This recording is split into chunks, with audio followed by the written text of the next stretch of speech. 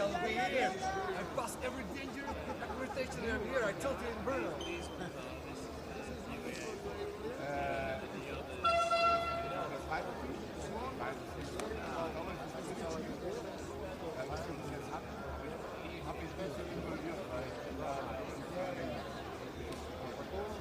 Aber ich glaube,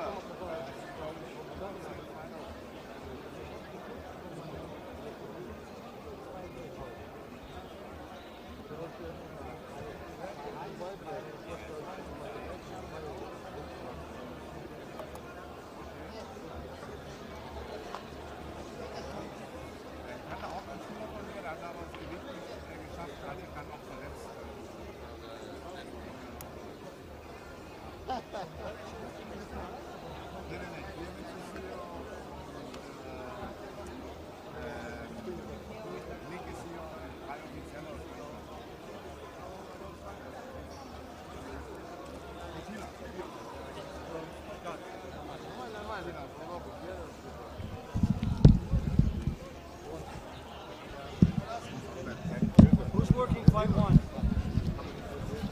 You're working. Who's the judges on fight one? He's already there. Who else?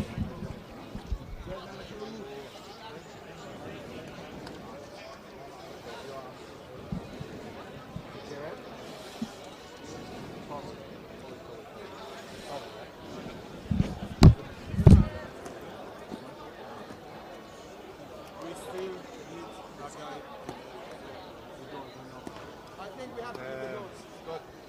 For now, until they find the volunteers. They will do it. All people go in and all people go here. Yes. One in, one out. Yes. They're not nomads. Runner. What do we have to do? For runner, for scorecard runner, where's the blue inspector? Because at the end of the fight, you don't have to inspect. And since you're shadow judging, you can look at everyone's score. Alright, so blue inspector, scorecard runner at the end of the fight. Cool? We can tell Yeah, them. here's scorekeeper. Yeah. Huh? We can tell them good free. Yeah, of course, of course. I don't want him to have to do every fight. You want Yeah, blue yeah. inspector tonight, huh? Not bad to do Blue inspector. blue If he tries to be a inspector. shadow judge, I want him to see the scorecard. Yep, it'll make sense to him. See? Right? See? Like a red one. Makes sense for all of us.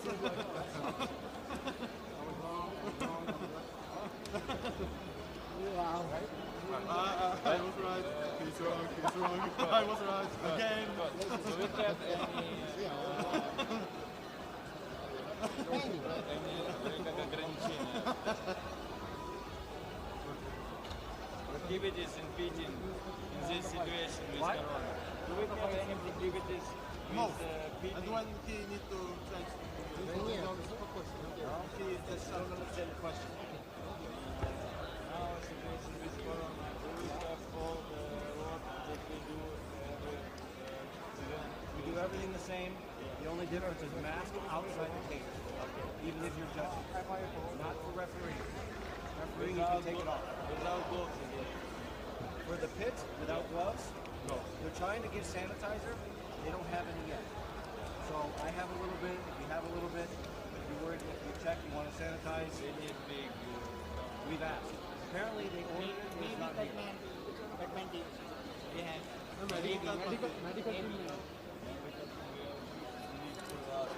Yeah, but the difference is medical team has enough for 2 or 3 people, not 15 people. That's the problem. You know? So IMMAF is, I just asked the cleaning people, they said IMMAF is ordered, it's not here. So I don't know if it's coming tomorrow or at the end of the month, I don't know. And in our hotel, the Wayne Hotel, we put out in the hotel for security at the door. We really locked it. We can't even buy something inside. Huh? You guys are locked in, but no one's really watching it, right? You are in No, I'm in. 4 of us are in Millennium because of the rain. You locked off. We're completely locked in. And IMMAF has the whole hotel, so they know you're IMMAF. And we have no market in the hotel either. We don't have a little shop. Nothing in the hotel. For your wallet. I was at your hotel a couple days ago for a couple. You guys have a little shop inside the hotel.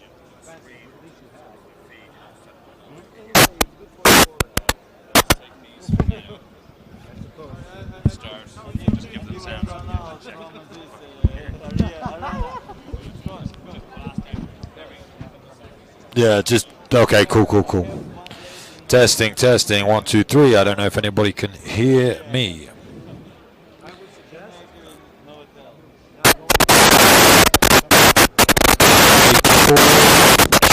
Away. Let me know if it's coming through. So, are we ready for fight one? Of course, now, yeah. Of course, I'm here. Every time I'm ready to go. Towels? You got towels? No, I got paper towels. Hello, hello to the great beyond. Is anybody there? Actually, it is, yeah. We have Shamil Alekhanov versus Degjendra Tambang from Nepal.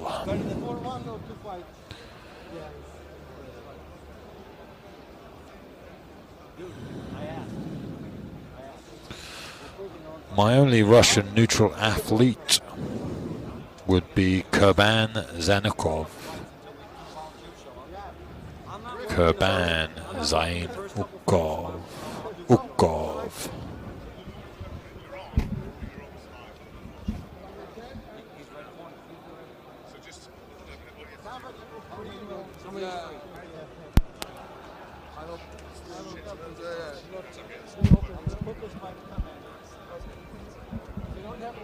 Or referee can lock the door and jump. Jump inside, huh? So wait, 10 seconds before. Wait, I'm coming inside. 10 seconds before you jump out. Yeah. Your time's getting stuck in the cage. You know? Oh my God.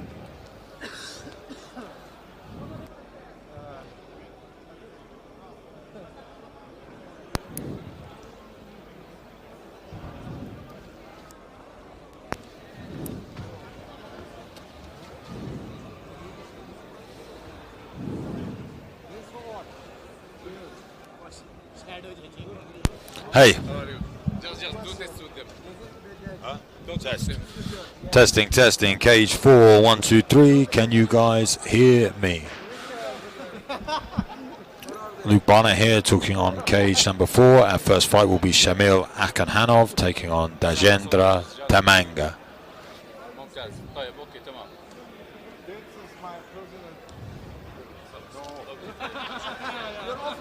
Your voice is very good, but I'm so sorry they don't bring converters to you. Cannot.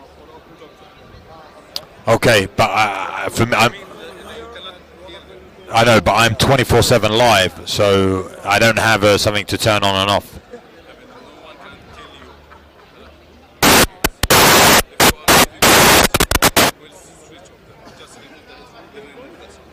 Okay. Okay. But every other cage has a converter. No, only one. Okay. And we have 4 people. Yeah. This is the mistake from waiting. We try to solve it. Even before you might be. Okay. Yeah, do I have a monitor? There is a monitor here. I don't know who's using it. Okay. It's possible to set up a monitor so I can see the feed? Okay. Okay. Yes. I told him already. He said he'll sort it out. Okay, thank you.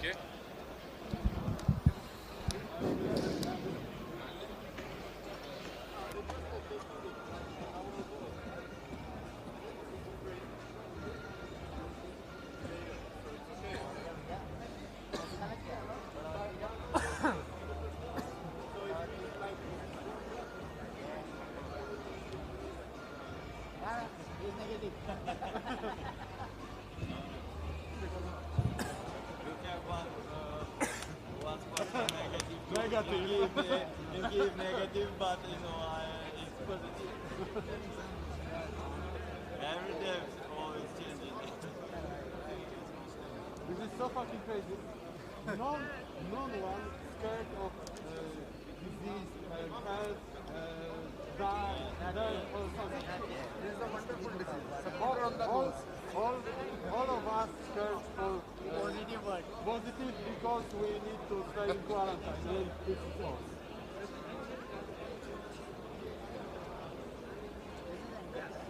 needs support from the nose. Support.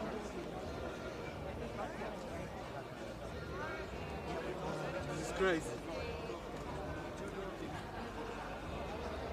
You found volunteers? Oh, okay.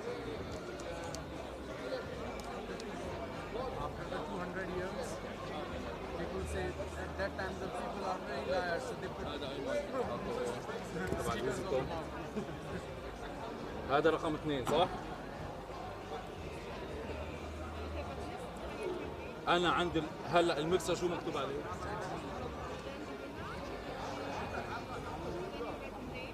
أنت المكسر عندك أنت المكسر اللي عندك هذا أي واحد؟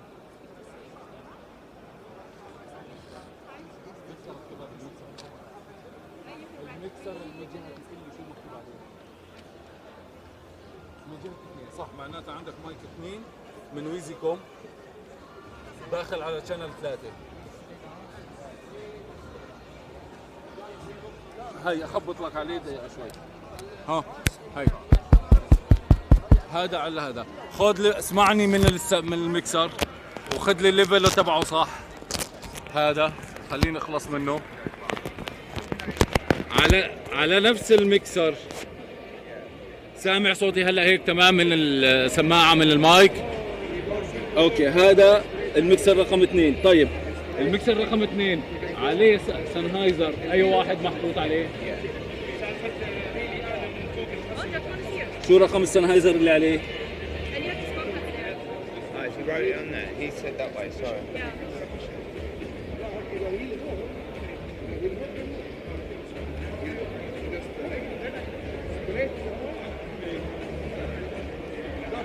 لك لا محطوط على المايك من فوق من هون من فوق. وين هون عندي في هون ميوت محطوط عليه رقم فوق. طيب 3 اول واحد 3 معناتها اول واحد موصول. طيب انت طيب اسمع هذا الصوت معناتها هذا واصل على المكسر الثاني صح؟ هذا طلع عندك في ليفل هلا 1 2 3 على رقم على المكسر الثاني بس ابدل هذا بهذا.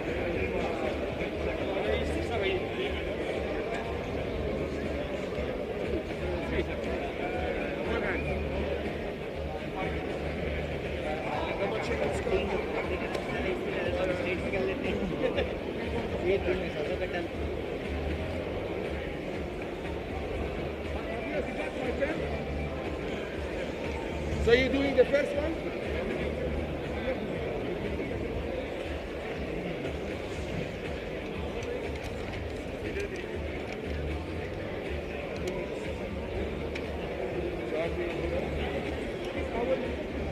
Here. Whatever you need,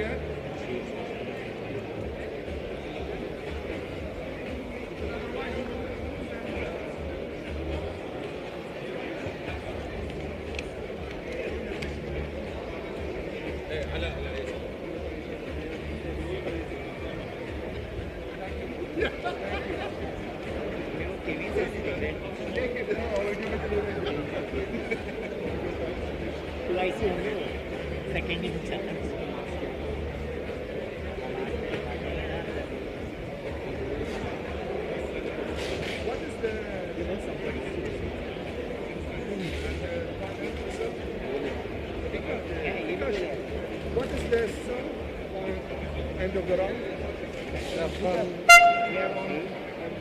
And Clipper also. Same home? Yes, same. Yeah, okay. We have to just coordinate with the clapper. Both are same. Like this.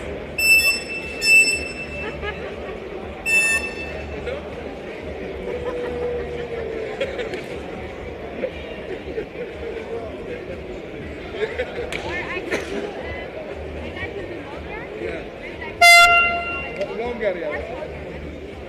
But depends. Face that side light. No, we have to agree with that. They do long or we do short. Yeah. That will have to coordinate now.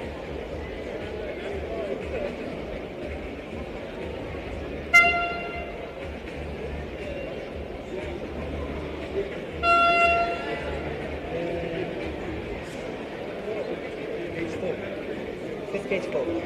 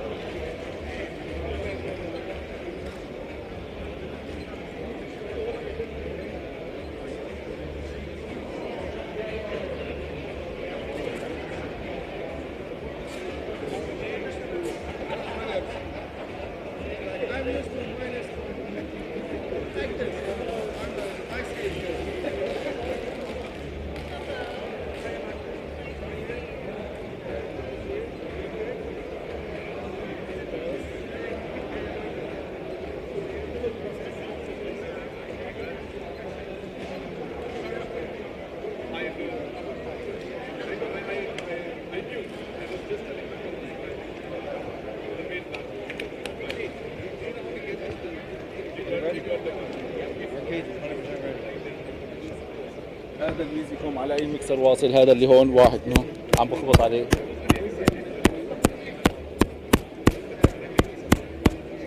اللي من جهتي، وهداك واصل بالغلط على نفس المكان.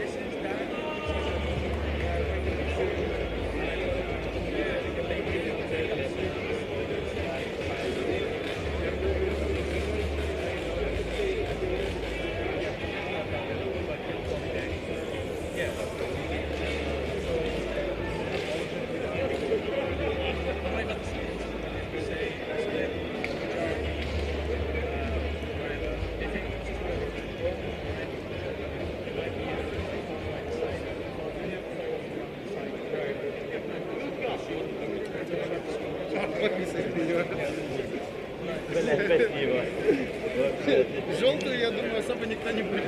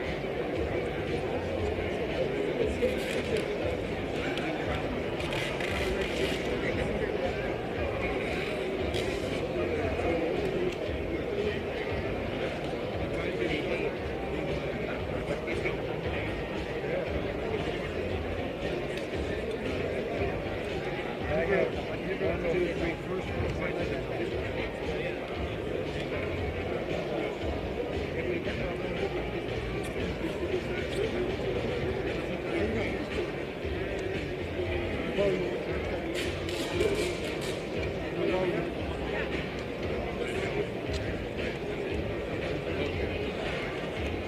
and gentlemen, just a quick reminder, everybody on the field of play must be wearing a mask at all times. Natiente mask pajamas.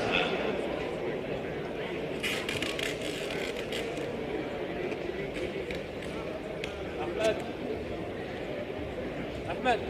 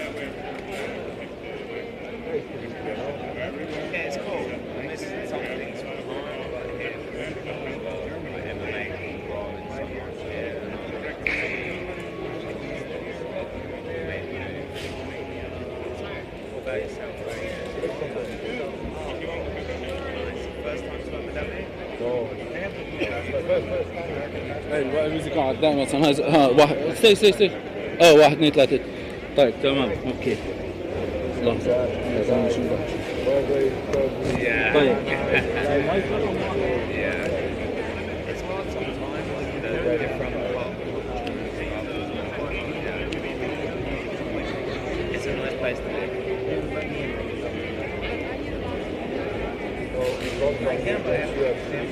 Yeah, you saw that. Yeah. That'd be crazy.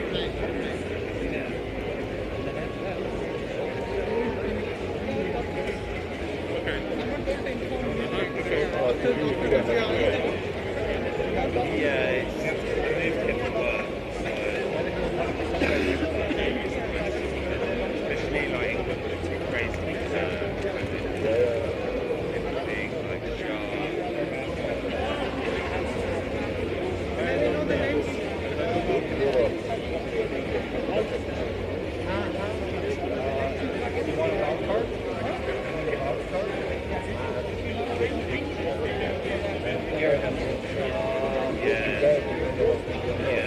This is the thing, like, drove me a little bit, like, crazy. Lockdown, out, think it's finished, then lockdown again. Basically, this is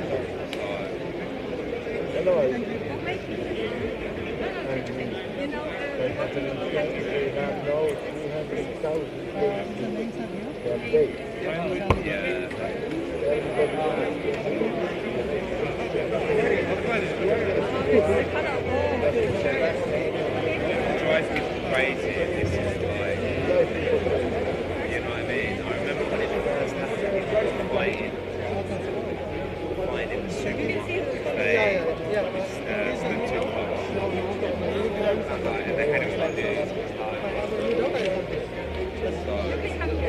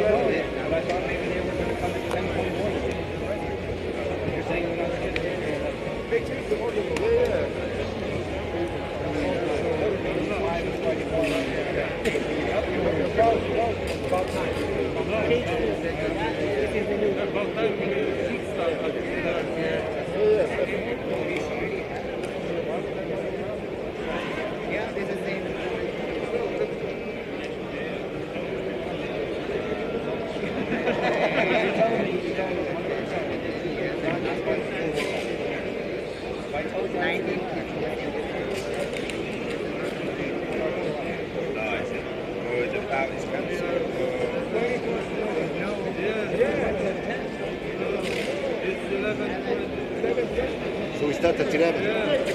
Must. But it's but we are late.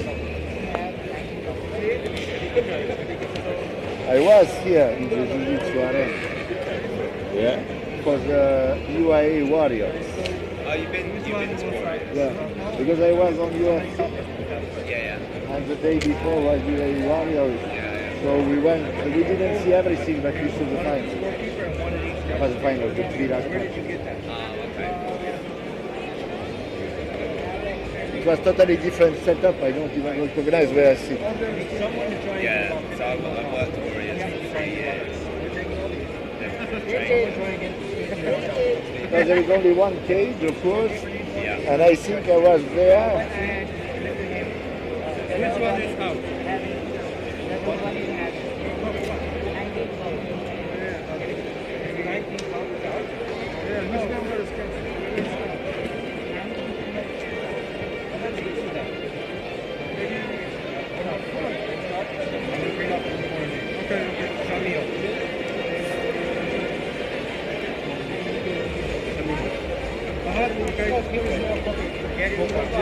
This is the final, right? This is the final. I hope so. I don't know.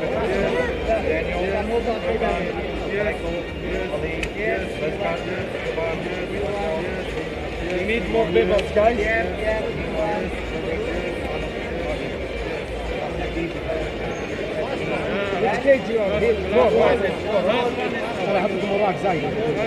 We don't need it now. Now we don't need it. It's only right. No change. What the fuck? Why? Тут последний бой, Костян.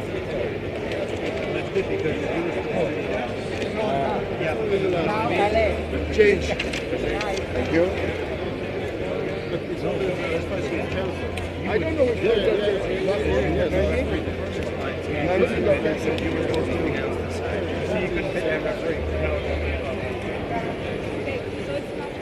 I just went to all the names to double check. That makes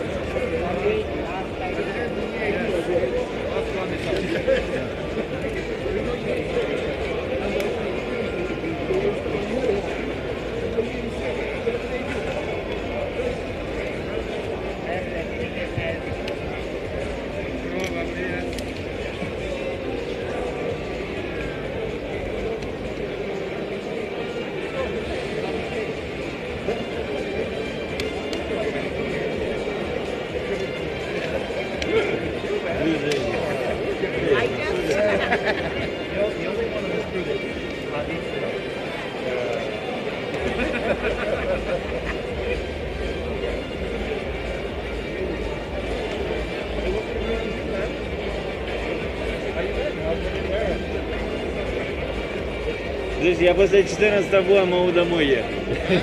Я после 14 боя могу домой ехать. Я могу раньше 7-го не появляться. Это у нас до раза есть? Да. У меня 2. Ты сколько референций?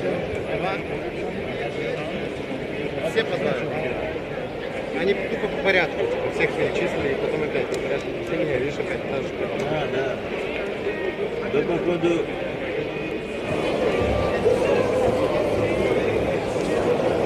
Ladies and gentlemen, just a reminder, please keep your mask on if you want to feel the field.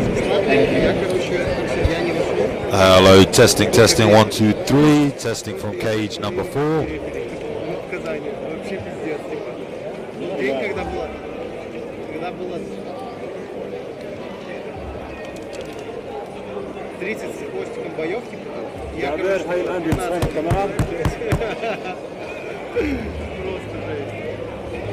там нареферился на год вперед. Да, блядь, как чемпионат Украины проходит, блядь, ты так вот заходишь,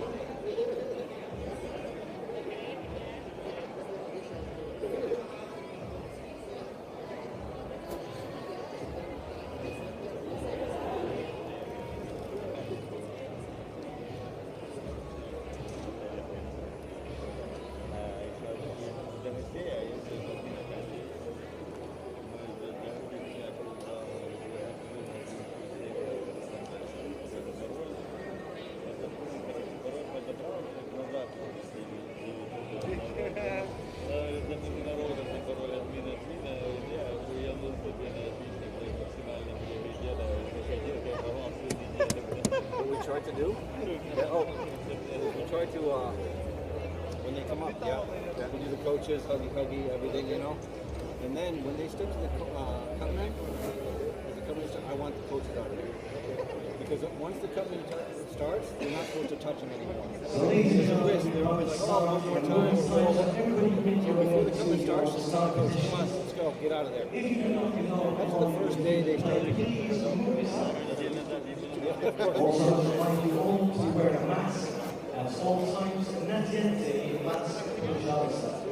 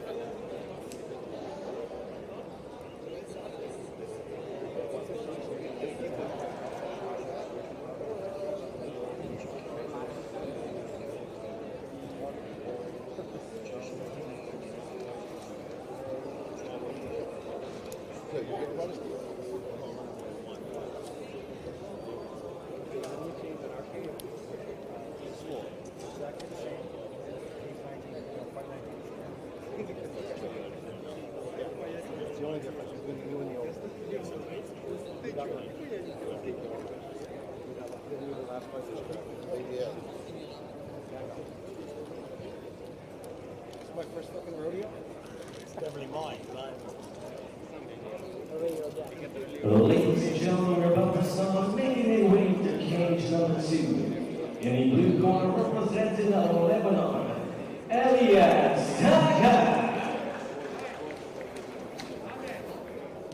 And his opponents in the red corner, representing Japan, Rio Yamaguchi. This cage is the first place. Very interested. Prasad sir 1-0 एक में कोई नहीं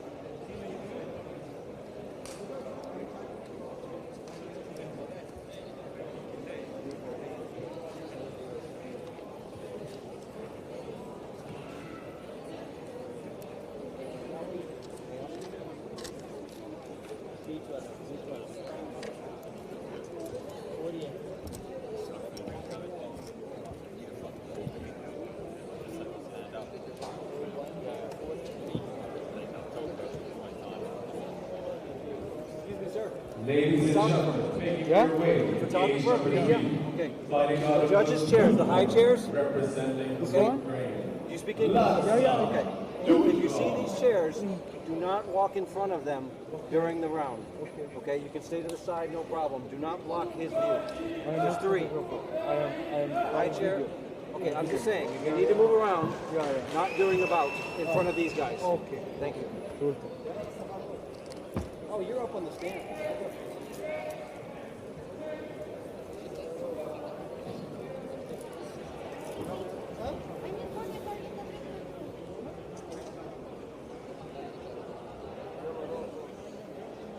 And his opponent in the red corner, fighting out of Slovakia, Christian Nguyen.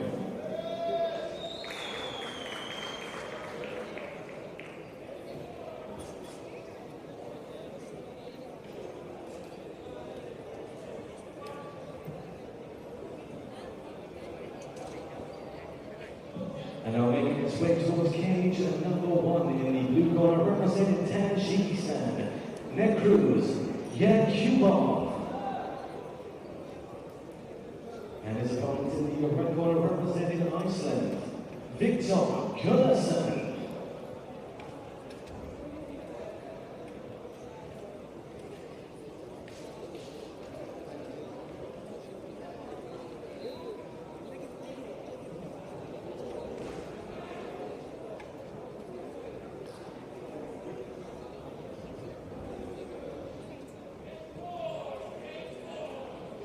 Making their way to cage number 4, fighting out of the blue corner, representing Bahrain, Shamil Ali Khano.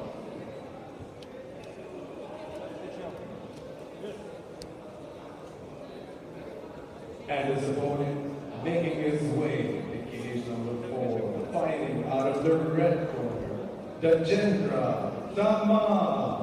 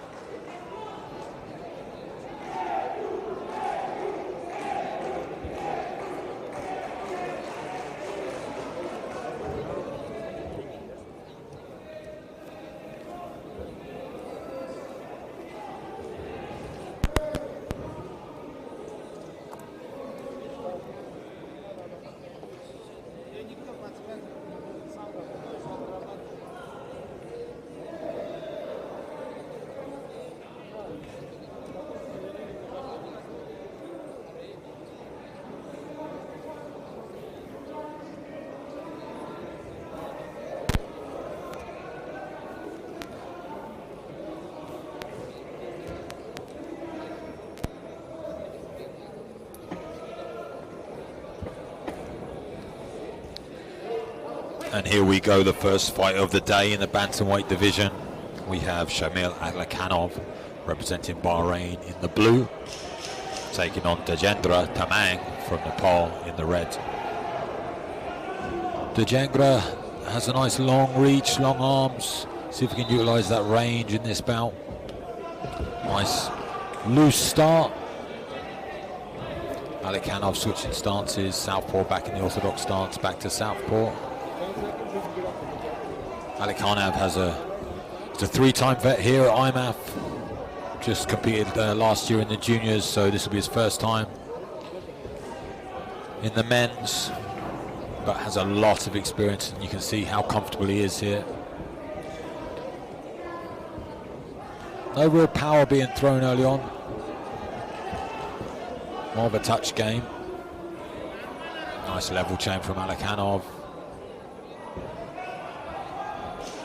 Showing a full range of skills, a little bit more venom in the shots now. Looks in for that single. Good takedown defense from Dajendra, the man from the pool.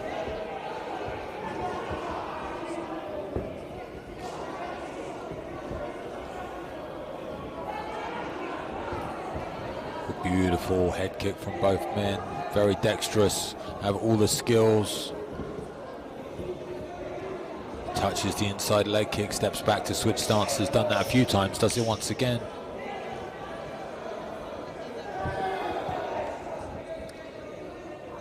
Al-Katani looking to touch and score points. And avoiding any return.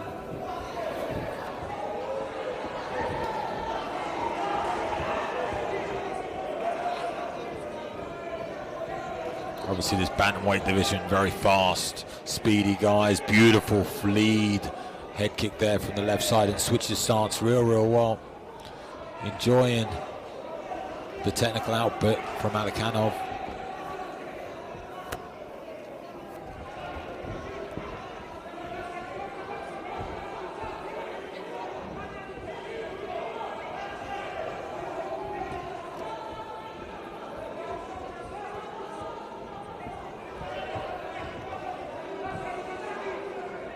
Bit more desperation now coming from the red corner. The man from Nepal, swing and a miss. Looking to pin Al-Katani up against the fence. Rotates him well and gets a takedown of his own. Beautiful little trip to end the round in a dominant position.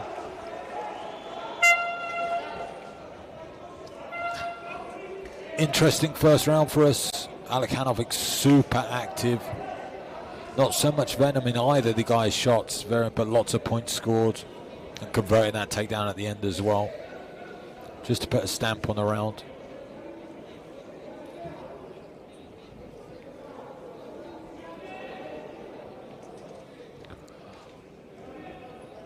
I feel like Dejendra in the red corner, a little bit frustrated, couldn't quite find his range in that first round, was being outstruck by Al-Katani. Al-Katani doing a fantastic job of, utilizing all the skills, changing stances, feigning takedowns, changing levels well. I think the most connected shot was a lead left head kick from Al-Katani, which just come out of nowhere. Again, 61 kilos, bantamweight division. Lots of speed, and they touch gloves. And we're in round number 2. Nice little body kick, then to the inside, switches again. Al-Katani loves that inside leg kick off the left side, switches and throws off the backhand there, and again. You see the confidence now from Al-Katani as he gets the takedown and looks directly to take the back. Representing Bahrain, putting on a great show so far. Again, little sweep. Just off balancing, constant work from the back. Nice little inside read. Now gets one hook and goes to work on shots. Landed in your opponent's solar plexus. That was a nice left hander, connected for Dubkov as well. Another lead front kick. Oh, there's a right hand from Guerin.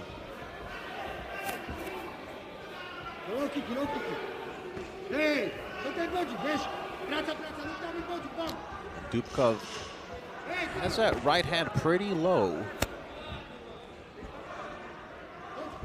But so far not a whole lot of attacks coming from Guerin's left side, at least not the most impactful ones. Another high kick there, and it was blocked. But even a blocked high kick can do some damage.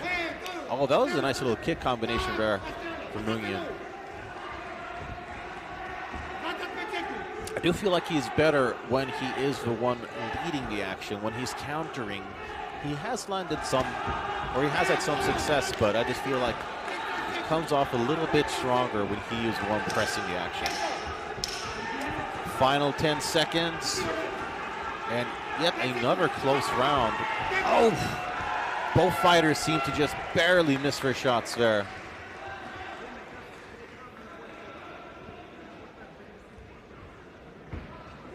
This is a tough fight to score. Both fighters have had their moments.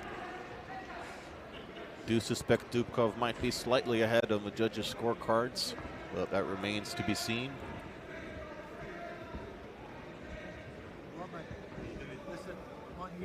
As mentioned, Ukraine has such a long and storied history within mixed martial arts. For quite a few years, the best heavyweight MMA fighter in the world represented Ukraine, Igor Vovchachin.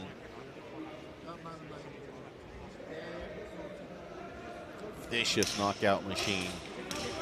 He would eventually get dethroned as the world's #1 heavyweight by Fedor Emelianenko.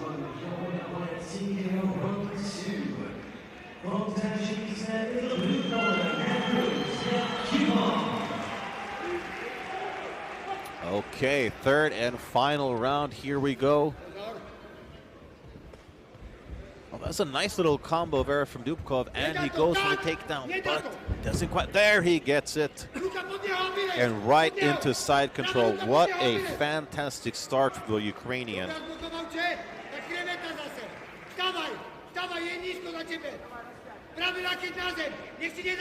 And some definite intensity from the Slovakian corner, beckoning their fighter to get back up. It is easier said than done.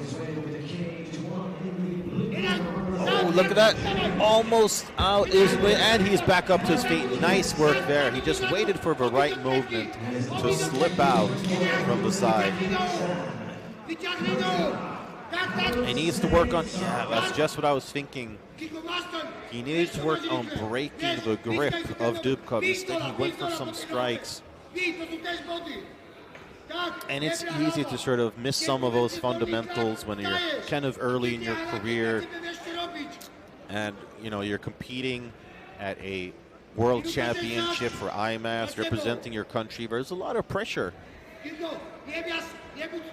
And sometimes some of that pressure creates a little bit of nerves.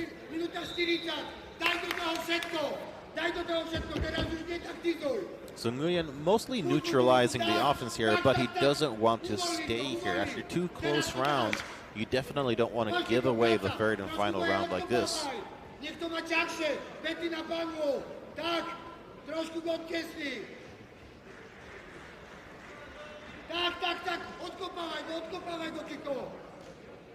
Minuta 10 sekund do końca.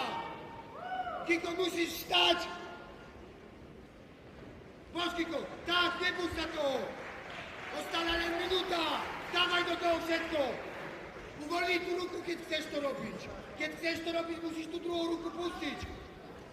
And there, Dubkov passes to half guard. Kiko. Tak, tak, do tej strony. Wylezaj. Oh, Nguyen tried to buck out of it instead. Oh, can he get out? Oh, this could be all or nothing for the young Slovakian, Christian Nguyen. But he does not get it.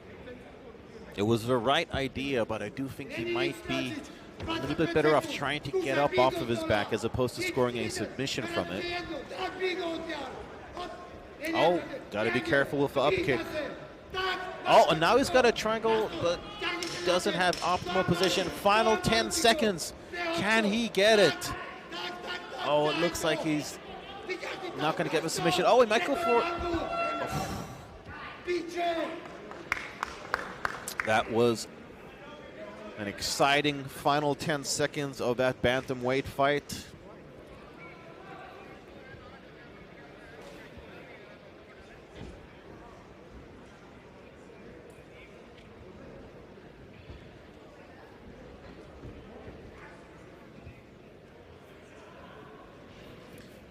Both fighters definitely had their moments.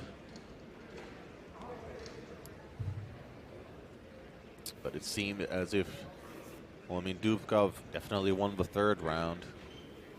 First 2 were pretty even, but my personal opinion, Dubkov might have pulled this one off. Of course, the official decision rests in the hands of the judges.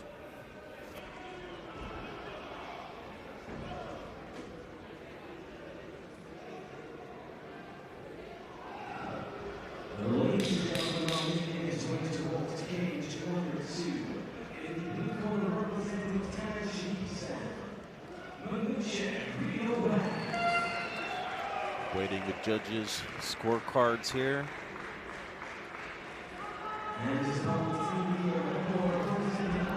see who advances in the bantamweight tournament. Ladies and gentlemen, the decision in cage number 3 comes by a unanimous decision. Declaring the winner by unanimous decision fighting out of the blue corner, Vladislav Dubkov. Thank you, announcer and MC Daniel Nasir Mirza. As suspected, Vladislav Dubkov gets the win by unanimous decision and advances.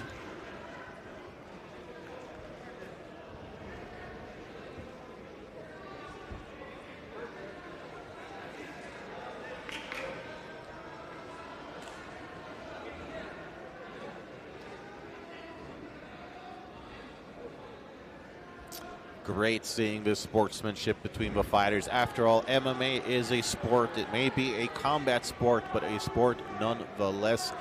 In the end of the day, we are all fighters to some extent.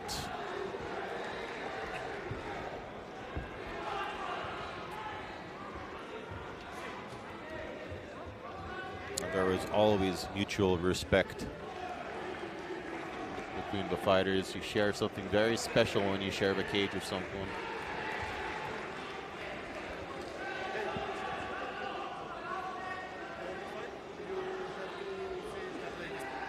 Ladies and gentlemen, the decision in cage number 4 is unanimous in favor of the blue corner, Shamil Ali-Khano. And we will be staying in the bantamweight division for this next fight. We'll see Poland face off with Malaysia. Be right back for that next fight here at Cage 3 of the 2021 IMMAF World Championships.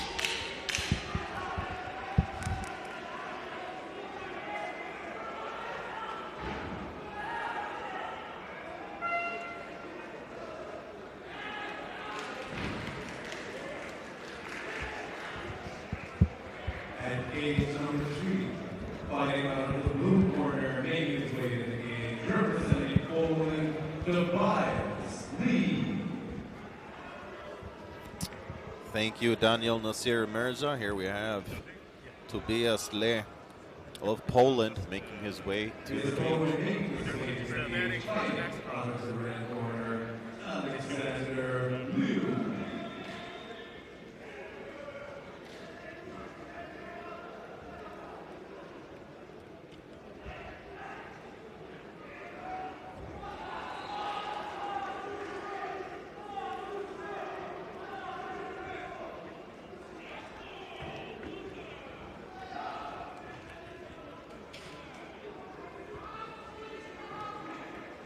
So there we have Tobias Lee getting prepped for the cage. Making his way to cage number 4, fighting out of the blue corner, representing Australia, Cooper Royale. And over on the cage, the winner by first round, winner show, representing Kyrgyzstan, Al-Husani. Two fighters with very similar last names here, as we have Lee versus Lou. Number 4, fighting out of the red corner, representing Portugal, Yuri Rodriguez.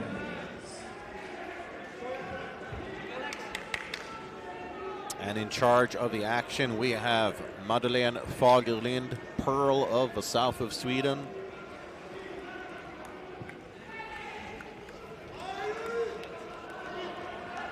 And there we have it.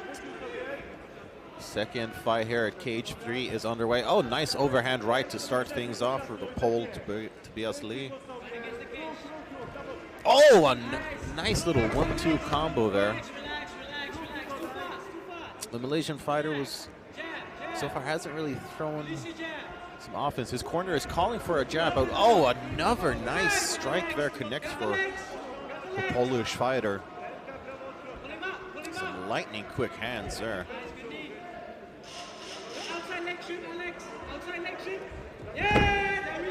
Nice work there for Malaysia's Alexander Lee.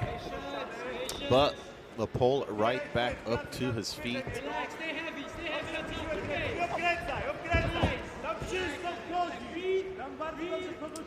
Separate, and let's see Tobias Lee. Oh, that was a nice little digging left hook to the body. Solid jab there from the taller Alexander Liu.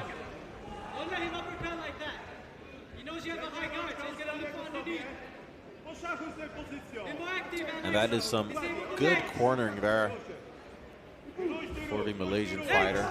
Not like that, Alex. Not like that. You set it up with a punch. And again, like his corner was saying, don't just lead with a takedown, set it up with a punch. After all, so much of MMA is about sort of disguising your next move. It's like chess. You have to think a couple steps ahead.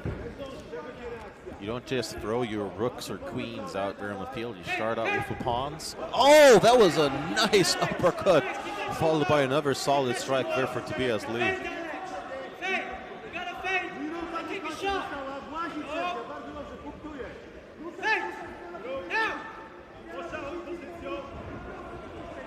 And I do believe Tobias Lee is expecting that takedown attempt from his opponent, Alexander Liu. Oh, another great combination there, capped up with a left hook. Power advantage seems to reside with the blue corner, and a solid leg kick to boot.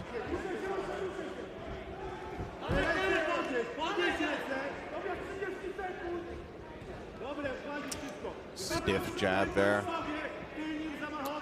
Finds his mark. Oh, another looping right hook there for the Polish fighter.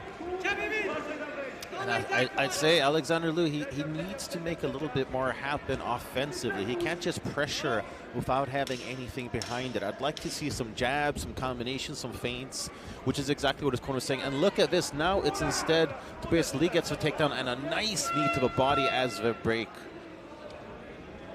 That was a very strong round for the Polish fighter, Tobias Lee. Let's see if Alexander Liu can wake up a little bit. He's been a little bit too passive here. He's got some long arms and legs. Let's see if he can sort of utilize that length and reach. Break out a little bit. I mean, the pressure is definitely there. He is definitely pressing the action, forcing his opponent backwards, but you've got to threaten a little bit as well.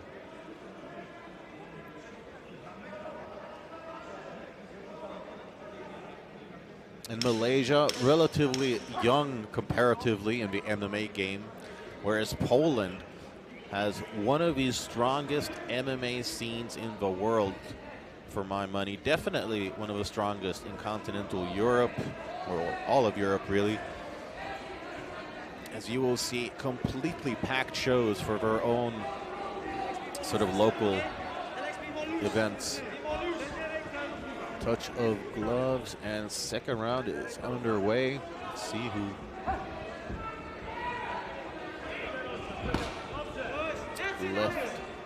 Right low kick there for Tobias Lee. Doesn't quite connect with as much oomph as it could have.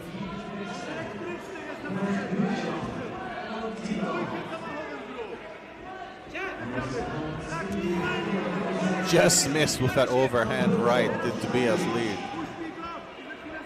Oh, nice spinning back kick to the body. Shoot now! He's on the cage! He's on the cage! And when he starts throwing out those sort of exotic techniques, it's usually a clear sign of just strong confidence with a fighter. You're finding your footing, connecting with the strikes.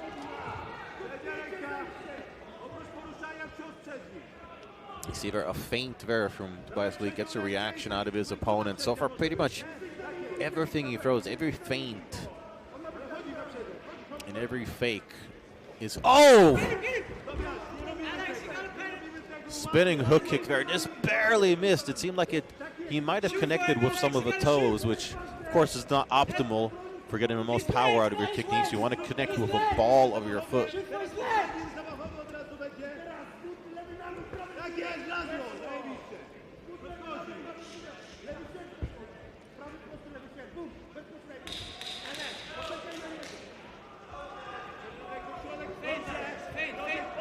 jab there. And again, some of the sort of same feedback to Alexander Liu. He needs to just get some more volume going, get some more reactions out of his opponent, because so far he hasn't thrown a whole lot of offensive striking. He has had a couple takedown attempts, but they would be much more successful if he had sort of set up those takedown attempts with some strikes. I'd love to see some leg kicks, some jabs. Because of course it is difficult fighting as you're backpedaling, but so far Tobias Lee of Poland is doing a fantastic job. There's the takedown from Malaysia's Alexander Liu. Can he keep his opponent grounded? Yeah, there you go. He's got one hook in. And there Lee is back on his feet.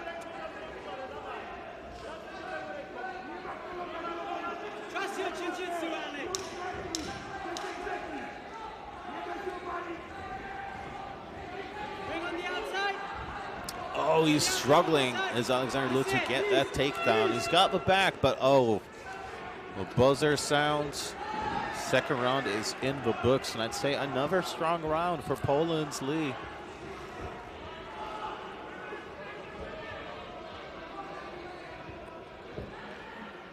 Alexander Liu, he needs to get the respect of his opponent. I'd like to see him with some more volume in his strikes. I can pretty much guarantee that his takedowns would be a bit more successful if he had maybe a sort of jab, jab, cross before them.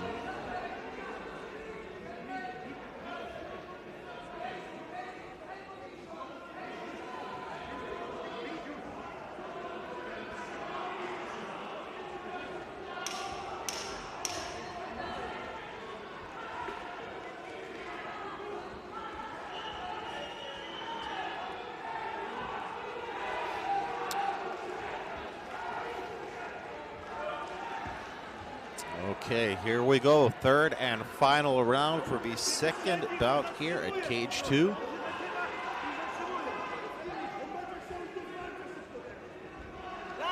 Touch of gloves. And it definitely seems like Alexander Liu wants to get the fight to the ground. Long limbs could definitely cause some problems for his opponents.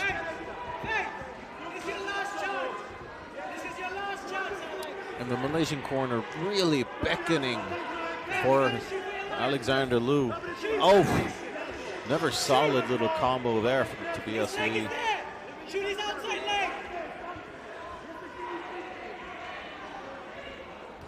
Oh! Strike connects there for Tobias Lee. He's all over him. It looks like he might try to go for a submission. Oh, nice knee to the body here on the ground. Liking the ground and pound here for Poland's Tobias Lee. Oh.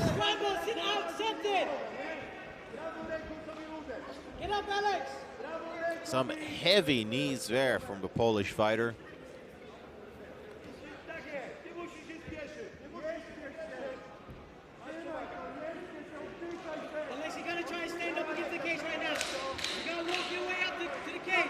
I agree with the Malaysian corner. Alexander Liu needs to use the cage as an ally. Use it to wall walk.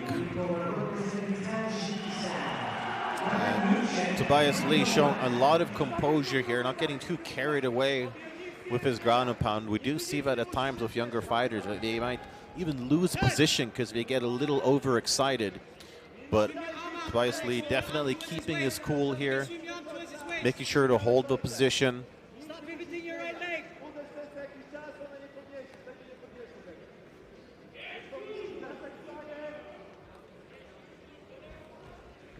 Oh! Nice little spin there, but they are back to their feet. Not a whole lot of time left here in the third round. Jump to 3, Alex.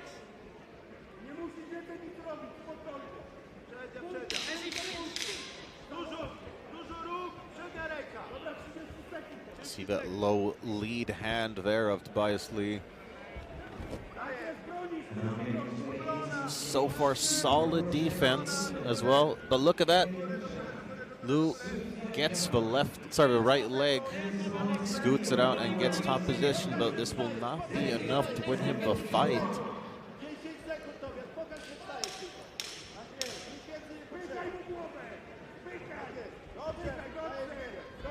And there you have it. Tobias Lee back on his feet. And that is it. 3 rounds in the books as Poland faced off with Malaysia.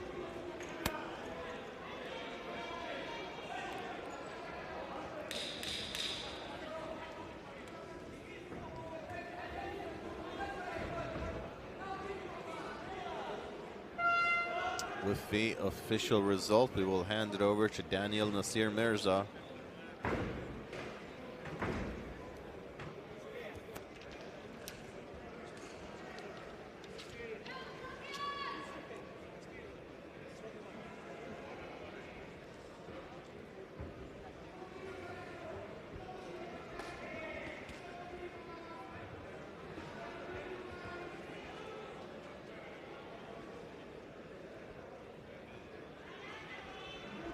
Ladies and gentlemen, in game number 3, the winner by unanimous decision, fighting out of the blue corner, Patrick Semenyuk, Tobias Lee.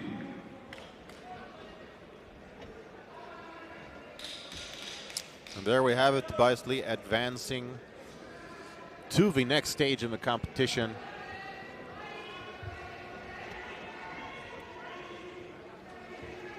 Some very nice work there.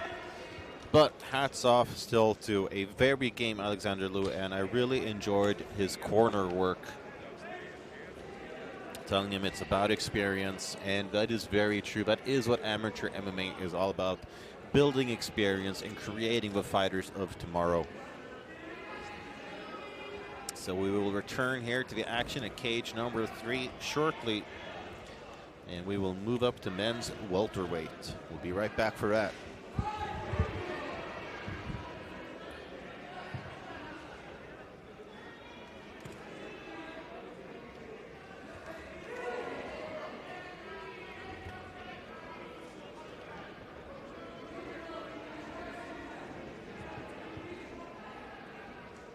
Ladies and gentlemen, making their way to cage number 3, fighting out of the blue corner, representing Poland, Patrick Semenyuk.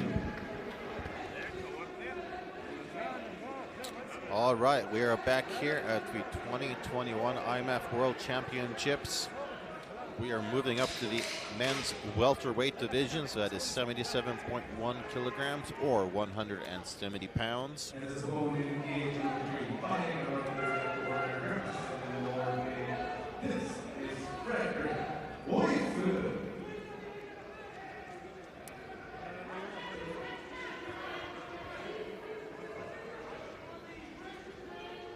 So here we have Poland's Patrick Semenyuk getting prepped for the cage.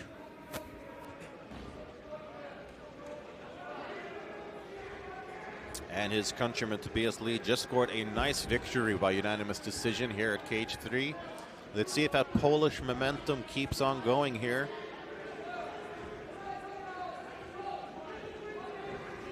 And here we have his opponent, Norway's Fredrik Kulfolt.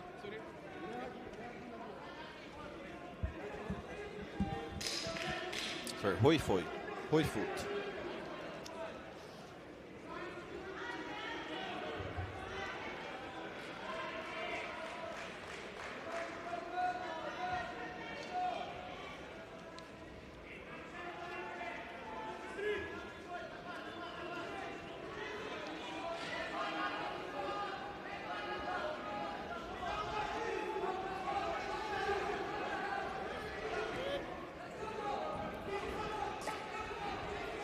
All right, here we go, the third bout here at cage 3. Spinning back kick misses there for a pole. And we have ourselves a takedown attempt. Koifold defending quite well so far. Nice little knee to the thigh, and turns the tables on his opponent. He's got sort of a angled rear naked choke here. It's definitely not ideal, but he seems to be making it quite uncomfortable for his opponent.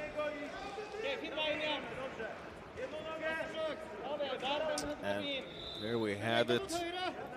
Semenyuk is out of the submission and still pressing forward with the action here. He's just got to be careful not to leave his neck hanging out again.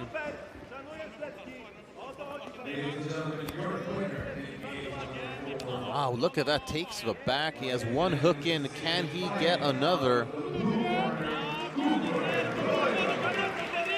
Some very aggressive grappling there for Patrick Semenyuk, but perhaps a little too over-eager.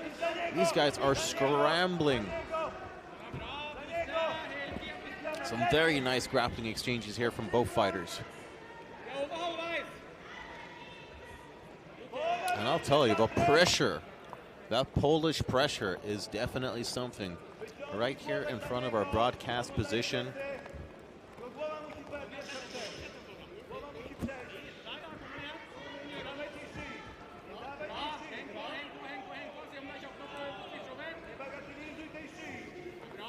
And again, looks like the Norwegian fighter is connecting that sort of sideways rear naked choke. Doesn't really have any hooks. He's got one hook in. Oh, there's the tap! Wow! That was very, very impressive. How about Norway's Fredrik Hoify scoring that first round submission, taking the judges out of the equation and turning the tables on the aggressive grappling pressure of his opponent.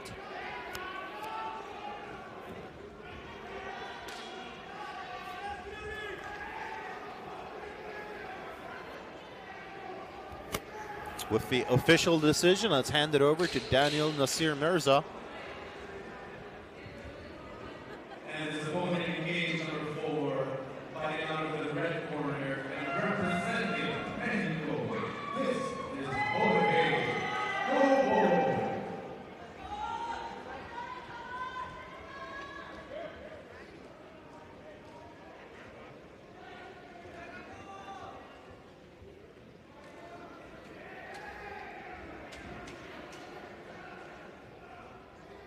It's always nice to see Norway succeed, as unfortunately hosting MMA is not legal in Norway. But we are hoping with some strong showings here at IMMAF that will change.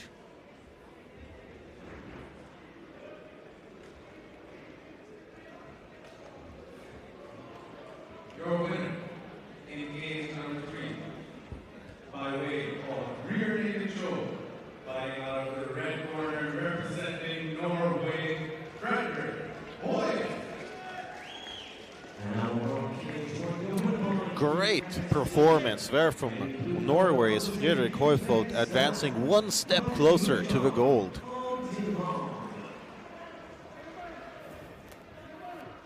And like I said, you can't get too over-eager. You can't leave yourself unprotected. You got to protect that neck.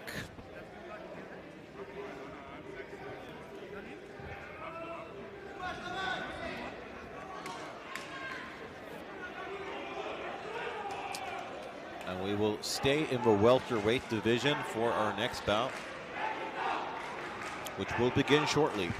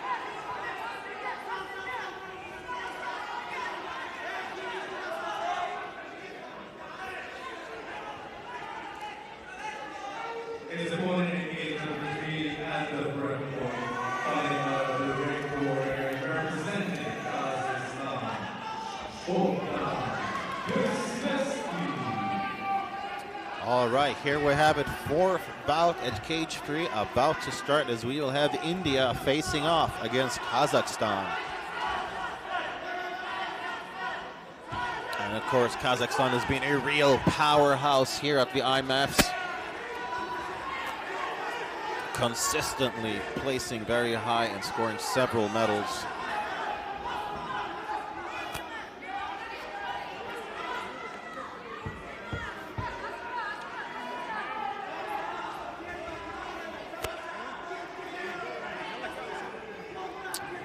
India a bit younger and fresher in the MMA game, but with all the potential in the world as one of the most populous countries on planet Earth. They have the potential to, and with such a large young population as well, they have the potential to just create star after star. I'm liking those kicks there from Ibrahim to start things off, to sort of keep his opponent where he wants him.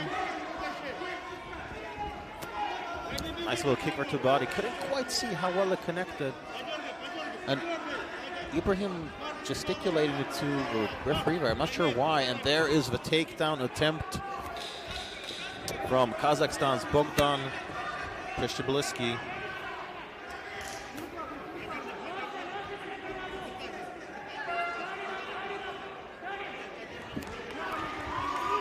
Nice job there from Ibrahim, turning things around in a more advantageous position. Now some nice solid knees in the clinch there for Ibrahim.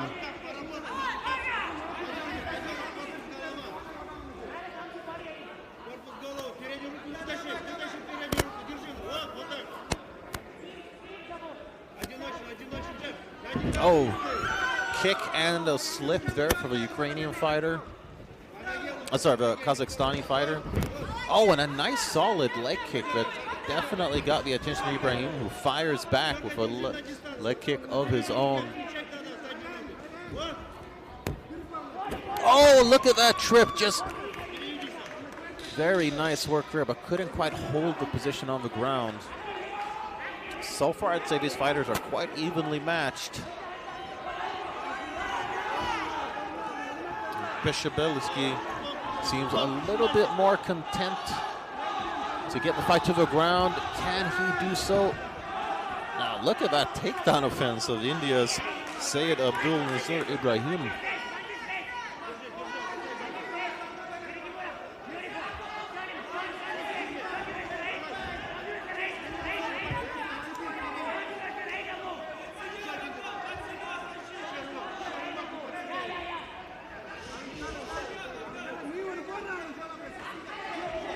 Kazakhstani fighter kind of struggling to get the takedown here.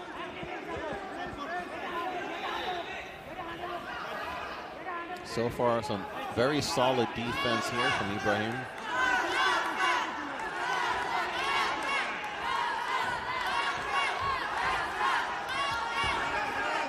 And there he finally gets the takedown. Let's see what he can do from top position.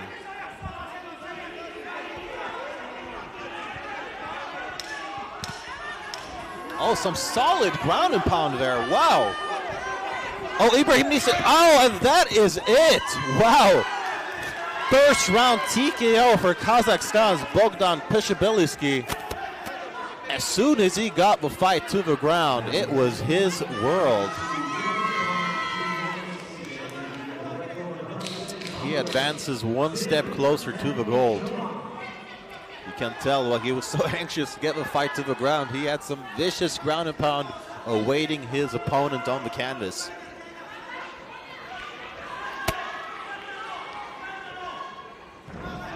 And India's Ibrahim seems fine, just disappointed. He definitely had some good moments, though, some strong knees in the clinch. I say he should leave the cage with his head held high.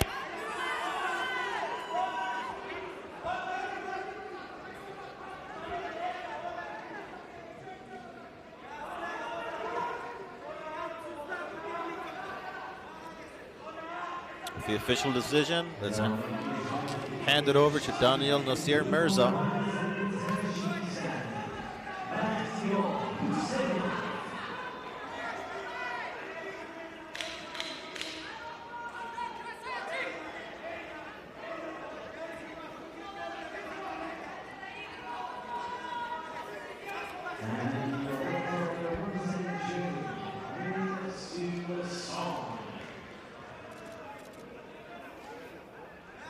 Over at age number 3, your winner in the very first round by a TKO, fighting out of the red corner and representing Kazakhstan, Pushabiliski.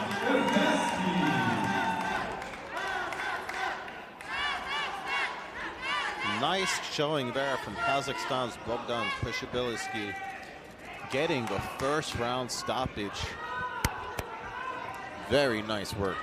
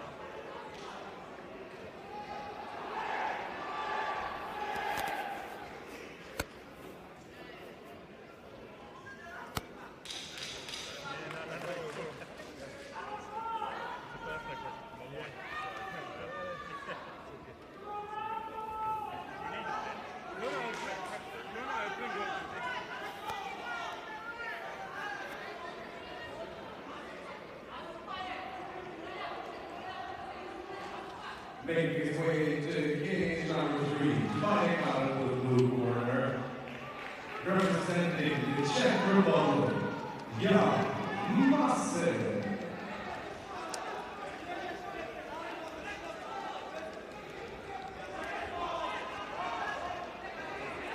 And here we making his way to cage number 3, fighting out of the red corner and representing Mexico,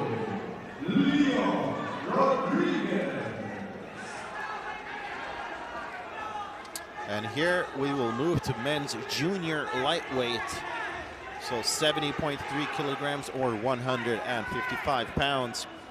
As we will see the Czech Republic face off against Mexico. So some of you may remember that the Czech Republic hosted the 2021 World Cup and had a very big squad, but they faced a lot of very tough challenges as well. Still managed to score quite a few medals at the World Cup. 4 bronze medals and 1 silver as well. Sorry, 5 bronze medals even.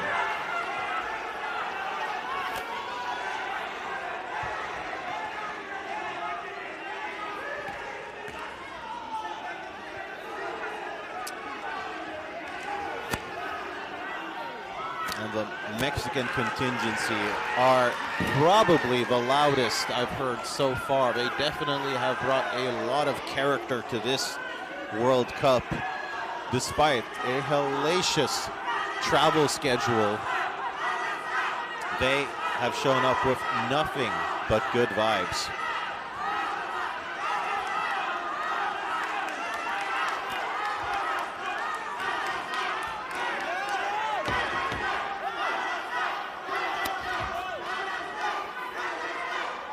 All right, so we will start off this junior lightweight action between Czech Republic's Jan Masik and Mexico's Leon Rodriguez. And we have the ice cool Alexander Lunga in charge of the action. So as mentioned, the Mexican team bring a lot of passion and character and flavor, or sabor as you would say in Spanish, to every competition. Despite a almost day-long travel schedule for many of our fighters, they showed up singing, dancing, chanting, and bringing that energy. Oh, wow, nice spinning back kick there to the chest. A little bit higher, that could have connected on the chin.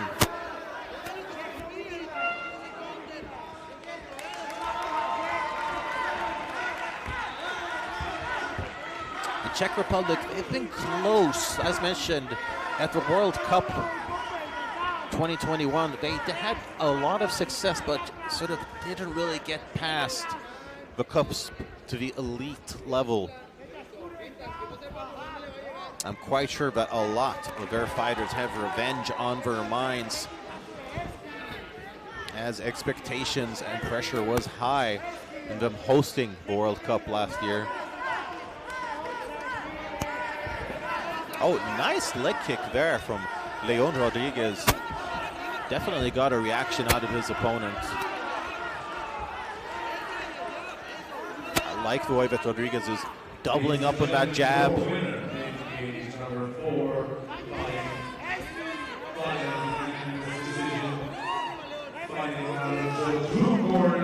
Another solid leg kick there, and some looping hooks avoided by Jan Masik. Wow, there's a takedown attempt and defended very nicely by Czech Republic's Jan Masik.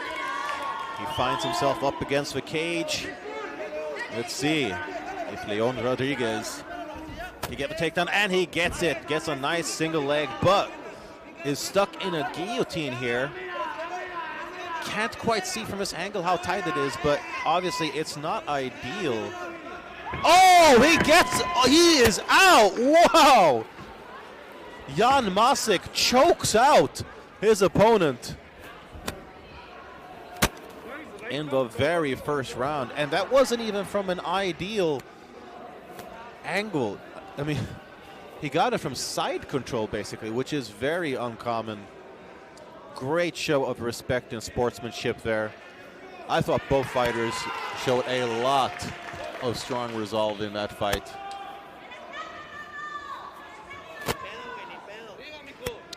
Leon with the heart of a lion.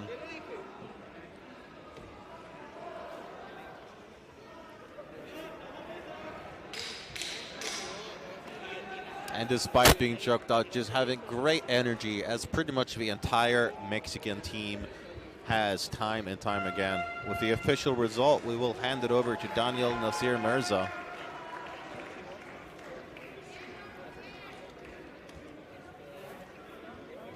Ladies and gentlemen, your winner in cage number 3 in the very first round by a guillotine show, representing the Czech Republic, Jan Masik.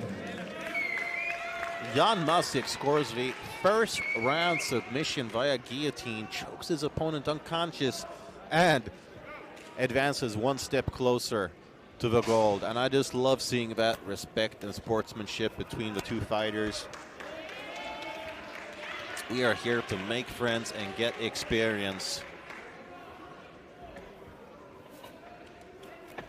Both teams embracing each other outside of a cage, and I am certain that both fighters will continue to do great things.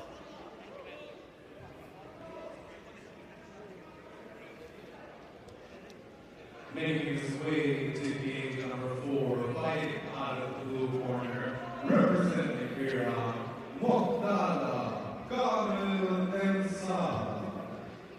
And I'm on cage for the open body unanimous decision.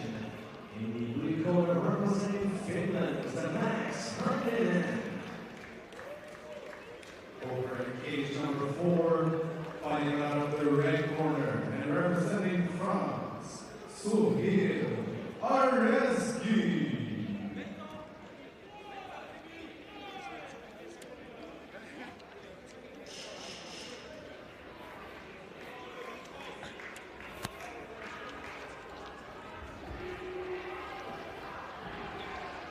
And now making his way towards cage in the blue corner, representing Kyrgyzstan, Amir Navarro. And his opponent in the blue corner, representing Australia, Kyle Miyoshi.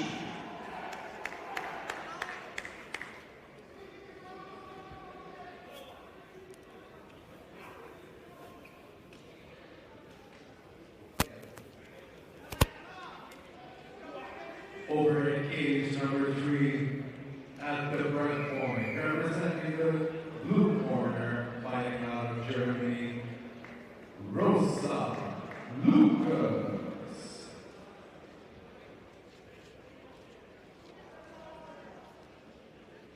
All right, welcome back here to cage number 3. Representing Spain, Navarro.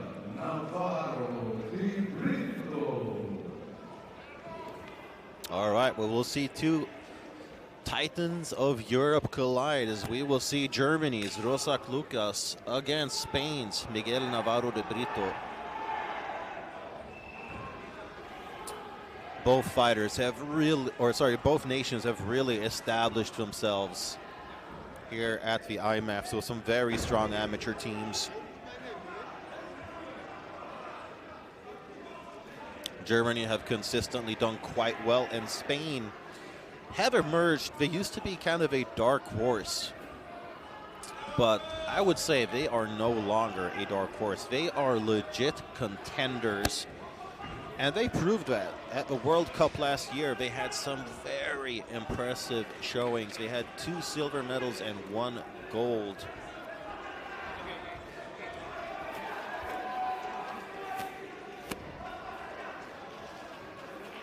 So this should be an interesting meeting here. It seems like there's a bit of an issue with the tape, perhaps. Yes, it seems we do need some tape here for the gloves of Spain's Miguel Navarro de Brito.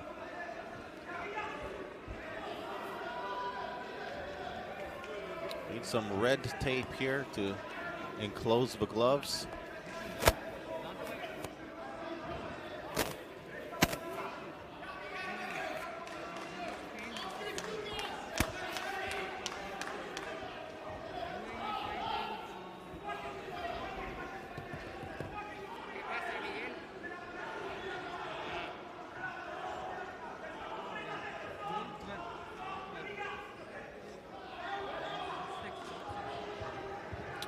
There we have Germany's Rozak Lucas, and this will also be a men's junior lightweight contest.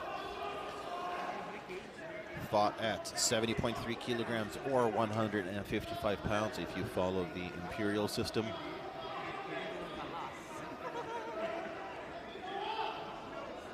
We are awaiting some red tape here to enclose the gloves of Spain's Miguel Navarro de Brito.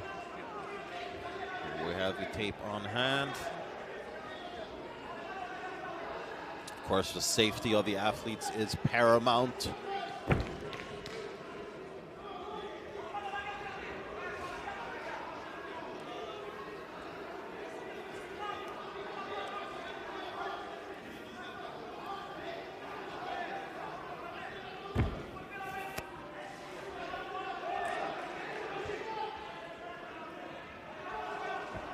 This should be an interesting battle here between Germany and Spain, 2 nations that have done very well at the IMMAFs.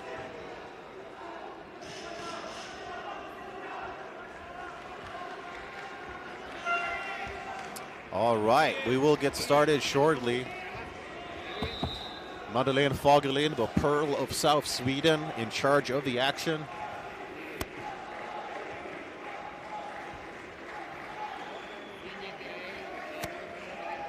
And there we go.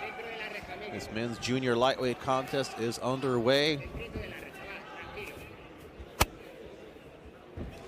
Good movement from both fighters so far. Finding their rhythm, gauging distance. Germany's Rozak Lucas a little bit more offensive thus far. Nice little strike combo there. Didn't quite connect, but still a great sign of things to come. There we saw the combination fake to takedown attempt, but Germany's Lucas recognized it and defended quite nicely. There's another takedown attempt. Oh, look at that. That was very nice. But look, Spain's Miguel Navarro de Brito manages to use his situation as advantage. Oh, he's got a rear naked choke. That looks... Oh, Lucas is out of it, but here comes the ground and pound. Wow. You can see here why Spain's Miguel Navarro de Brito really wanted to get the fight to the ground. even though Lucas defended nicely with a sort of judo throw, in the scramble, De Brito was able to use the whole situation to his advantage. You see he's hooking his opponent's legs from the top here, making it hard for Lucas to sort of get up. Offense seems to have died down somewhat from the Spanish fighter, but he might just be waiting for the right opportunity to posture up. And yeah, there we see it. He explodes up, a little bit of action. But nice work from Lucas getting to half guard from the bottom, and definitely in a better position than he was before. However, we have seen a lot of fighters very content from half guard to just sort of throw ground and pound, hold position, and make things awful for their opponents. You see a lot of very strong wrestlers sometimes who will almost prefer half guard just to throw ground and pound. So here we had Lucas getting back to guard now, to full guard. And De Brito posturing up. You can see he's got his opponent's head right up against the cage, which is a very uncomfortable position to be in. Oh, that was a nice strike there from top. Final 10 seconds here of the first round of this men's junior lightweight contest. And there we have it, first round in the books. Some great action there, and Spain's Miguel Navarro de Brito really taking charge, getting the fight to the ground, and then keeping his opponent on his back.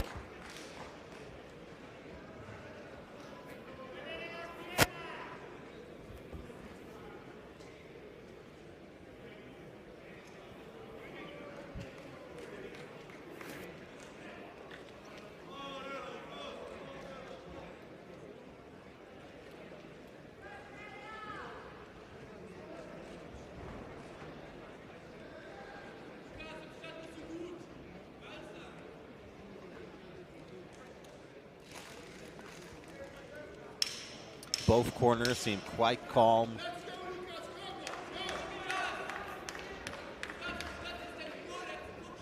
Some very noticeable support here from the German team behind us, cheering on their countrymen.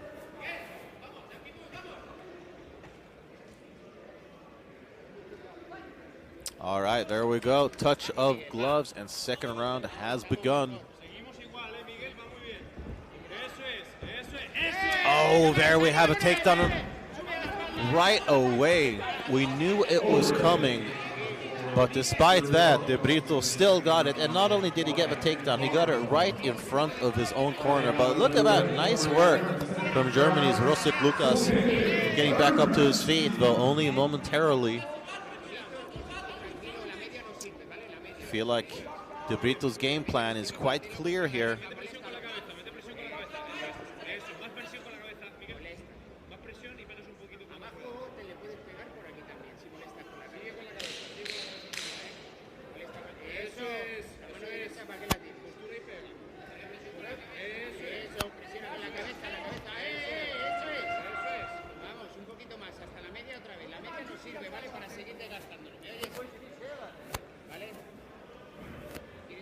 We see Lucas trying to work from the bottom to sort of neutralize the offense. But all the same, even if you're not absorbing strikes, you do not want to be placed on your back this way. He's slowly kind of working his way back up, but recognize that there might have been a submission threat there. Back in full guard now. Oh, he's got one butterfly hook in the right side, on his right.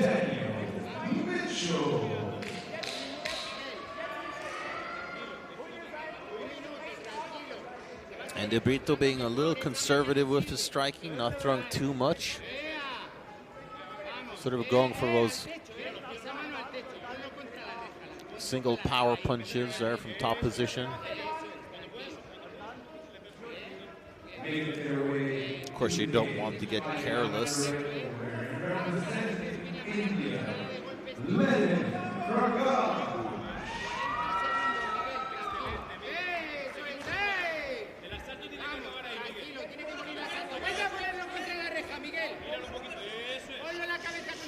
And so far, this Spanish pressure has been nothing short of unrelenting. I wouldn't mind seeing a little bit more ground and pound and offense on his side.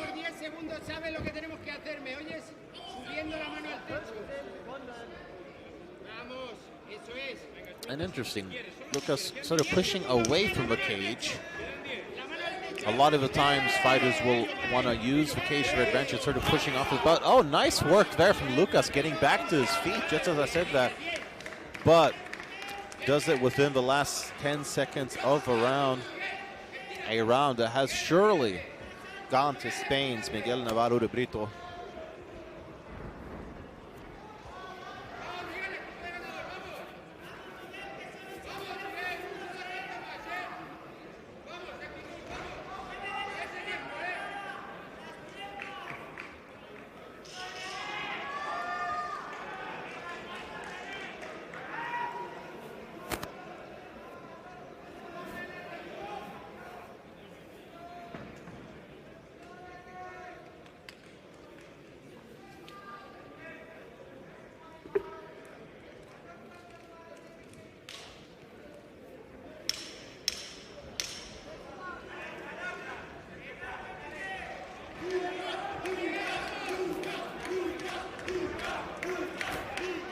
We have the German team cheering for their countryman, Rosak Lucas here, who is surely down 2 rounds against the wrestling heavy Spaniard, Miguel Navarro de Brito. Touch of gloves, and here we go, 3rd and final round. Can Lucas turn things around and make something happen here?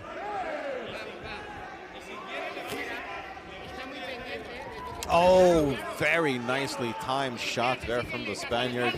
Ducks under the strike and gets the takedown once again. This could very well have sealed his victory.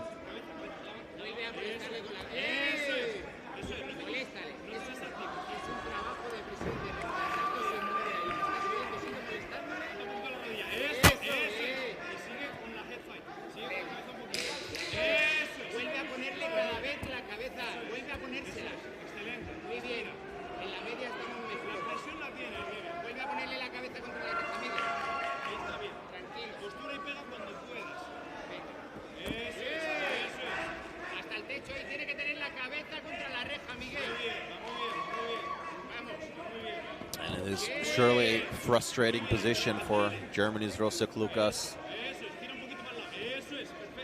who just hasn't really been able to get any offense going as he's been consistently taken down, and he's, trying to throw some strikes from the bottom, but these are not fight-ending strikes. They seldom are when you are on your back, unless you're someone like Nico Price.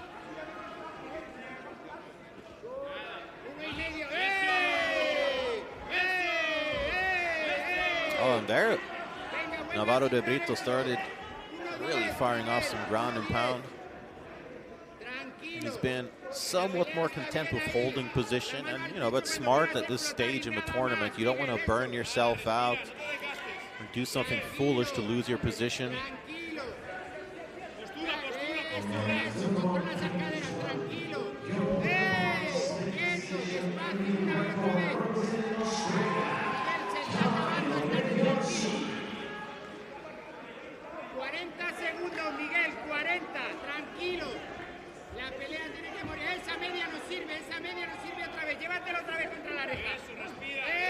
Spanish corner calling for calm, which I'd say our fighter has in spades so far. Not at all getting rattled by the prospect of representing his country here at the World Championships.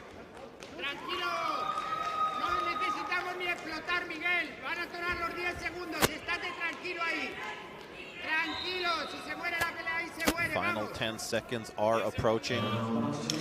There we have it. And it looks like Spain will have this one in the books. And there we have it. The third round ends quite similarly to the first, with Miguel Navarro de Brito on top, scoring ground and pound and securing a victory here for his nation at men's junior lightweight.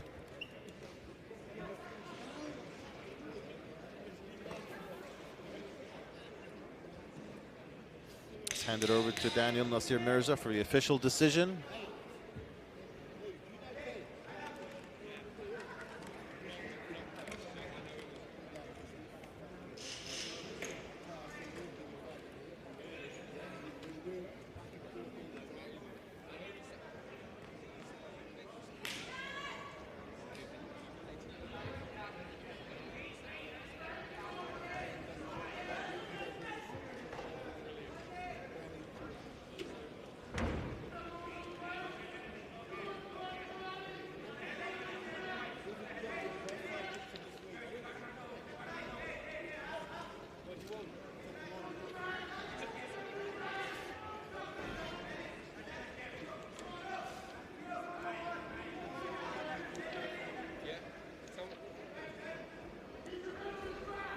Overhead cage number 3. The winner comes by unanimous decision. In the red corner, fighting out of Spain, Miguel Navarro de Brito. And there we have it, Miguel Navarro de Brito of Spain with a dominant unanimous decision victory over Germany's Rosek Lucas. And he advances one step closer to the gold.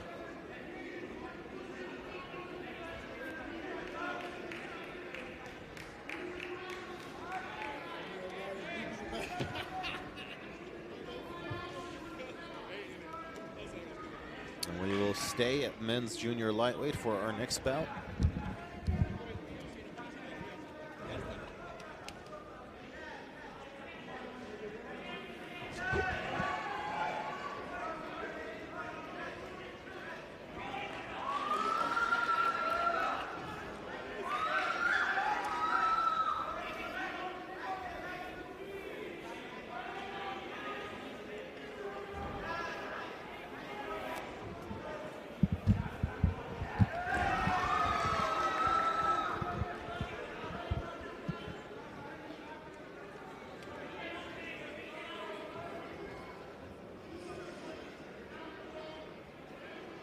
Overhead cage number 3, making his way to the cage in the blue corner, out of Bulgaria, Radostan Georgiev.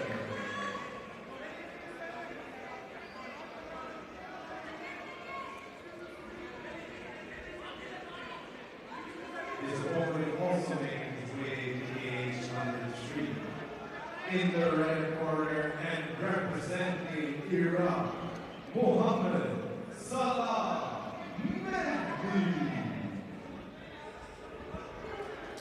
All right, here we have our next bout, which will start shortly. As we have Bulgaria's Radostin Georgiev against Iraq's Mohammed Salla Madi.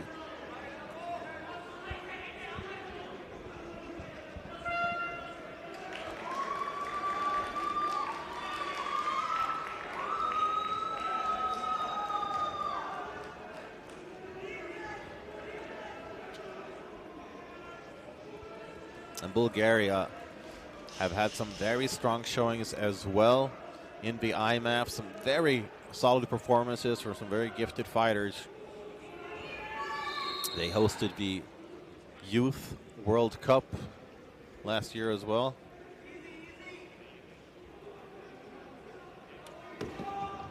And on the other side of the spectrum, we've got Iraq making their debut here at IMMAF.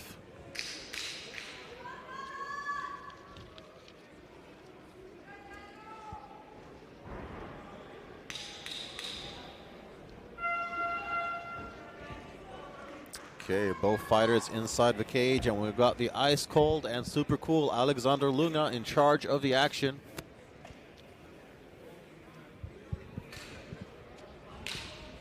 Touch of gloves, and there we go. As mentioned, this is Iraq's first time here at the IMMAF. They do have a national body that are focused on sports development.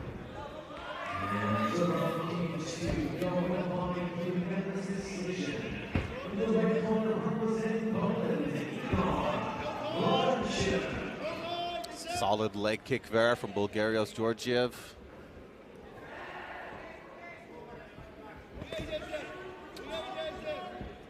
Pretty low guard there from Mahdi, who seems to be almost snarling at his opponent a little bit.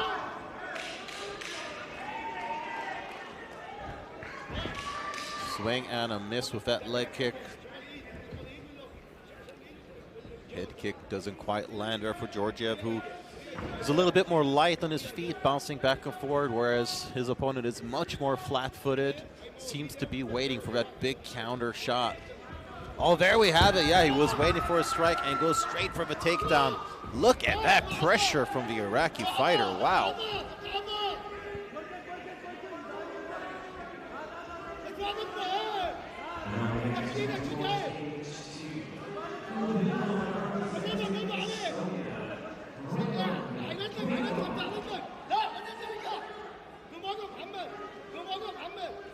So Georgiev has done a nice job of turning the tables here and ending up in an advantageous position. I do believe he's got double underhooks. A bit hard to, or he's got one underhook anyway.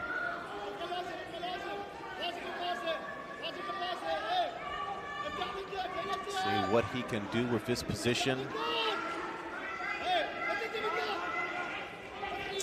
against Iraq's Mohamed Salla Mahdi.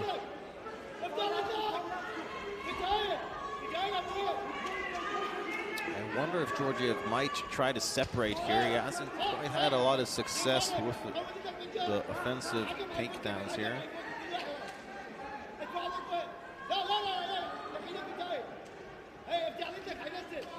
And I wonder if Mahdi is perhaps having some issues with his mouthpiece, because his mouth is wide open and his mouthpiece has been sticking out a little bit.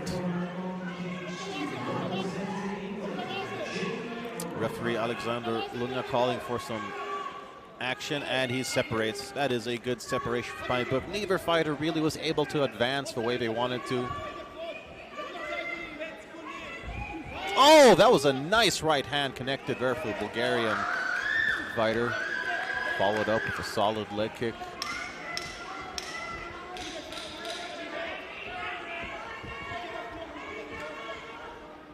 It looks like Georgiev is bleeding from the side of his face. I'm not quite sure where that came from.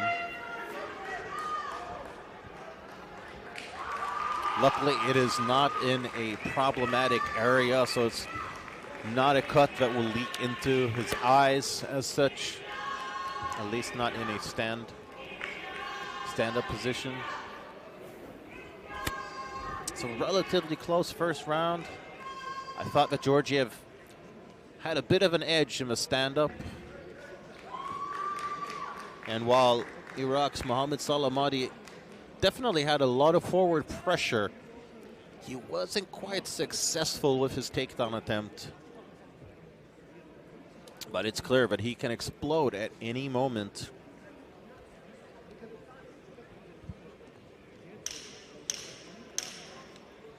And the Cutman working diligently on Pushabiliski Georgiev. In the blue corner, representing Australia, Mitchell. Okay, second round is just about to start. And there we go. Fighters touch gloves, and once again, it's Georgiev's kind of pressing the action, bouncing in and out. Of course, now he knows that Mahdi is waiting for the opportunity to just pounce on him.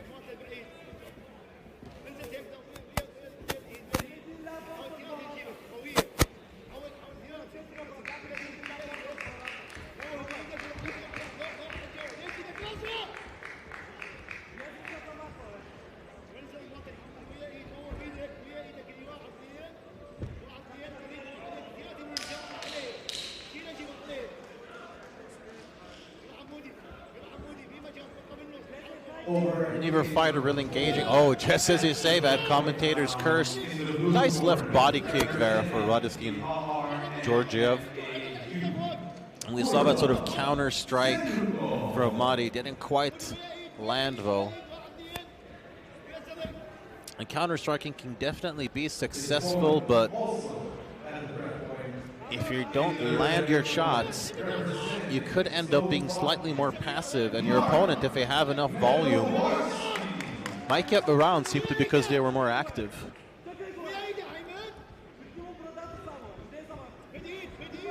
And I wouldn't mind seeing, there we had a swing and a miss, or some heavy shots from Madi, really winding up in those. I wouldn't mind seeing some lighter shots, perhaps some fakes, some feints, some jabs, just mixing things up a little bit. There's the shot, but it was kind of telegraphed because he didn't have, oh, look at that. He went for another sort of shoulder toss there, but it was recognized by Georgiev, who managed to defend. Now, once again, they're up against the cage, and there Georgiev gets the takedown. Mohamed Salamati of Iraq right in front of his corner. Let's see if that will aid him in getting back to his feet.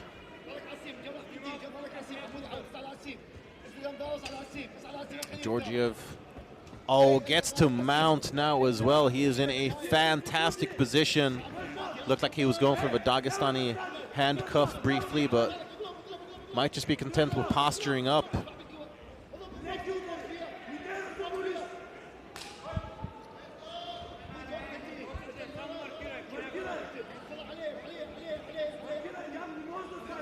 Some decent strikes there from top position.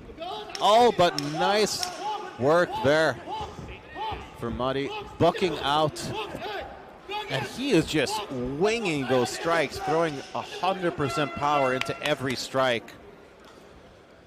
Not quite sure if that would be enough to win him the round after all. Once again, they were mostly even on the feet, but Georgiev did get the takedown and did advance to full mount.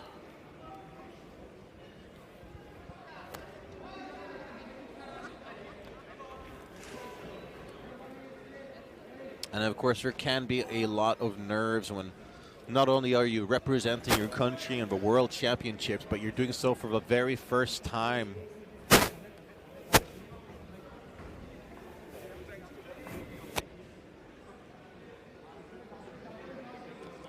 Not surprised if there's some nerves from the young Iraqi Mohamed Salamati. I mean, he's got the power, that's for sure, but power is nothing without control. Let's see if he can perhaps dial back the intensity a little bit and get a little bit more precise with his shots.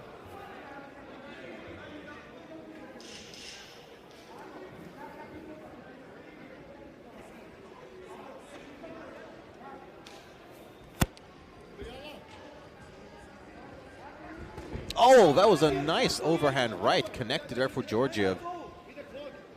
Definitely got Madi's attention.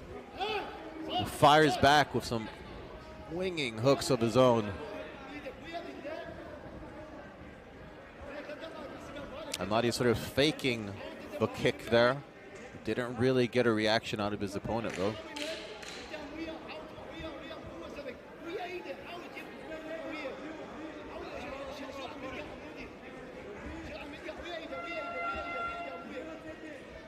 And Madi has faked that right kick now a couple times. I wonder if he does intend to throw it because he hasn't gauged a reaction from... That was a crazy hook right there. Swing and a miss. Like I said, I think Madi would be a little bit more successful if he just toned down the intensity. Tried to go for a little bit more basic techniques. Throw a jab or two. Maybe just a little 1-2 combinations with jab cross. Because when he gets, some fighters, they will sort of get stuck in a loop of trying to land that knockout punch. But the knockout usually comes when you least expect it.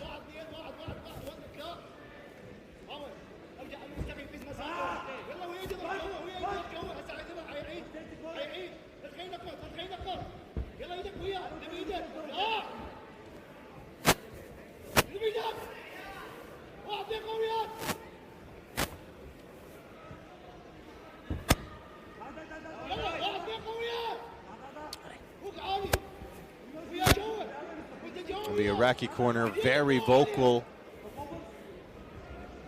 I'm sure they expect that their fighter may be down on the judges' scorecards.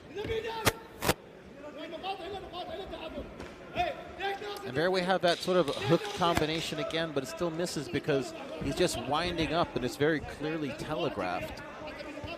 Spinning back fist there for Georgiev, just mostly hits the guard, really.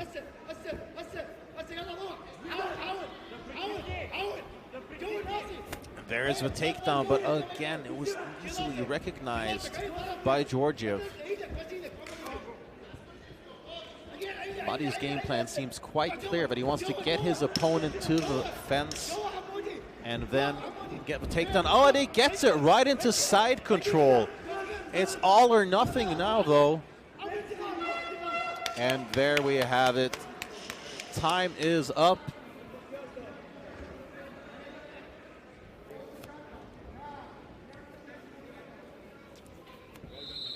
Both fighters had some good moments, but personally, I would say that Georgiev was more successful with what he was trying to accomplish.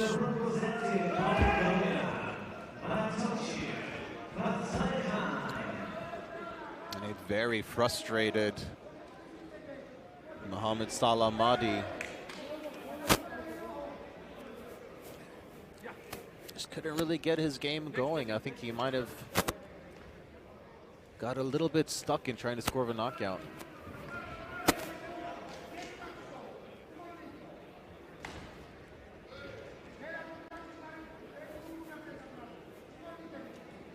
And with the official decision, we will hand it over to Daniel Nasir Mirza.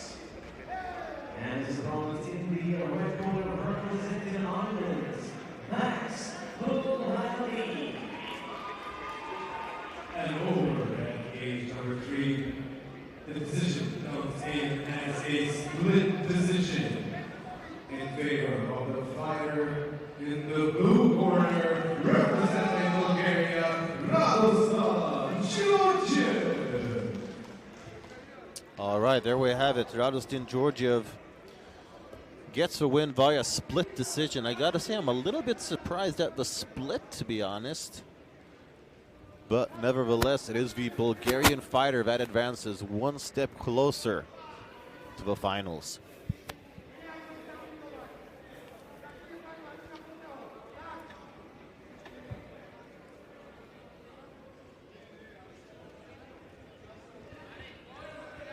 We'll stay at lightweight for the next bout, but we will move to senior, as we will see France face off against Portugal.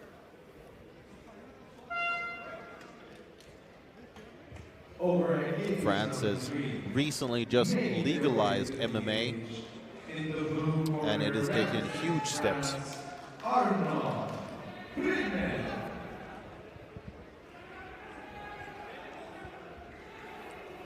His opponent in the red corner, representing Portugal, Machado. All right, so here we have France's Arnaud Prigent against Portugal's Machado.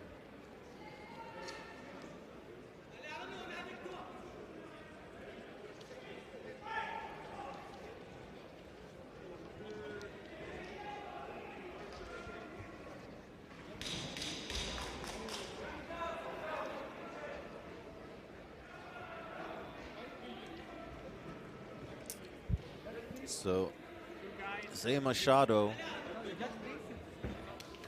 might be a familiar face to some out there, as he medaled in the 2019 Junior European Open.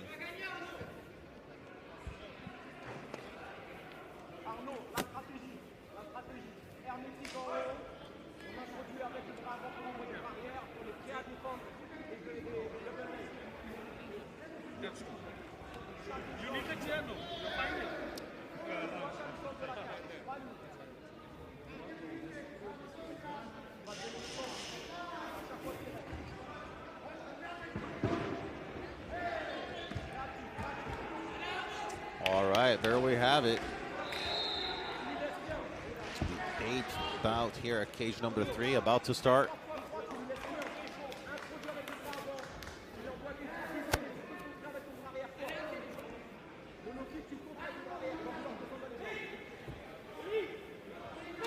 All right, there we have it.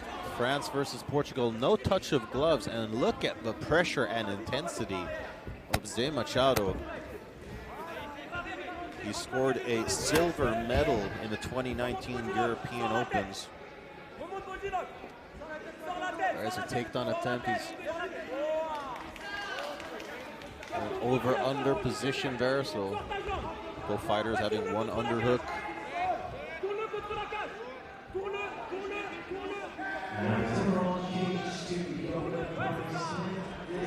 Some nice knees in the clinch there by the Frenchman, all non-présent. Oh, we tried to go for a guillotine there, but I recognize gets a little hook in the clinch instead, but nice high kick there from Machado as they break. Little 1-2 punch there. So far, these fighters quite evenly matched. I'm loving this fight. And there is the takedown, nicely timed, but some very good defensive work there from Présent.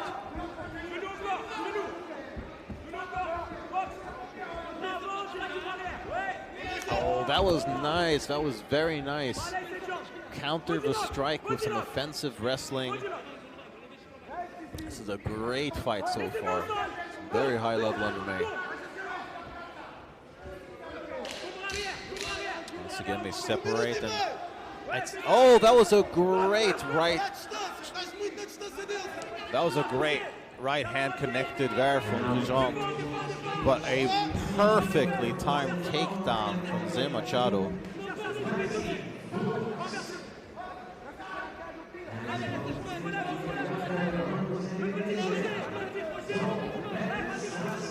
Let's see. Présent has got one butterfly hook.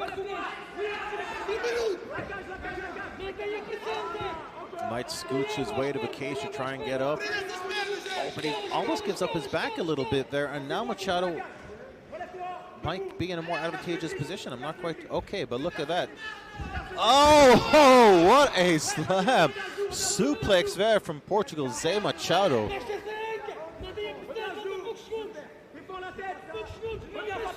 Spins around to try and take the back, but Présent right back on his feet with some nice knees in the clincher. I'm really liking these knees in the clincher from a Frenchman.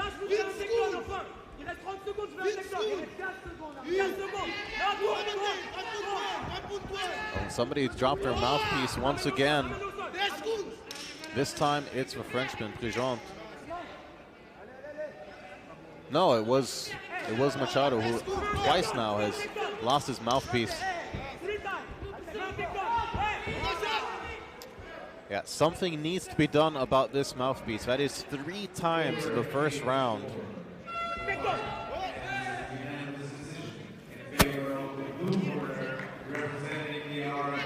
A very frustrated Zé Machado.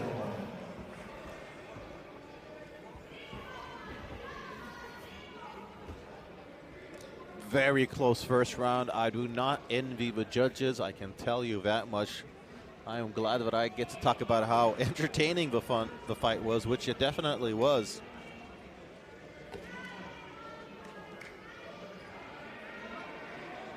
I gotta say, Zé Machado kind of looks like a young Dustin Poirier.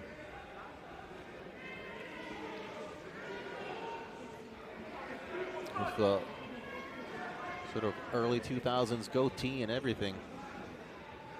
And now, making his way to cage number 4, in the blue corner, representing Poland, Mika. And a warning there from the referee, undoubtedly for the mouthpiece.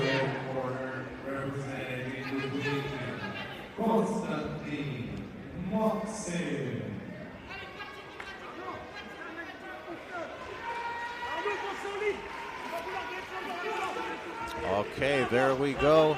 Second round underway, and once again, a great, intense start. I see both fighters are doing quite well defensively.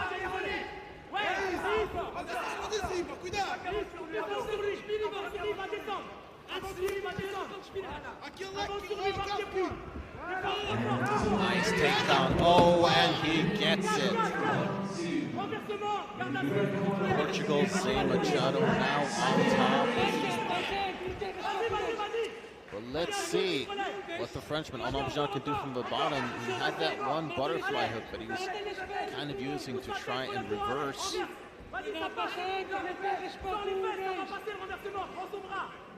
Oh, and he might get the reversal here.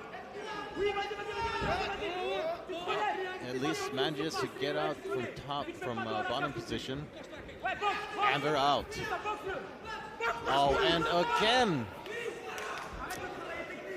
This is frustrating. Machado loses his mouthpiece, and he has deducted a point as well. I gotta say, I do agree, because it is affecting the fight. Oh, and again.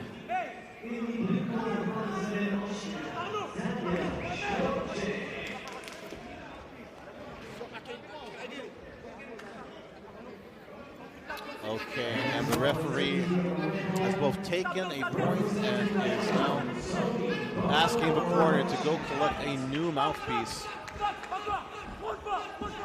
Oh, and he gets the takedown, does Machado.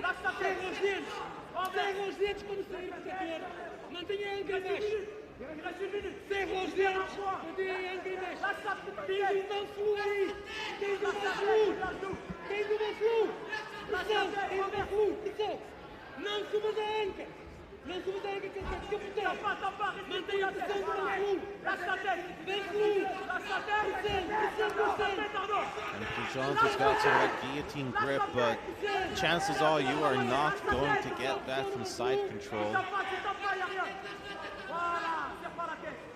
He might, however, try to use it for a sweep. I've seen that at times. He's got to be mindful of the Von Flue choke as well. If you don't mind your P's and Q's, you could get put to sleep trying to get the guillotine. Oh, nice work there from Machado, working his way to mount. He gets the back now and switches to an arm triangle.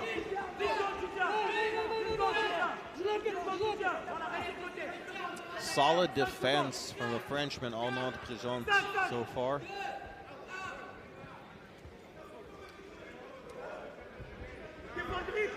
Oh, and another huge suplex there from Machado.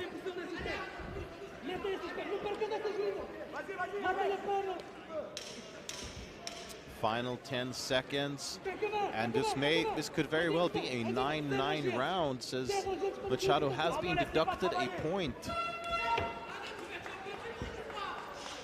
And it really is a shame with the mouthpiece situation.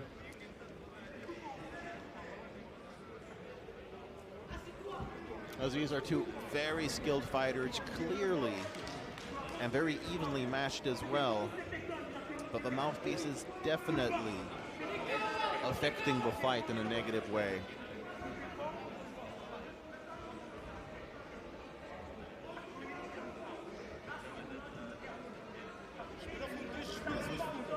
And the first round was super close, so it's hard really to know who's ahead on the judges' scorecards.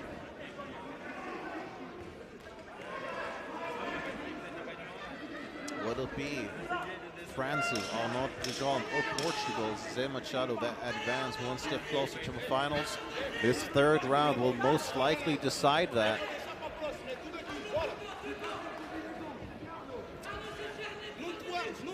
And Arnold's countrymen in the stands really screaming his lungs out here in support. Oh, another very nicely timed takedown there from the Portuguese fighter, Machado.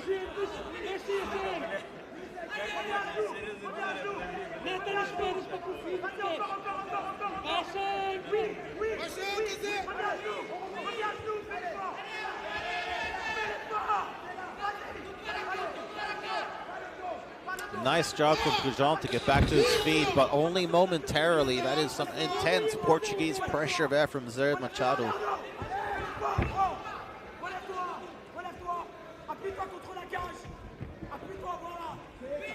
All right, he's back up to his feet, but there we have it. I mean, that was just a perfect grip there from the Portuguese fighter, who is in side control now. We have seen Pujan sort of give up his back to try and get up. He's just got to be careful with it. There's that Dagestani handcuff from Zé Machado, which has become so popular in the last couple of years.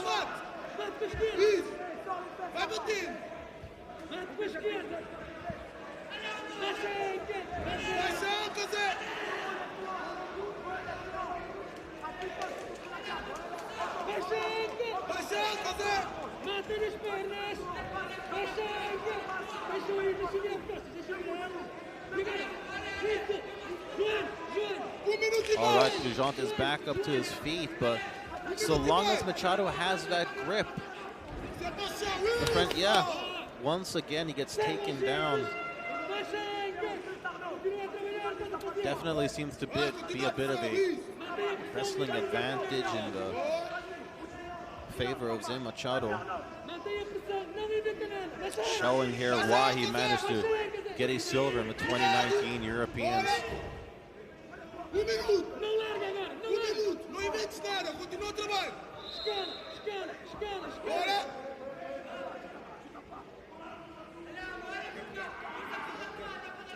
And it looks like Machado trying to go for a submission, but recognized by Pujan.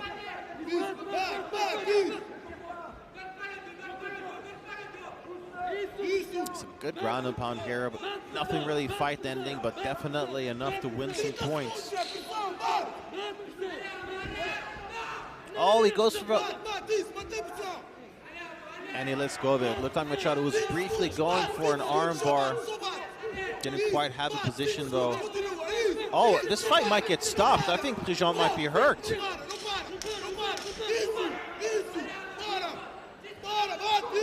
Some heavy shots here from the top for Zé Machado, but Pujan's holding on, and that does it. The fight comes to an end. Very nice way of Machado to cap off that third round, but he was deducted a point in the second, so keep that in mind. And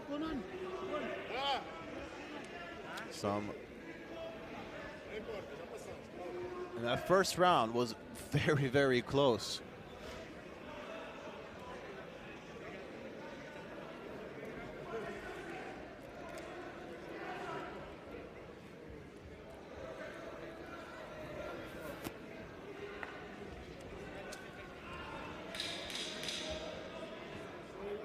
The official decision, we await the announcement from Daniel Nasir Mirza.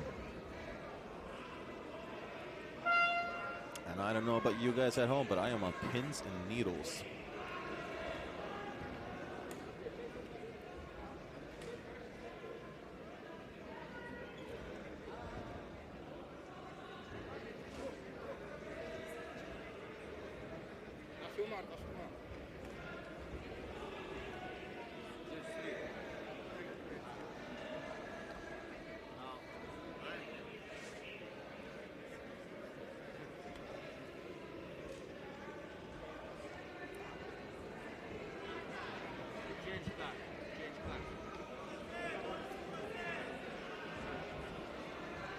Over in case number 3, this fight is a unanimous decision.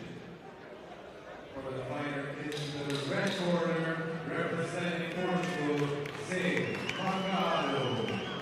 And there you have it. The Portuguese 2019 silver medalist Zé Machado advances by a unanimous decision. Obviously a very frustrated Arnaud Pujan. Did very well, but undoubtedly the mouthpiece situation did affect them, as it did sort of stopped the action several times. That is a shame.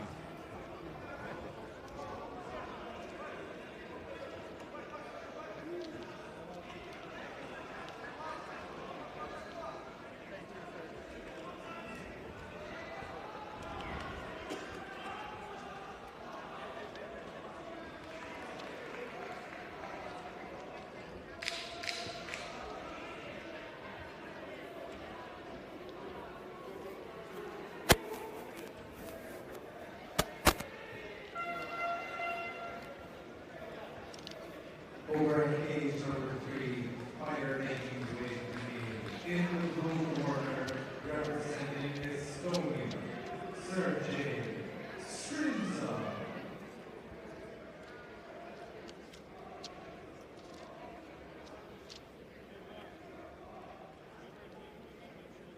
His opponent in the red corner, in the red corner, representing Slovakia, Agarwal. All right, so we are back in action here.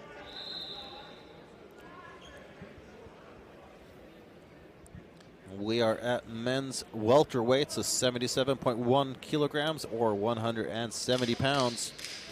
And as we will see, Estonia's Sergey Strinza against Slovakia's Mikhail Garaj.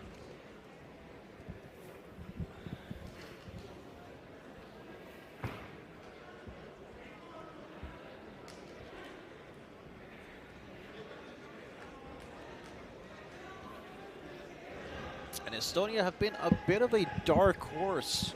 I feel they've had some very strong showings against good competition. But we're still kind of looking for that real top gold medal winning victory.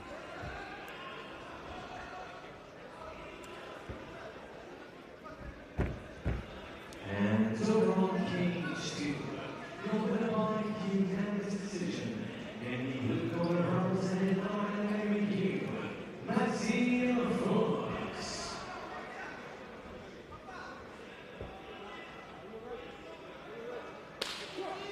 Okay, here we go. 9th bout of cage number 3 as we see Slovakia versus Estonia. So we got Estonia's Sergey Strinza in the blue and Slovakia's Mikhail Garaj in the red.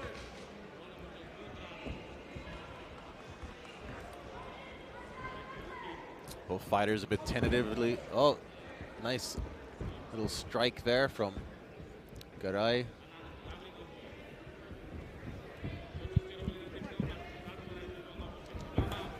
And another left hand connector for Garay. But a very nice takedown landed there for Sergey Strinza into half guard. Oh, he's going for the guillotine. Loses the grip though.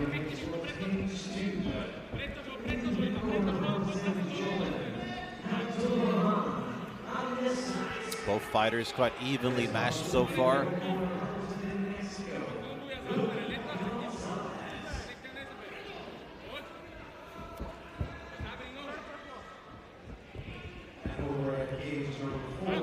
Oh, that was a nice little exchange there from both fighters. I liked the way the Garay landed that high kick. Didn't really land with a whole lot of force, but it's a nice sign of things to come.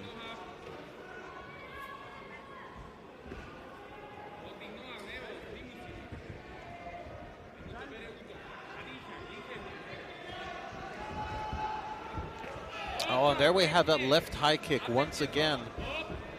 But a nice left hook there landed for Sergey Strinza.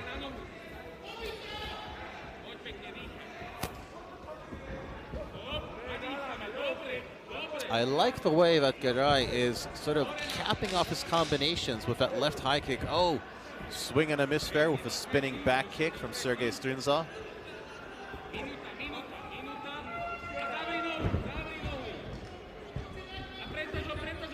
Nice little knee in the clinch there from Strinza.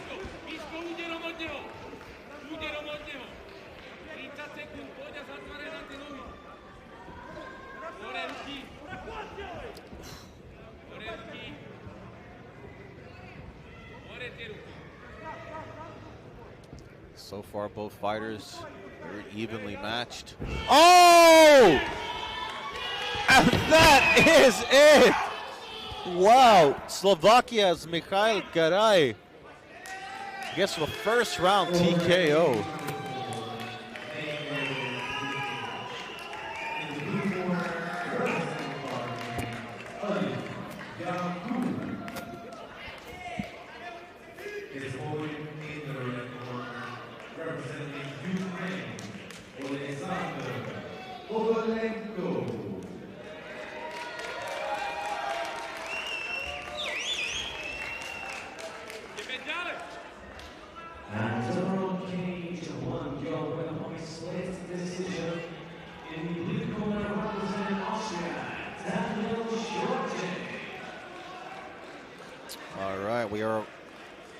We'll shortly have the official decision announced by our very own Daniel Nasir Mirza.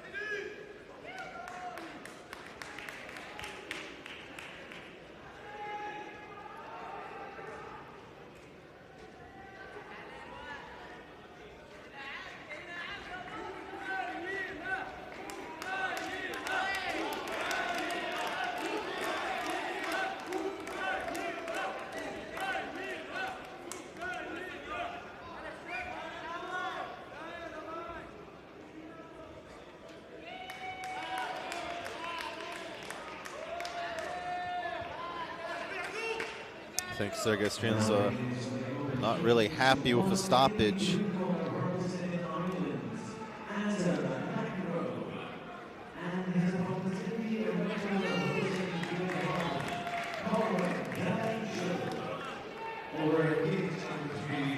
This fight ends as a knockout for your winner in the red corner, representing Slovakia, Mikhail Garay gets the first round stoppage and advances one step closer to the gold. Good performance from both fighters, so.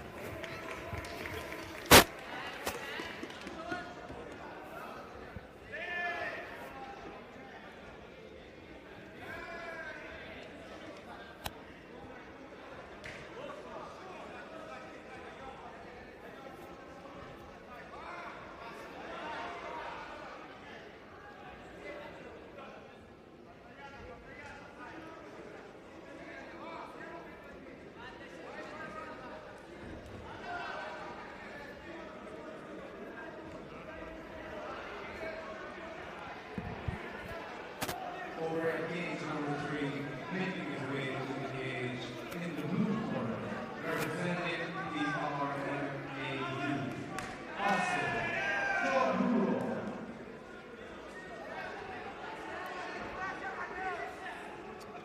And his opponent in the red corner, representing Uzbekistan, Zeodov.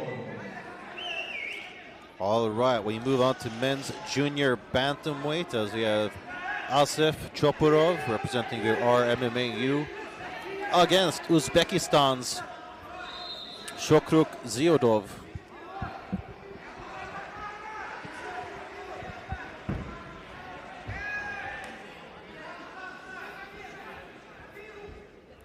This should be a great bout with some fantastic grappling on both ends.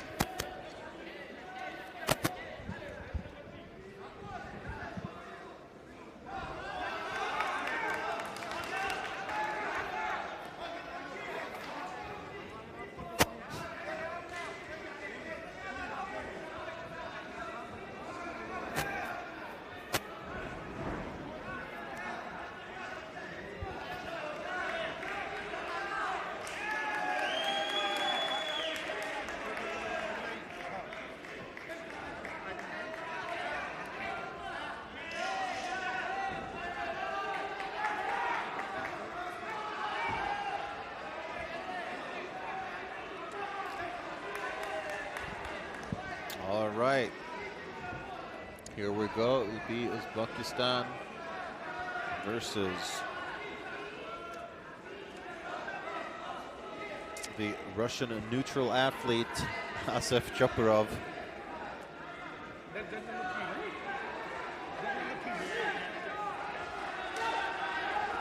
All right, here we go. Oh, a nice little right hand connects there from the Uzbek fighter. Goes for the takedown. Let's see if he gets it. No, nicely defended by the Russian neutral athlete.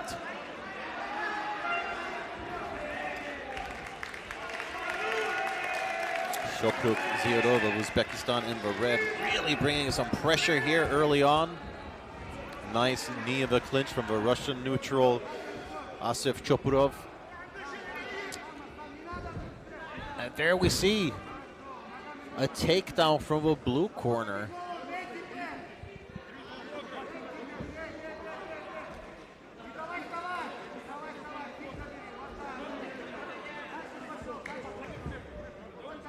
And you can see Choprov really hooking the legs together of his opponent.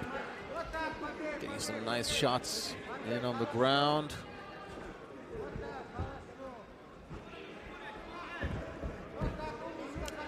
Oh, nice job. Takes the back as well, does Choprov. He's got to be careful, though, because Zeodov could spin around in such a... Oh, and look at this. Takes it back. Oh, he's got the rear naked choke. That looks tight.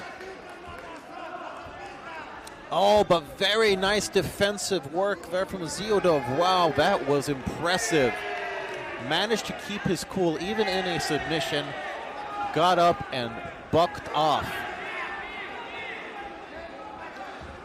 He's got sort of a front lock position here. Keep in mind, no knees to the head allowed in amateur MMA.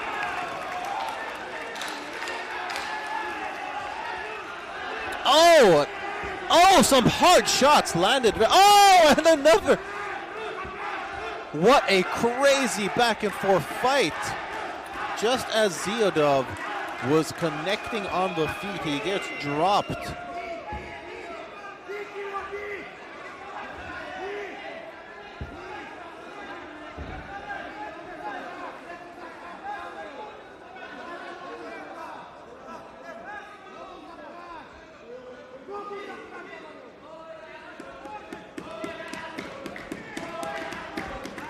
Oh, and again, some very nice defensive wrestling there from Chopra Zeodov.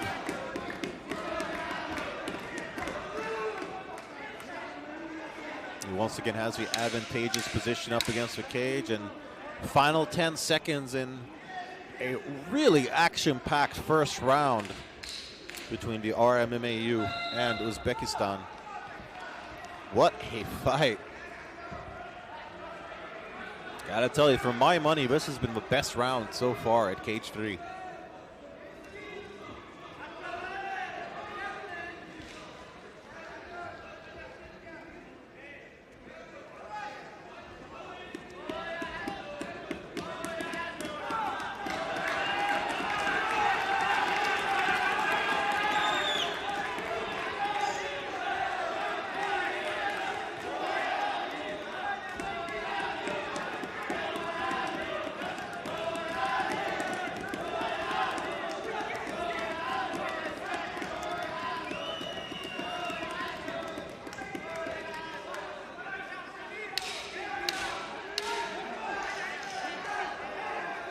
All right, seconds out.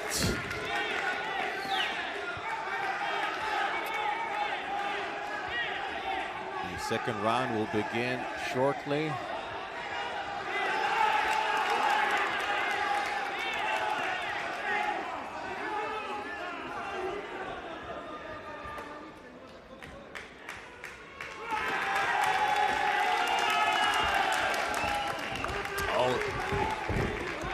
Right away into the firefight after a very quick touch of gloves.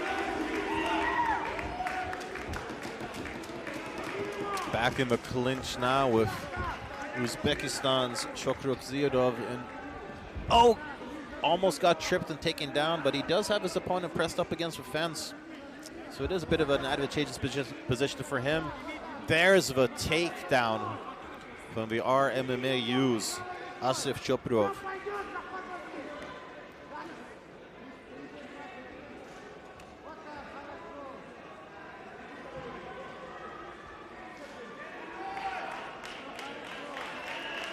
And it looks like Zeodov has a guillotine here, but don't quite think it's tight enough.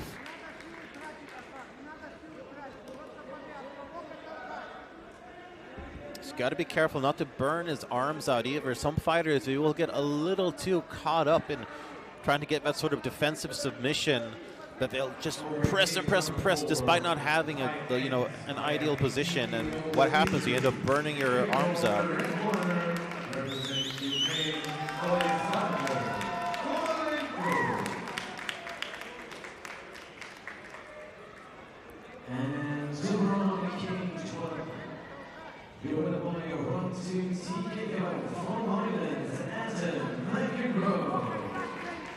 I'm surprised that Zeodov is still holding on to that. Yeah, there you have it. Oh, he goes for the armbar instead. I can't see it from a position.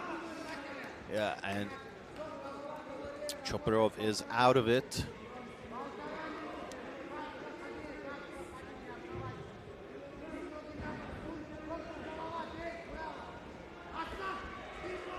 Some nice strikes there from the top.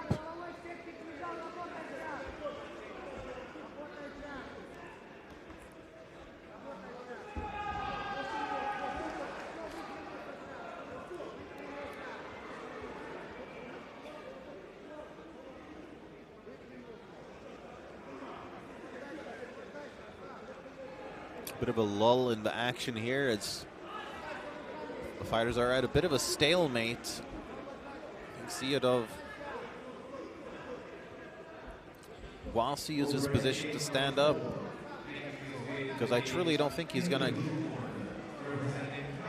be able to accomplish a submission from his position.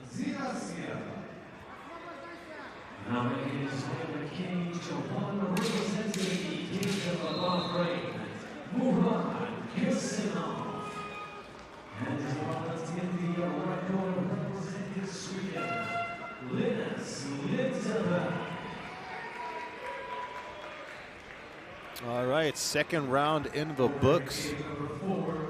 A strong showing for the RMMAU's Asif Chopra. Managed to hold top position for quite a while. But with the way these fighters are going back and forth, do not be surprised if we see a finish in the third, because they have had some wild exchanges on the feet. Both fighters connecting. Zeodov was dropped in the first round after scoring a very nice combination of his own. So these are two very explosive fighters, both from the stand-up and on the ground. Really could be anyone's fight.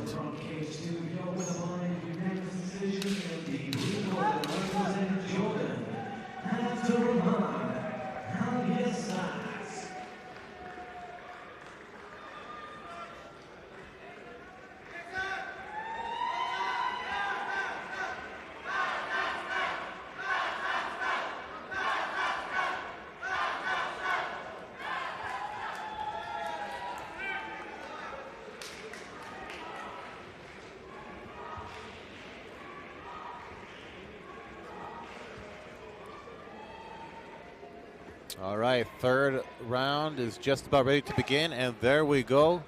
A final touch of gloves for these two exciting competitors.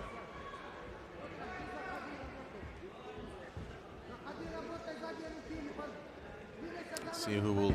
Oh, that was a nice right hand connected there from Choparov. I was just about to say who will draw first blood, and it was Choparov. Nice body kick there from Zeodov.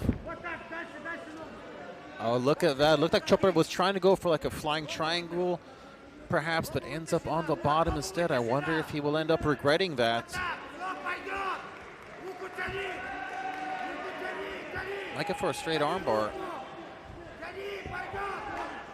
Zeodov needs to step over. He is in danger right now. That is getting tighter. But he is out of it. Yeah, there we go. He is getting out of it. And he is out of the submission. Retains top control here. Let's see what he can do with this position. I'll tell you though, Asif Chopra is dangerous off of his back. Oh, nice work there. Perfect timing. Забежал, ногу вытащил, на классе посадить надо. Вот так. Ногу выбежал, забежал, забежал. And once again, the Russian neutral athlete Asif Choprov manages to get his opponent on his back. And I really think Zeodov should abandon that guillotine. I don't think he's going to get it. He should work on getting back to his feet instead. Oh, he's got a butterfly.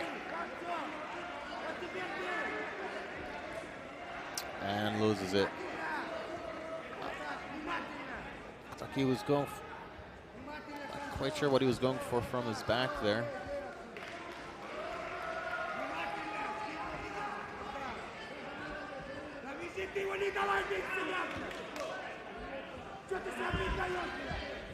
Very nice work from the top there from the RMMA Asif Choprov.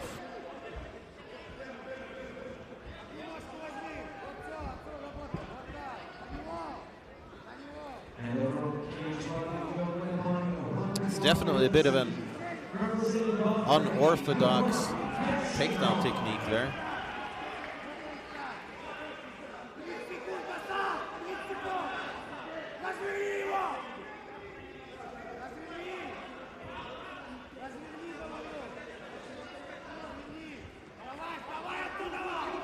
Zeodov in a good position here. Oh, wild exchange. I think Zeodov might be a little hurt.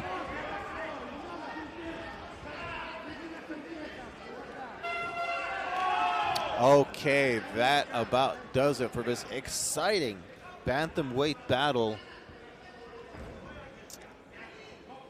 Fortunately, there will be a winner, but I feel like everybody involved in this fight came out on top in some sense. This was a very exciting battle.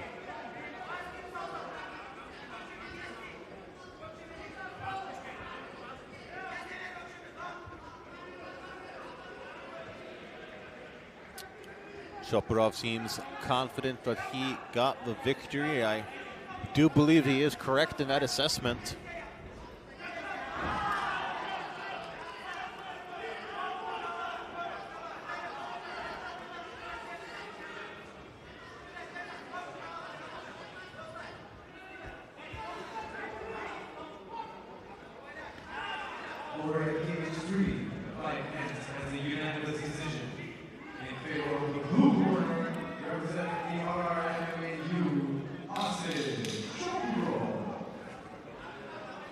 There we have it. The RMMAU's Asif Choprov gets the unanimous decision victory over a very game Uzbeki Shokruk Zeodov.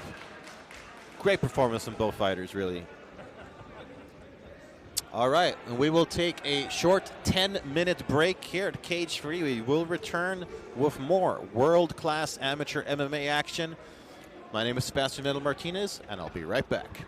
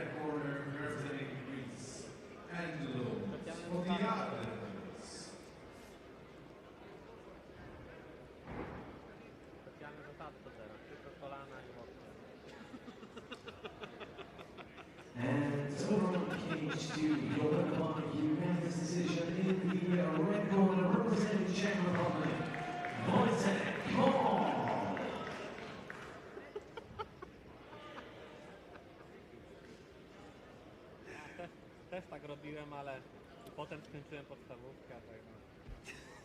No przyznaj, że to było złe, ale przyznaj, że było słabe. Już to było cudowne.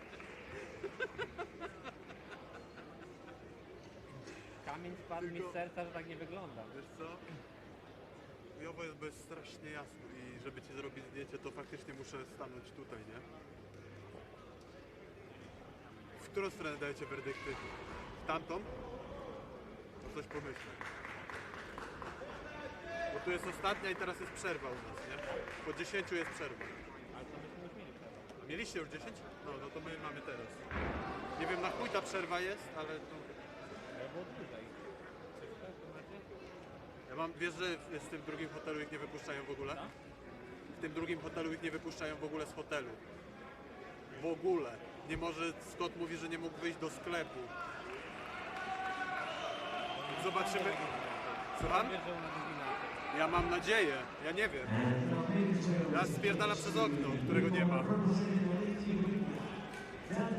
może z mojego pokoju, bo tam jest wyżej. Nie, ja myślę, że jak tak jest, to następnym razem po prostu bierzemy sobie jakieś rzeczy jutro ze sobą tutaj i nie wsiadamy tu do autobusu, tylko sobie idziemy.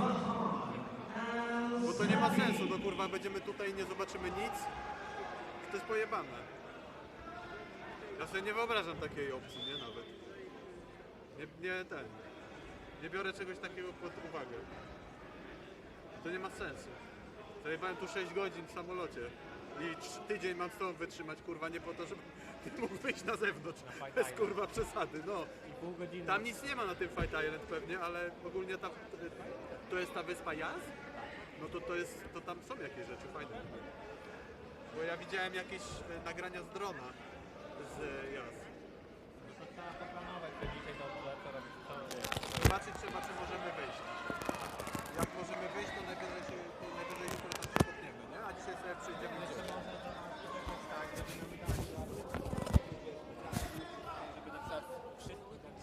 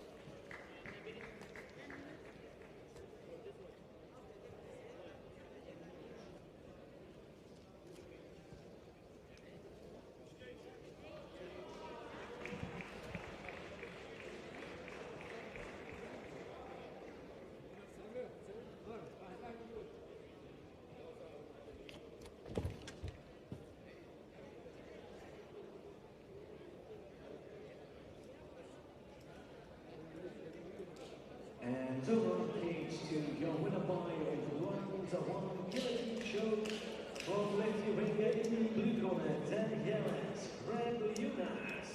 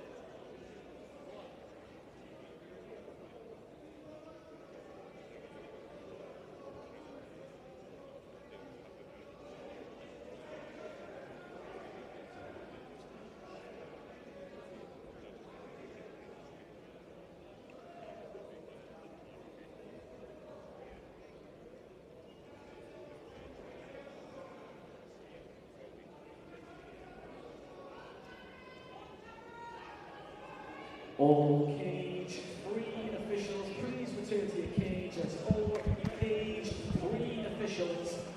Please return to your cage.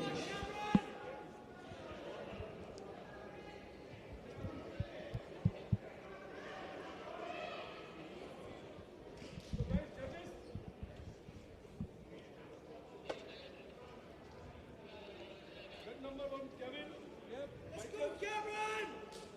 Come on!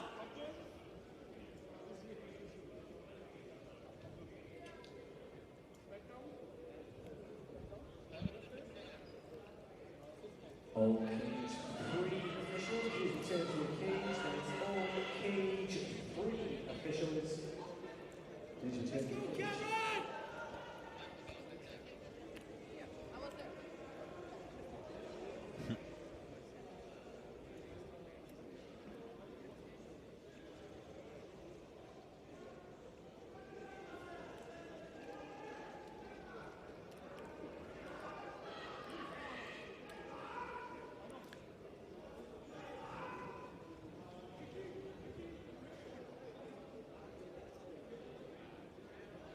Let's go, Cameron!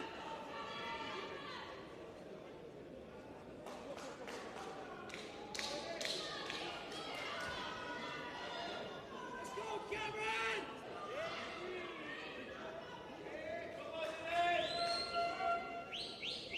Over at cage number 3, making his way to the cage in the blue corner, representing French Polynesia, Ibrahim, Watanabe.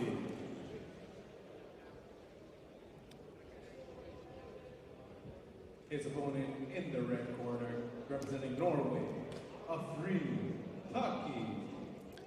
All right, hello and welcome back to Cage 3 at the 2021 IMMAF World Championships here in Abu Dhabi, UAE. My name is Sebastian Vendel Martinez, calling the action here at cage number 3, and we sure have had quite a bit of that.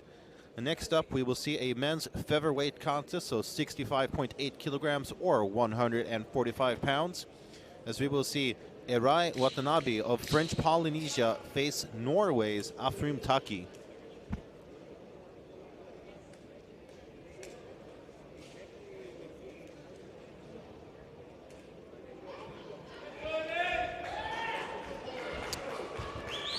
Some of you may recognize Taki from the 2021 World Cup hosted in Prague, Czech Republic.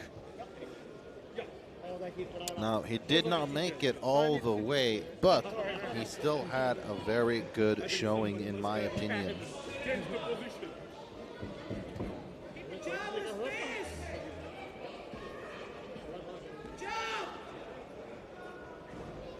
I believe he was eliminated by Ivan Kurilaru of Ukraine.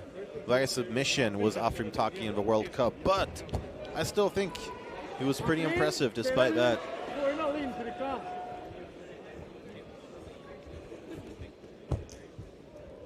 And those of you who have been following intensely will perhaps remember that Taki's countryman, Frederick Hoify, scored a fantastic first-round submission victory earlier here today. And what a reach discrepancy there is here, but look at that takedown attempt. Taki just leaping on him. Secures the takedown quite nicely.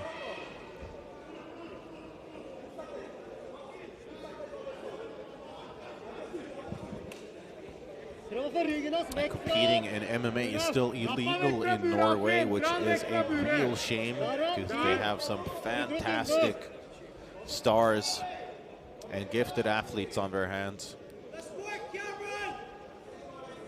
Hopefully some success with the amateur team and with the pros as well in the UFC and in other big leagues. Hopefully that can convince the government to legalize MMA in Norway. On the other side of the spectrum, we've got French Polynesia, small nation, but their government is pouring tons of resources and funds into their amateur team. So it'll be interesting to see what results that yields. So far, Taki being very tactical here with his. Oh, it looks like he's. Not quite, looked like perhaps first he was trying to go for a crucifix position, but nevertheless has the back now. Has one hook in. Can he get? And he gets two hooks in. Connects. No, he does not have a body triangle. But I do suspect he will lock it down. Okay, switches instead. Gets back on top. Now in half guard.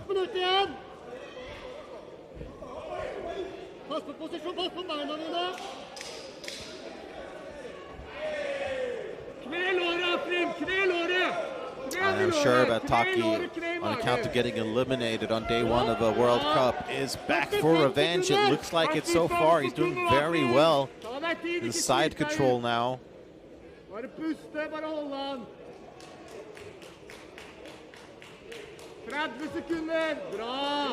Some nice knees to the body there. And really just suffocating pressure here from the Norwegian. Steps into full mount. I mean, he is just like a leech on his opponent. Looks like he's working for... Okay, no, let's go of it. Looks like he might have been working on some kind of submission hold. Oh, but nice work there from Watanabe. But too little, too late. Gets the reversal in just the final seconds of the first round. So I'm quite sure this round, all things considered, should go to Ibrahim Taki of Norway. In the record represented RMMAU, Abdullah Al-Husani.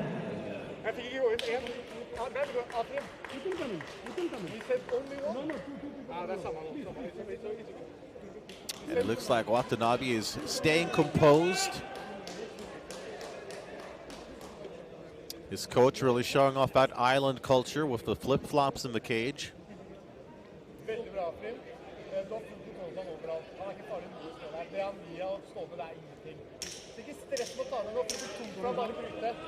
Seconds out.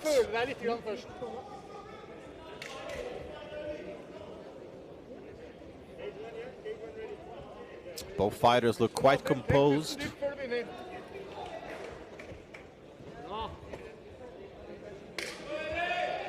Let's see if Watanabe can stay upright here in the second frame.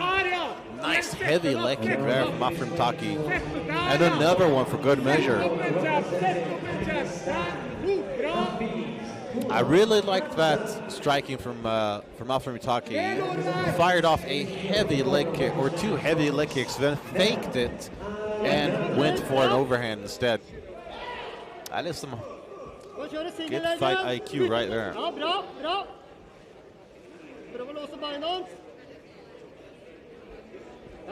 And look at that, Taki steps into side control once again.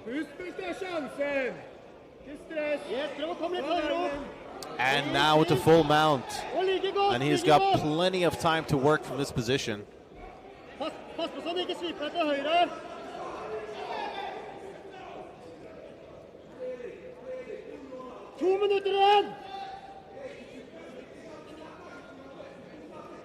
Du kan også presse hodet hans ned og så reise deg på slå. Ja, dytt med albuen din på ansiktet hans. Dytt han ned. Han gir ryggflatan ut. Ikke kom for langt foran. Oh, look at that. Taki flattens him out. He's going for a rear naked choke. But nice defensive work from Watanabe. But it's kind of like out of a frying pan and into the fire. I mean, this is still not a good position for him. Ja, halvveis. Bruk håndflata di, push hodet hans ned, og så setter du det på slår.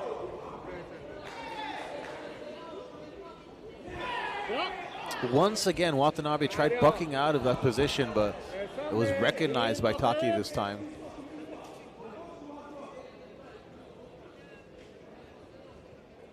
Push hodet ned, bra. 1 minutt igjen.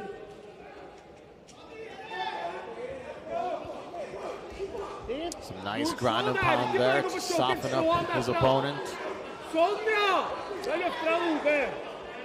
Taki goes for the rear naked choke again. It looks to be on the chin though.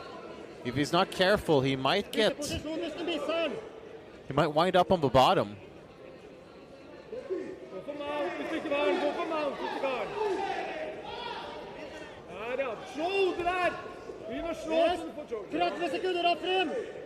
Just total ground domination here from the Norwegian offering Taki.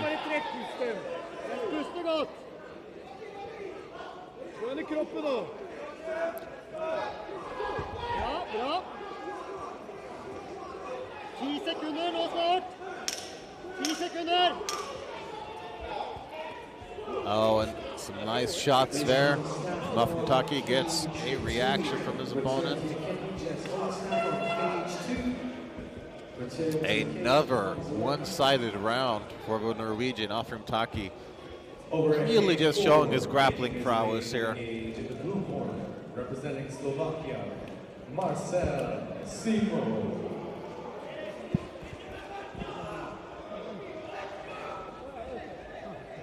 His opponent in the red corner, representing Italy, Lusa Borrando. So once again, can all staff on cage 2 please return to the cage? That's all staff on cage 2, please return to the cage.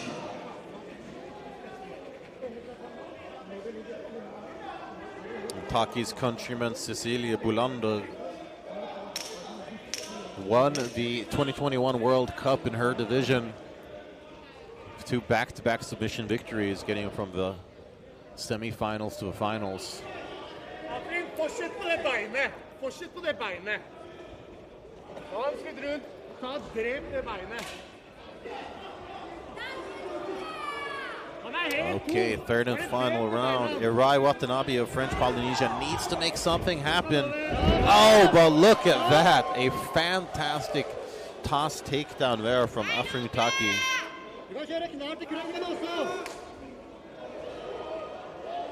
Knäna i kroppen! Hvis du vil! Knäna i kroppen! Okay, Watanabe back up to his feet, but still gonna make something happen here.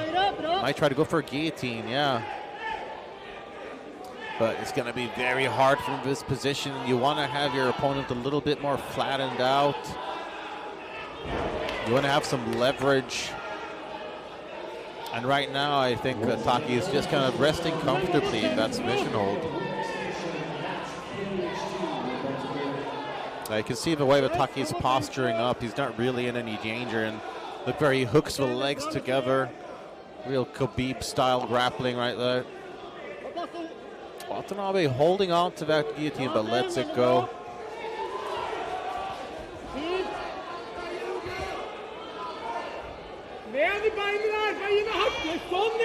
It's a nice knee there to the thigh, and then just kicks out the leg of his opponent, and another takedown. I mean, welcome to Slam City, population Ibrahim Watanabe. He's just been taken down at will by the tenacious Norwegian offering Taki.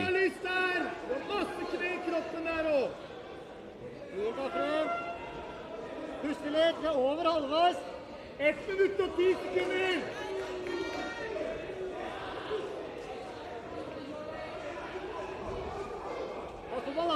Slå! Sånn, ja. Bare slå der. Fortsett å slå der. 1 minutt igjen. Jobb på hodet hans der. Slå. Sånn, ja.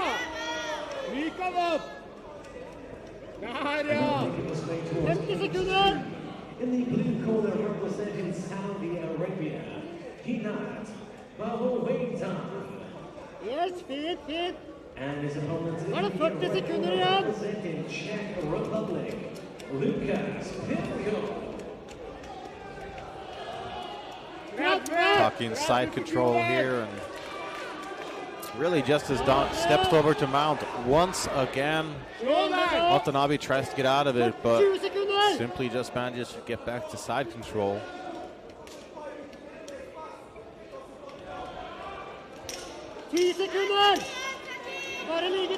Final 10 seconds, and it looks like it's going to be smooth sailing to the next round for the Norwegian offering Taki.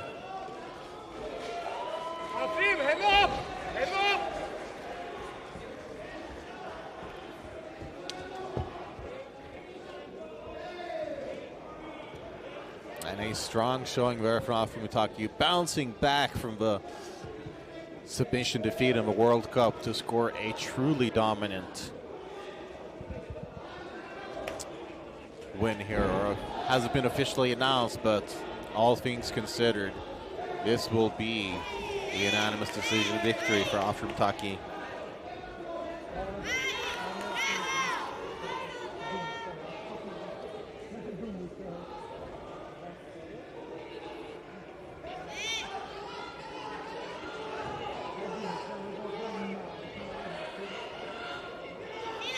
The official decision, we'll hand it over to Daniel Nasir Mirza. Number 3, this fight ends in a unanimous decision in favor of the fighter in the red corner, representing Norway, Taki.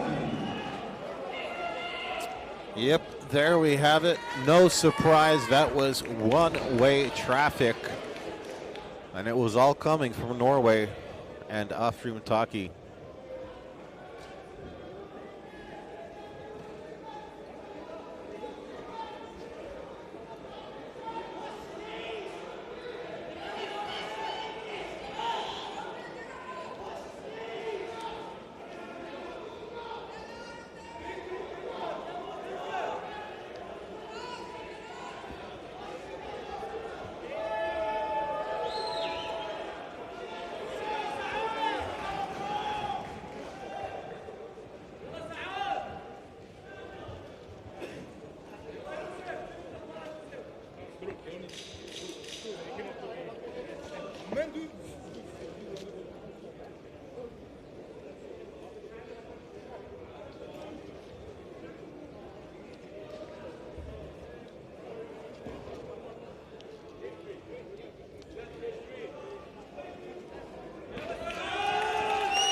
Over at cage number 3, making his way to the cage in the blue corner, representing Northern Ireland, McKenna.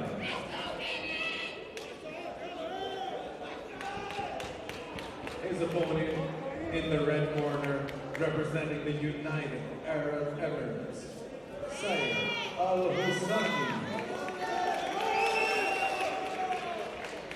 All right, we are staying at featherweight, so 65.8 kilograms or 145 pounds, as people say. Northern Ireland face off with the United Arab Emirates as Damian McKenna faces Saeed Al-Husani. In the red corner, representing France, Navarro. Those of you who watched the 2021 World Cup hosted in Prague, Czech Republic, might recognize Damian McKenna, who did quite well there. Didn't make it all the way to the finals, but still had some impressive performances.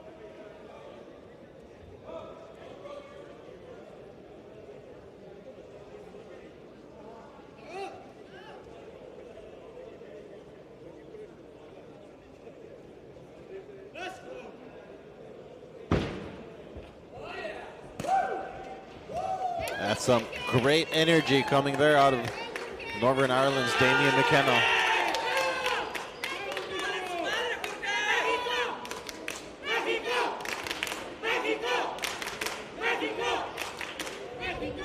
The Mexican contingency have been loud and proud all day. They're right behind us here, making their presence known. And his opponent in the red corner, representing Portugal, Machado.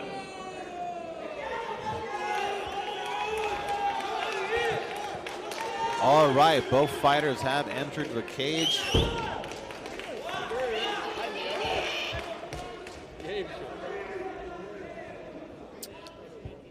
So it will be Northern Ireland's Damian McKenna in the blue corner against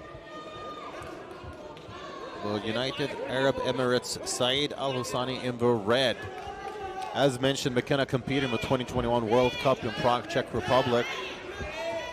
He had a very strong showing on day one against Lithuania's Konstantin Moksin. Won a unanimous decision there. Relax, enjoy. Defends that takedown quite easily as well. Nice counter left hand there as well from McKenna.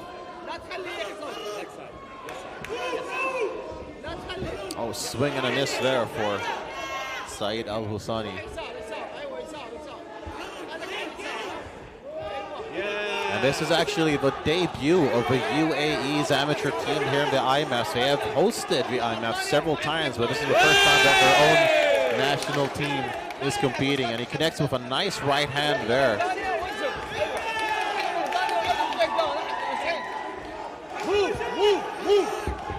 There's a takedown attempt, but defended once again from McKenna. Relax. Move. I think he's rocked. I think McKenna definitely connected with some solid strikes there.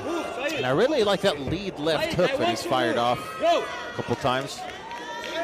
You cannot stop. He's managed to catch Al-Husani could have. Oh, he's down. Whoa, he's out. Oh my goodness, that is it. Northern Ireland's Damien McKenna scores a first round knockout.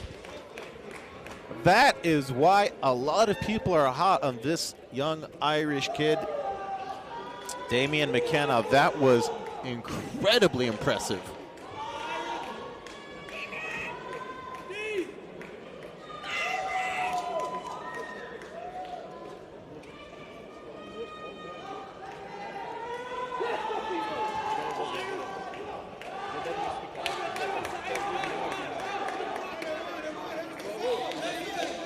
As I said, I was impressed by Damien McKenna in the 2021 World Cup, and color me impressed once again. He just stayed very calm and cool throughout the fight. Defended a takedown with ease and looked really good on the feet.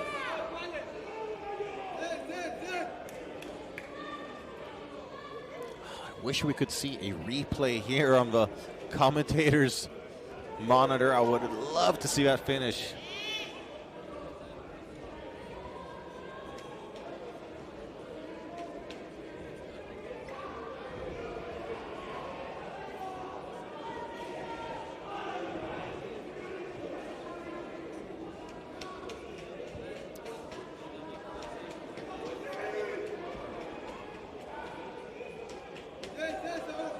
All right, with the official decision, let's hand it over to Daniel Nasir Mirza.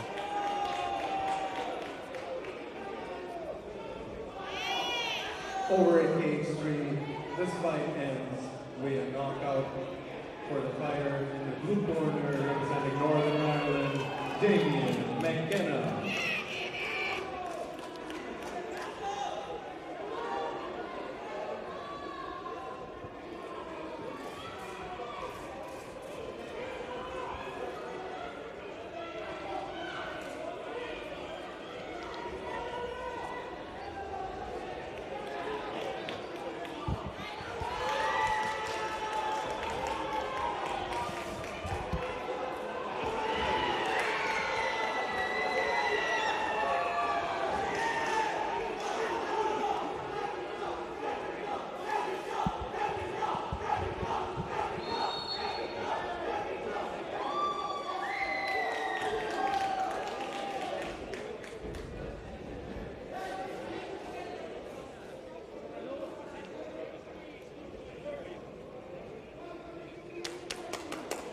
Over at cage 3, making his way to the cage of the blue corner, representing Finland, Euro Hoify.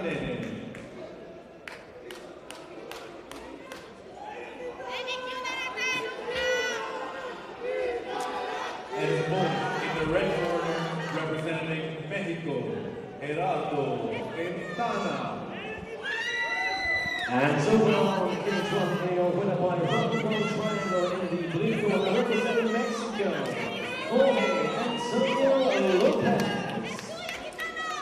All right, we will stay here at men's featherweight, so 65.8 kilograms or 145 pounds. So we will see Finland's Miro Honkanen against Mexico's Gerardo Quintana.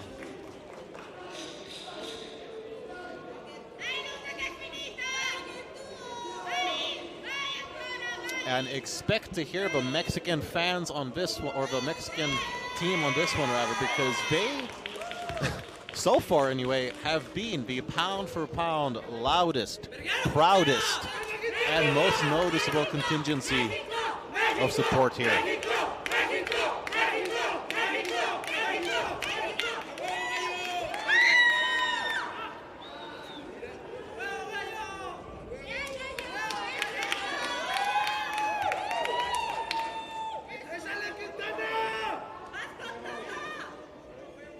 How about that Mexican support? And over engaged for this fight ends in unanimous decision in favor of the red corner, representing Italy,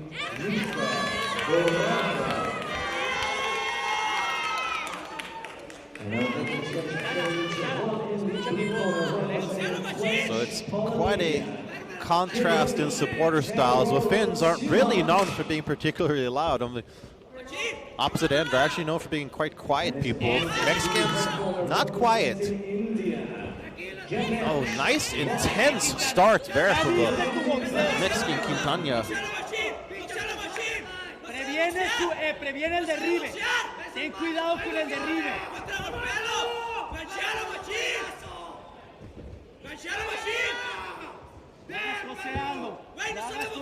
Low lead hand there initially for Quintana. Oh, and a nice left hand.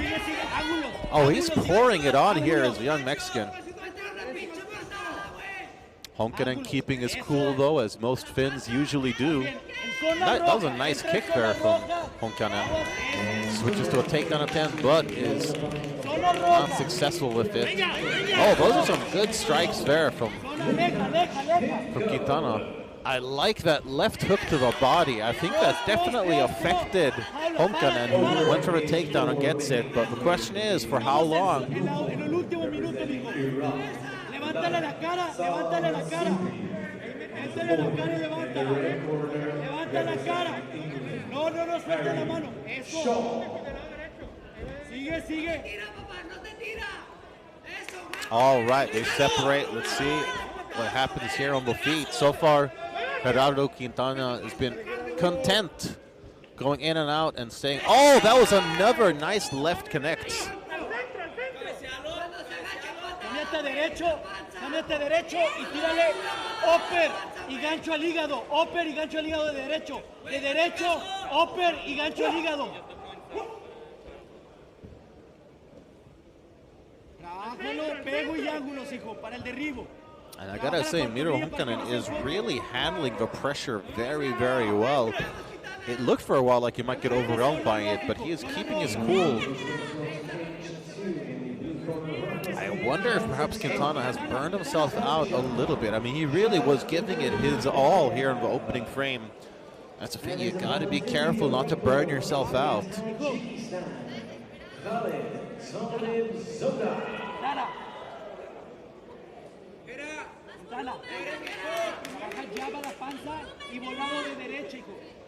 So Quintana will have the full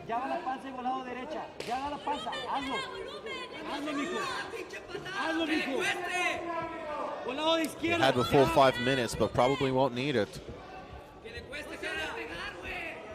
Entra, entra. Entra, mijo. Zona roja. Zona roja.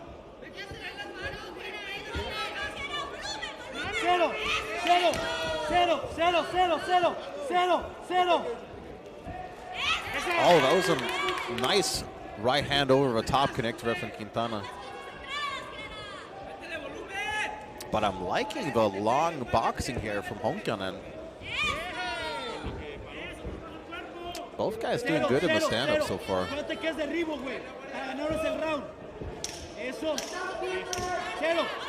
Final 10 seconds of a very exciting first round. Oh, looked like both fighters connected there.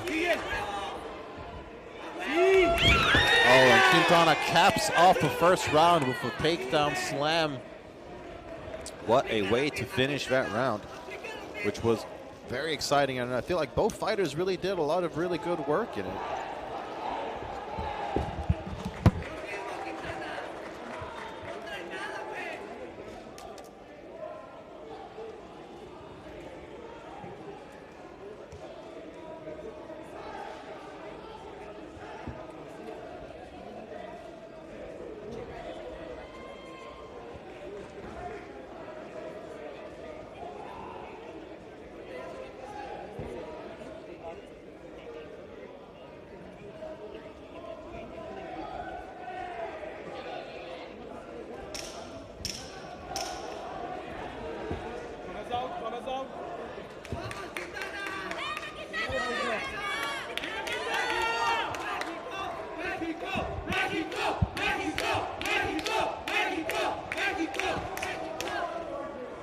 que lo conectes te va a querer derribar, güey. Ten cuidado. All right, here we go. Second round is upon us. Zona roja, zona roja. It's been a good one so far between Finland's Miro Honkanen and Mexico's Gerardo Quintana. So far, Honkanen working very well on the outside. Obviously, he does have a reach advantage. Oh, those are some nice strikes we got through there. I think that kick to the body might have hurt Quintana. Even if momentarily, oh, that was perfect timing there from Honkanen. He's got to be careful. He's right in a guillotine here. Okay, Quintana abandons it in favor of defending the takedown, but alas, he is taken down despite that.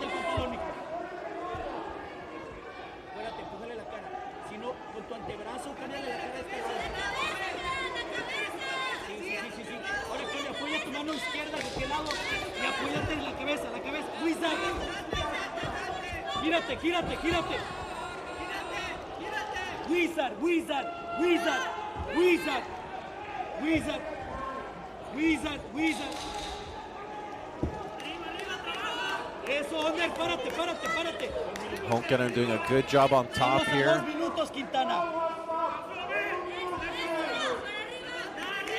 Quítate el pantalón. Tries stepping over. Respira, respira profundo. Mexican corner calling for him to breathe, sort of take it easy. Honkanen has the back here, only one hook so far. Oh, nice work from Quintana there, turning things around and ending up on top. You can't get too relaxed though, because of Honkanen's long arms and legs, he could definitely be a danger off of his back. Cuando empiece a escalar, mete los hombros. Quiere escalar. Quiere escalar, tú tranquilo. Marca puntos. Oh, nice reversal there from Miro Honkanen. Again, really good timing from the Finn. Full mount now, but not for long perhaps. Oh, he's connecting a Dars. It's traditionally quite hard standing though. He will want to pull his opponent to the ground in order to be more successful. And there we have it, Quintana's out of it. Final 10 seconds here of the second round. Oh, another nice shot there connects from Quintana. Oh! Oh! This is a great fight.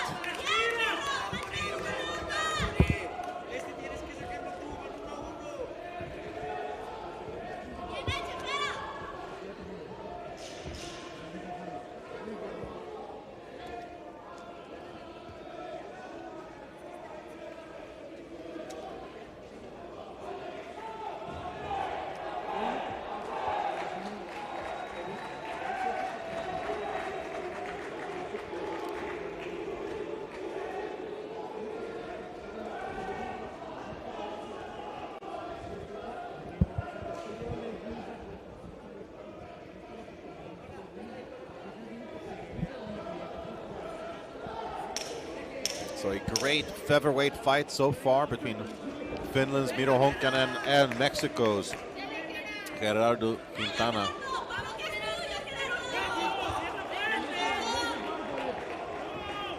I do not envy the judges scoring this bout.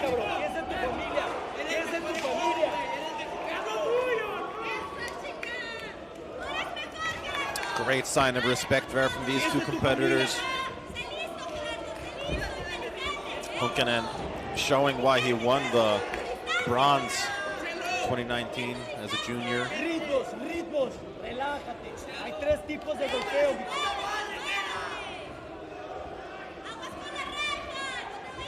Pantorrilla, pantorrilla, trabaja la pantorrilla. Trabaja tu pantorrilla, hijo.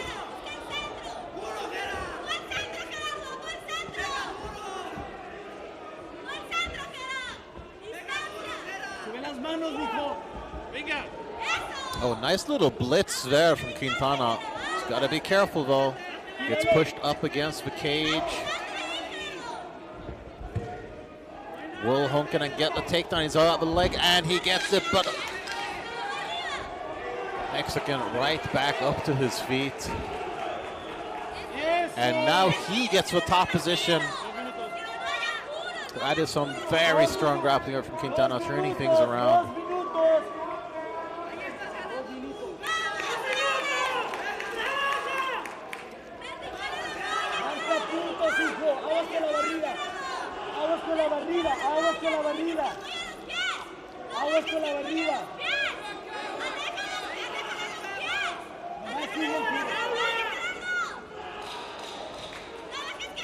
He's got to be careful, though, with the long limbs of Honkanen. He could. Yeah, it looks like he was trying for it. Oh, and Honkanen again gets the reversal.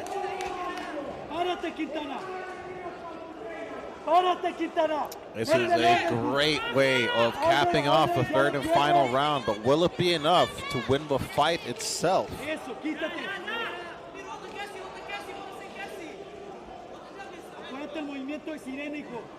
Okay, a little pause to a fight. I think Quintana's finger might have gone out of a glove, but everything as it should be now.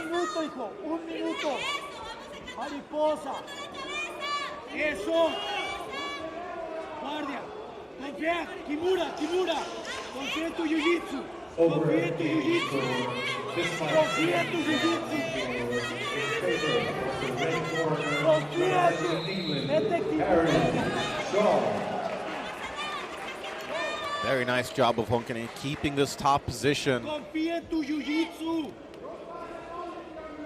hasn't had a whole lot of ground and pound from his position so far, but he is definitely winning the position. Final 10 seconds. Oh, and Quintana right back up to his feet as the fight comes to an end. He gets stuck in a guillotine, and that is it. What a great fight between Finland's Miro Honkanen and Mexico's Gerardo Quintana.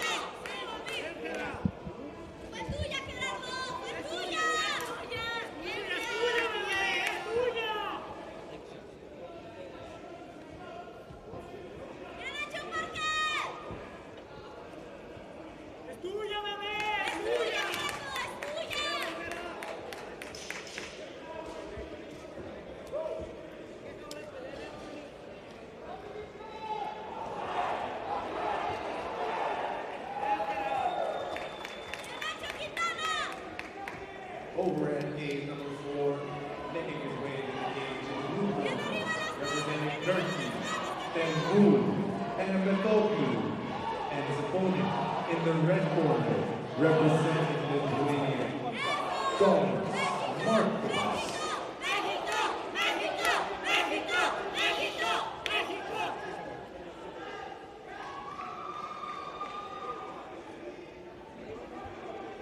Over at cage number 3, this fight ends in a unanimous decision in favor of the blue corner, representing Finland, Miro Honkanen.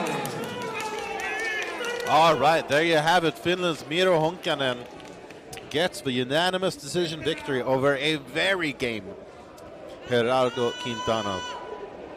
I enjoyed this fight very much. I felt both fighters did very well. But in the end, there can only be one victor.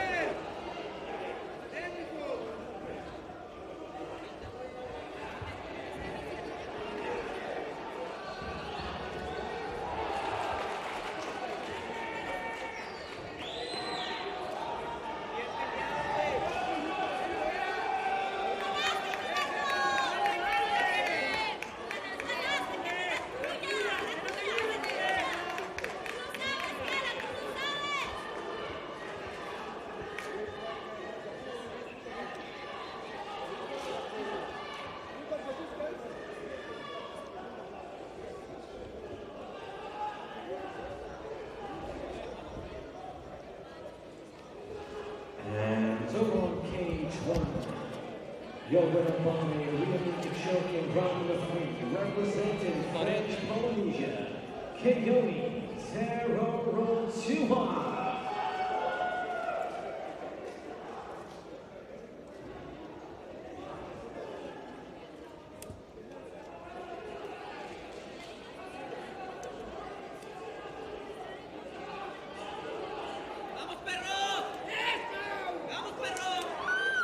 Over at cage number 3, making his way to the cage in the blue corner, representing Italy, Daniele Caldera.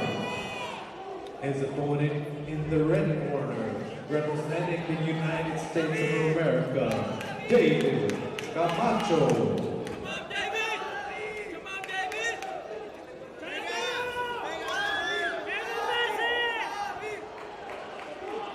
All right, we are continuing here in the final featherweight bout here at day 1 in cage 3. So we will see Italy against the United States. In the blue corner, representing Tajikistan, Amir Hamza Islamov. And his opponent in the red corner, representing Moldova, Yon Tarashika. Italy's Daniele Caldera, first to enter the cage.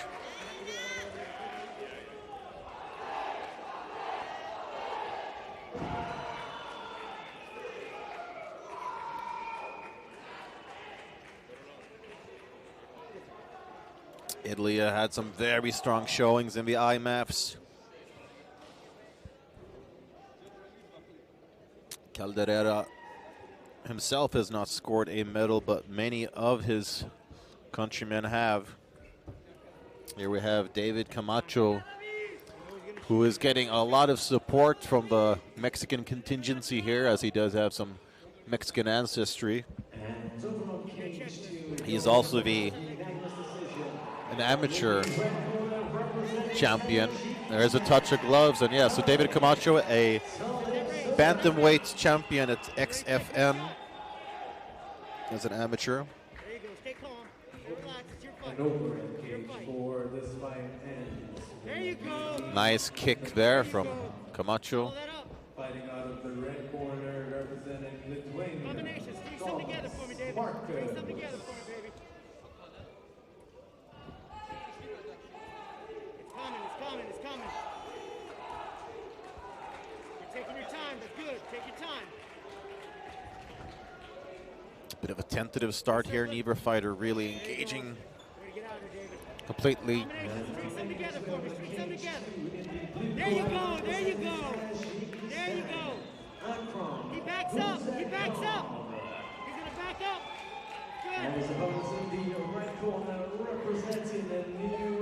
Oh, look at that. Nice time takedown there from the Italian. Gets it to top position. Right into side control.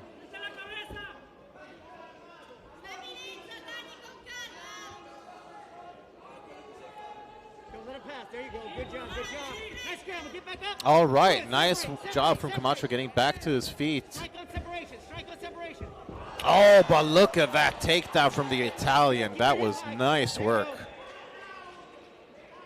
Over at cage number 4, making his way to the gauge in the blue corner, representing England, Teddy Stringer. His opponent in the red corner, representing the Czech Republic. Let's see here. Caldera can get something going here from top position. I think it looked like he was maybe trying to work for a mounted triangle, but it seems to have abandoned that. And again, Camacho gets back to his feet. But once more, the Italian goes for the takedown, and he's gonna get it. No, he doesn't. Wow, that is great. That was great balance there from Camacho. Nice knee of a clinch as well. There you go. Stay busy. Stay busy. Beautiful. Beautiful. Try to get the knees. Try to get the knees. There you go. Oh, that was a good knee to the midsection there from Camacho. Well, looks noticeably larger than his opponent, despite moving up from bantamweights. Let him fly. Stay busy, David. Nice left hand. Oh, those are some solid strikes there from Camacho.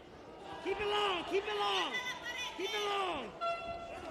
Oh, kick just at the break. And a good first round.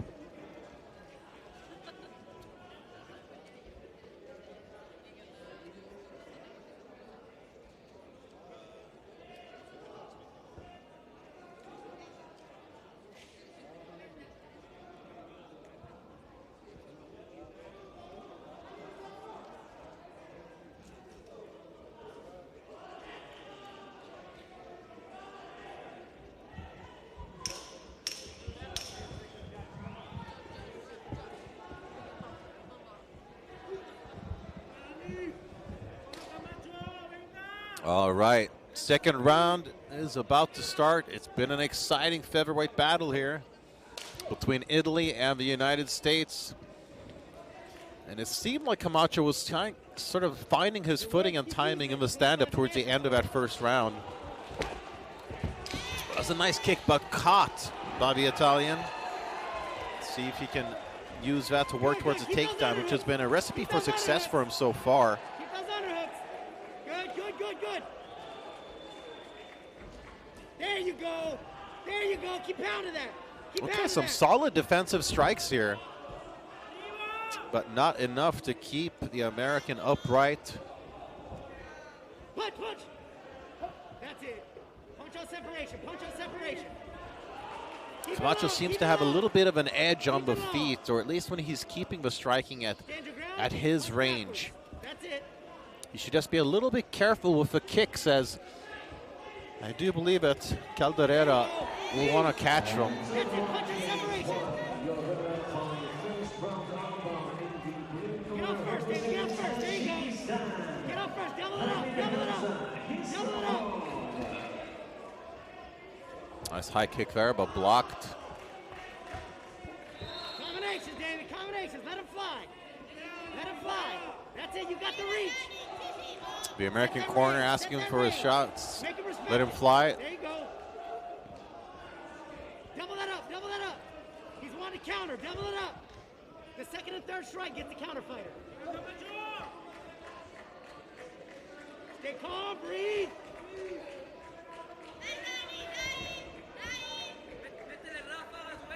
More hands. More hands. More hands. More hands. More hands. There you go. Back, back, forward.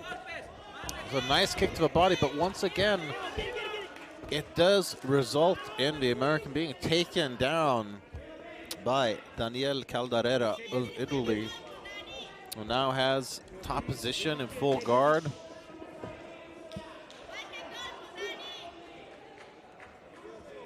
And now making his way to cage number 1. Use that cage, get back up. You gotta start playing those feet. Get back to the cage. There you go. There you go. Hit on separation. If you separate here, watch the back, watch the back, watch the Let's back. see, there's a bit of a scramble here. Oh, some good shots there from the top. Should be back to the cage. Let's should be back to the cage. Should be back to the cage. There you go. There you go. Good. Final 10 seconds.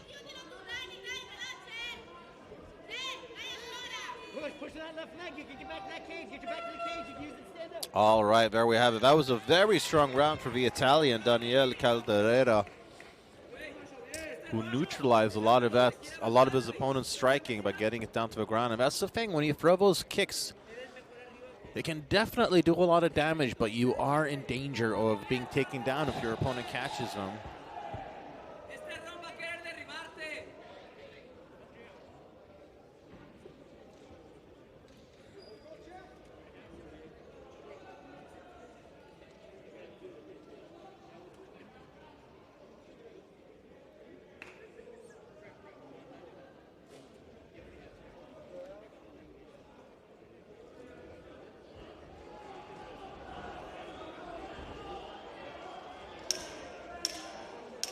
Seconds out, third and final round will begin.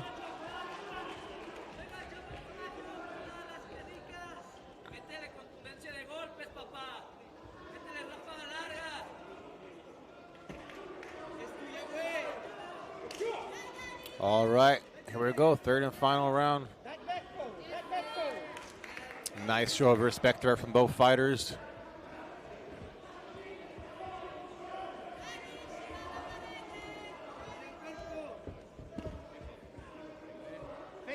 Fake that kick, make him bite on the grab and then hit him upstairs.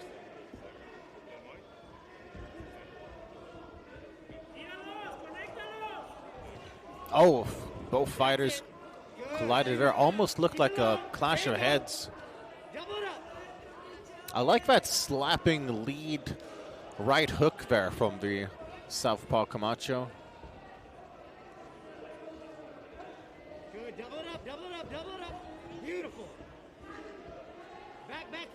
back forward. Make him run into something. He's going to try to march you down. There, Caldera had a kick of his own. Oh, that was a nice shot there from Caldera, but responded to in turn by Camacho. Keep it low. Stay busy. Stay busy. Stay busy. Oh, that was a really nice left hand as well. There you go. There you go. Stay busy. Cross. Do that cross, baby. Let that backhand fly. There you go. You hit home. Do it again. There you go. There you go. That's it. Busy with the hands. Busy with the hands. This entire round. You got it. You got it. He's got nothing for it. Combinations. Remember, 2 and 3. Great stand-up battle here in the third frame. He's going to hit the counterfire. There's the takedown. I was wondering when it was going to come, but very nicely defended by Camacho. That's it. Back forward. Back forward. Cut your angles.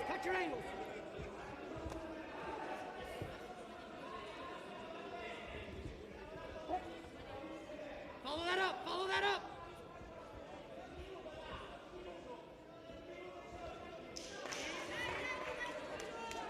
Oh, that was a hellacious strike for him. I'm surprised Caldera just ate it like that. He's got some chin.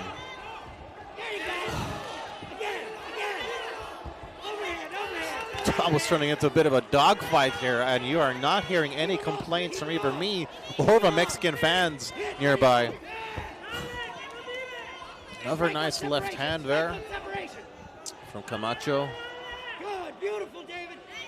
Beautiful. Keep it up.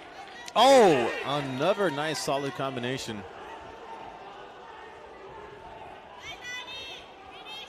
Hit that body. He's covering. He's hiding behind the forearms. No. Oh, and there's the takedown in the final 10 seconds. Nice way for Daniel Caldera to punctuate the fight, but came at the end of a round where he was eating quite a few strikes on the feet. Great sign of respect from these two gentlemen here in what was a great fight.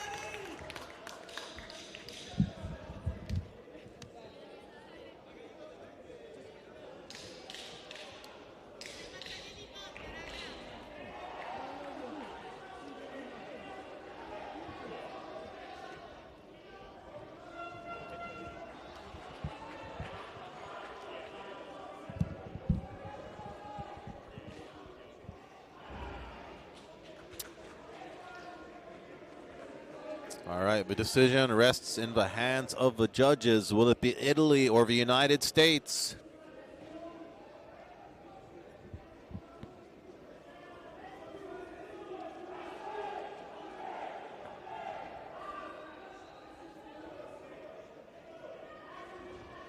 Over at cage 3, then this fight ends as a split decision in favor of the blue corner, representing Italy, Daniel Caldera.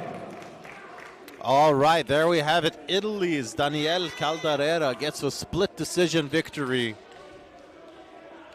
And what a nice show of respect here. Honestly, I feel like both these fighters deserve to advance. They both were really, really good. Both adapted very well to their opponent's strength. It was, yeah, just a great bout overall.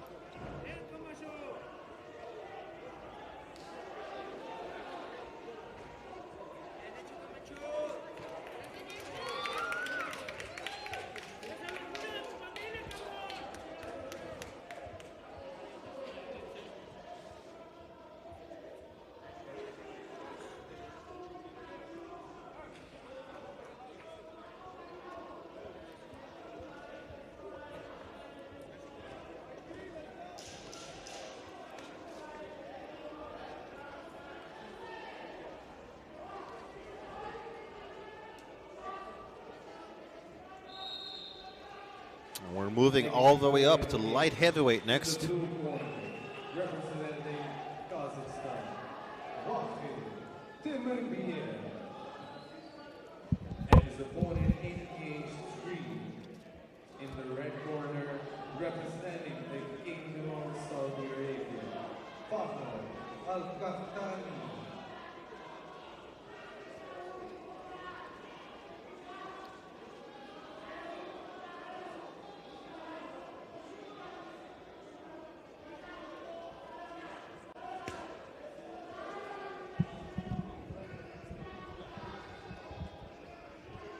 And over on cage 2, your winner by unanimous decision in the blue corner representing Tajikistan, from Huzakov.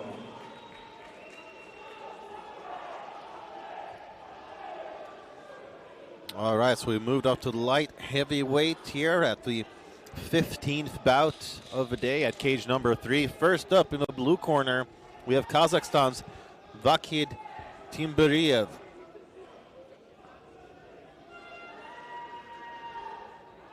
As mentioned ad nauseum, Kazakhstan with a very, very strong amateur team.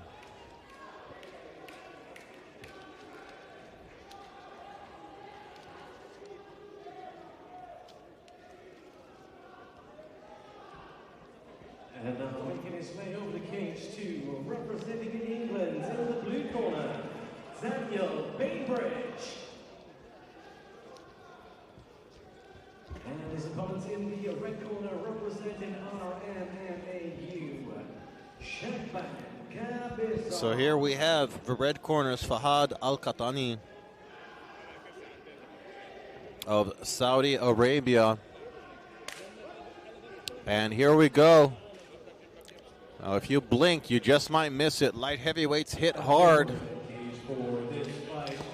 Oh, nice lead high kick there, and a spinning back kick to boot there from a Kazakhstani fighter.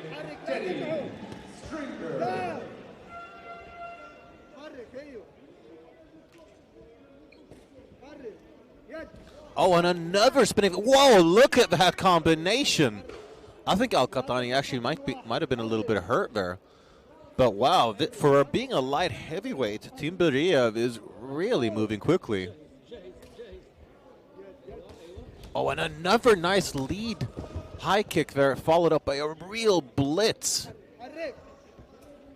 Al-Katani, he needs to get into this fight. He cannot allow Timberiev to continue at this pace. In the blue corner, representing Spain, Arturo Aililo. See a takedown attempt here from Timberiev, and he gets it. Representing Germany, Elohim Garba. Let's see here, bit of a north-south, almost a north-south position, but oh, this is a good position here for Timberiev. Oh, it looks like he's going to go for a Kimura.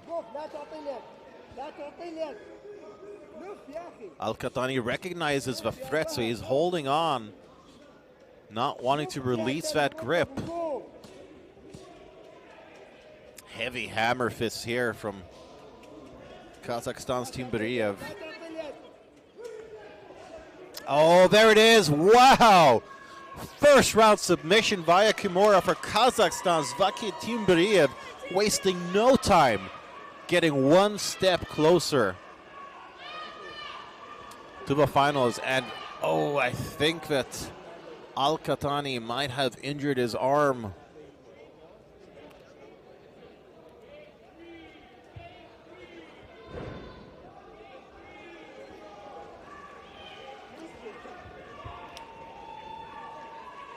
It's a shame about the injury to Al-Katani, but I gotta say I am so impressed by Vakid Timberiev.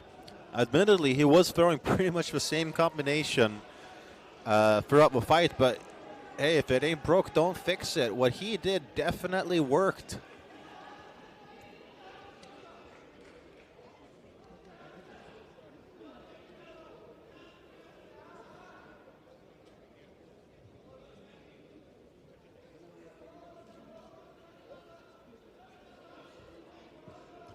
What a performance from Vakid Timberiev of Kazakhstan.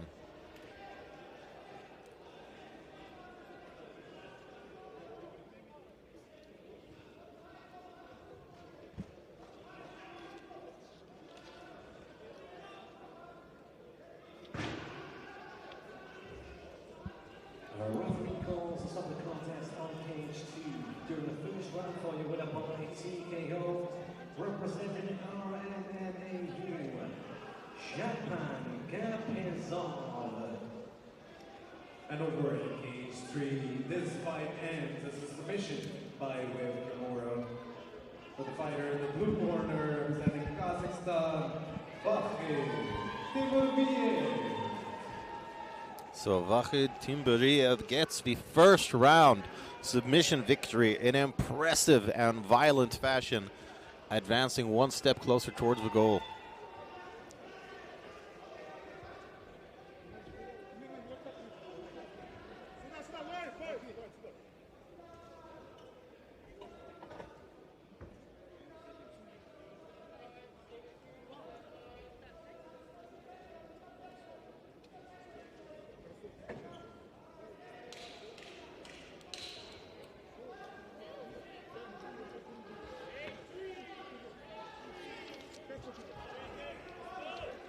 Over at cage 3, making their way in the cage. First in the blue corner, representing Ireland, Ethan Guerin. And his opponent in the red corner, representing Lebanon, Ali Mansour. And now making his way to cage 2, in the blue corner representing Israel, Yevgeny Shenkarowski. And his opponent in the red corner representing Mexico, Anthony Ramirez.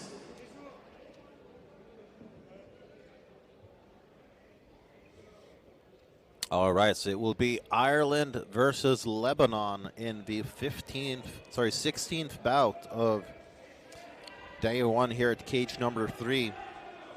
Moving to the welterweight division, so 77.1 kilograms or 170 pounds. And this could be a lot of fun.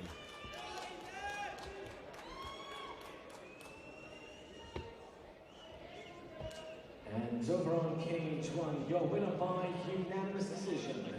In the red corner representing Pakistan, Ismail.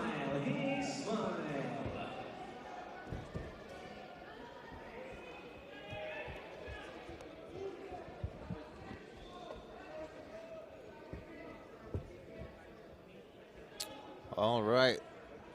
So here we have Ireland's Ethan Guerin in the blue corner against Lebanon's Ali Mansour. Oh, quick start to this fight. No feeling out process. Both fighters just going for it. There's a takedown attempt from Guerin, and he gets it, but just momentarily.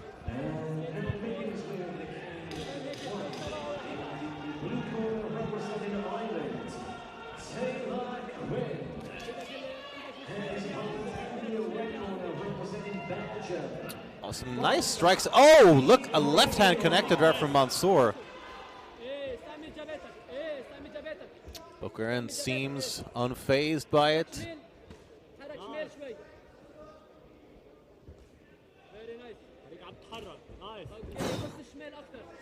These guys are throwing down here. A lot of power in display. Oh, that was a very, very nice move there from Guerin, getting the back. He's flattening out his opponent. He's got the rear naked choke. I can't quite see the grip. Okay, he lets go of it. I guess it might not have been as tight as it looked.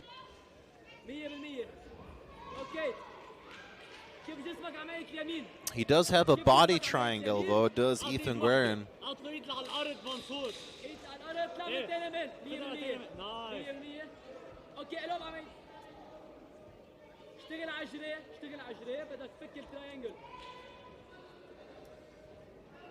And that body triangle, there are a few cases where fighters have tapped to it, actually, but if nothing else, it is just a great way of holding position and making things really uncomfortable for your opponent. This is exactly the right move, though, for Ali Mansour. And what did it was standing up, allowing his opponent to sort of fall off, but not sure how I feel about that front flip. Didn't really help him anything.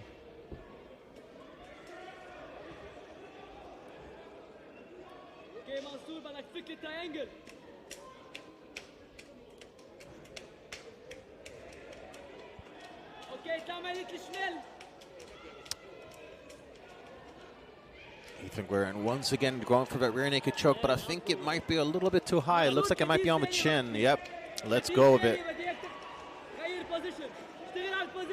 If nothing else, just riding his opponent like this, going for submission attempts and landing ground and pound is a great way to start a fight and take a nice, comfortable lead.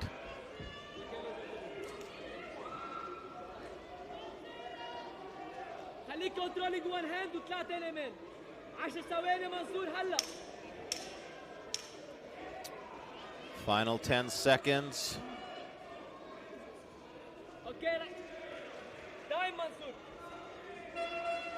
And there we have it. Strong first round for the Irishman, Ethan Guerin. Really did not let up with that top position. Just going for submission attempts and ground and pound. Great start.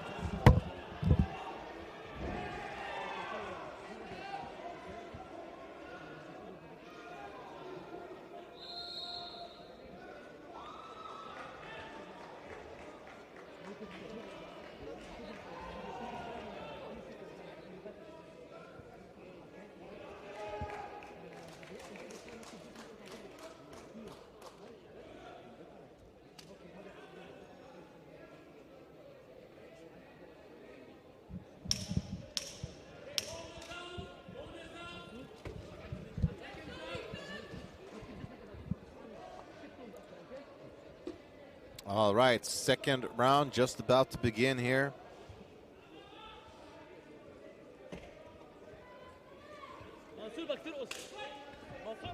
Both fighters with a nice compact build, sort of similar body types. And obviously no secret that Ireland is one of the most decorated national teams in IMMAF. It's a nice high kick there. It was blocked though from Lebanon's Ali Mansour. There's another takedown attempt. And there, the Irishman gets the single leg takedown.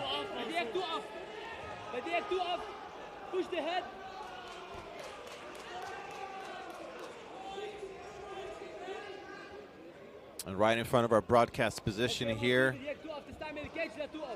Ethan Guerin on top, goes to, almost had side control for a moment, instead is now back in half guard.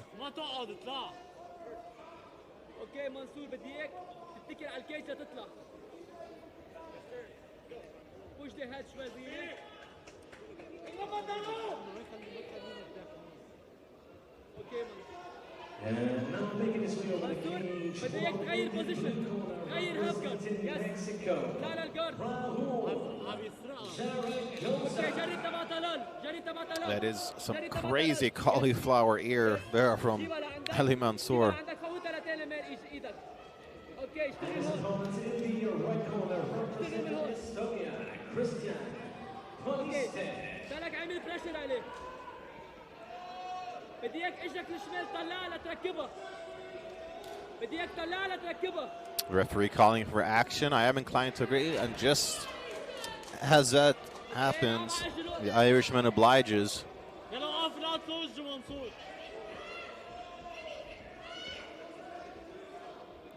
Oh, look at that. Ali Mansour grabs the leg. I try to go for a submission.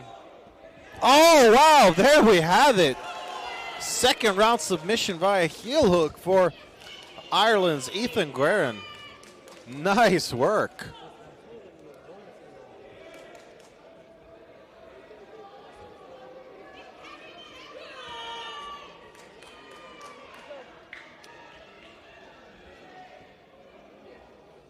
And Ireland continuing leading the charge here as one of the strongest teams in the 2021 World Cup.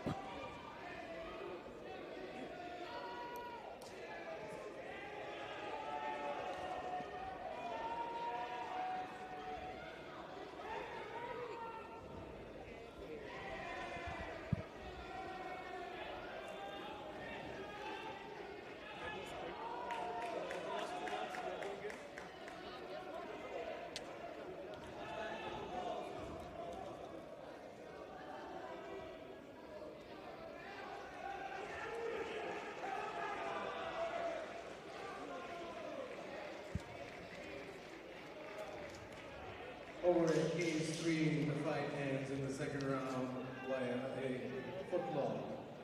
For the winner, in the blue corner, representing Ireland, Ethan Guerin. There we have it, Ethan Guerin with a second round submission. Very nice work from the Irishman.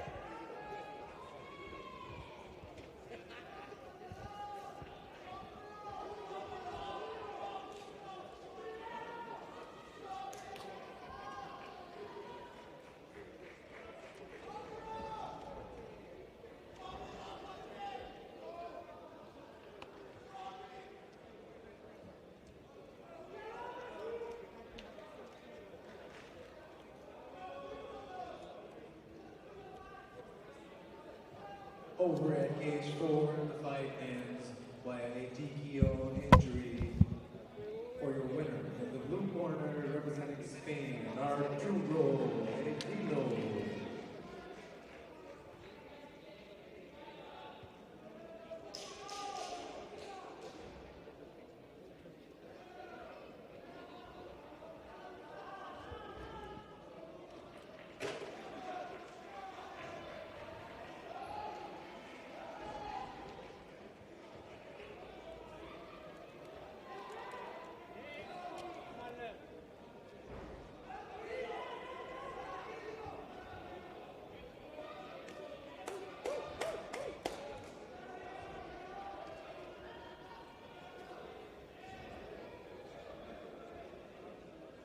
Over at cage 3, making his way to the cage in the blue corner, representing India, Mohit Agarwal, and his opponent in the red corner, representing Kosovo, Arlen Beresha.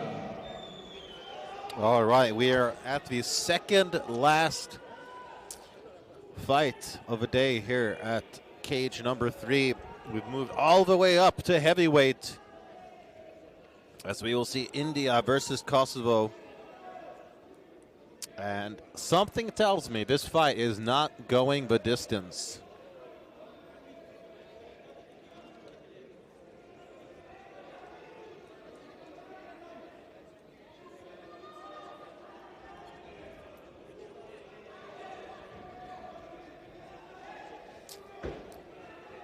First to enter the cage, we have India's Mohit Agarwal, who has his work cut out for him. He is facing one of the most hyped prospects here at the IMMAFs, Kosovo's Arlen Beresha. He had a fantastic debut at the IMMAF World Cup in Prague last year. He managed to get the gold and really just steamrolled the competition. He just looked so good. He also recently won a Cage Warriors Academy title in amateur MMA. All right, some intense pressure from Agarwal. Oh, look at that. Arlen uses it to sort of take the back and get his opponent down. Got to be mindful of the back of the head.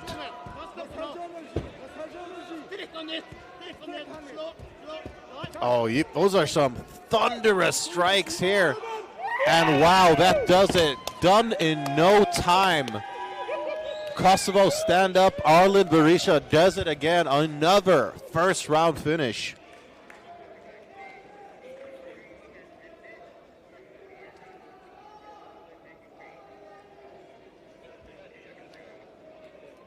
I mean, I commentated most of Beresha's fights at the IMMAF World Cup. And so far, I haven't seen anyone been able to challenge him properly.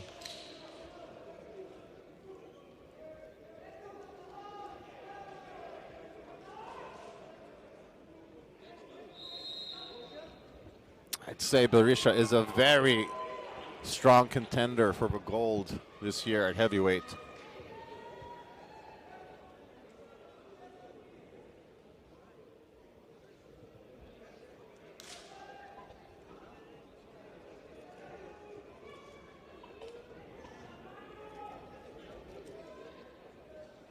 Over at cage 3, this fight ends as a TKO in the very first round.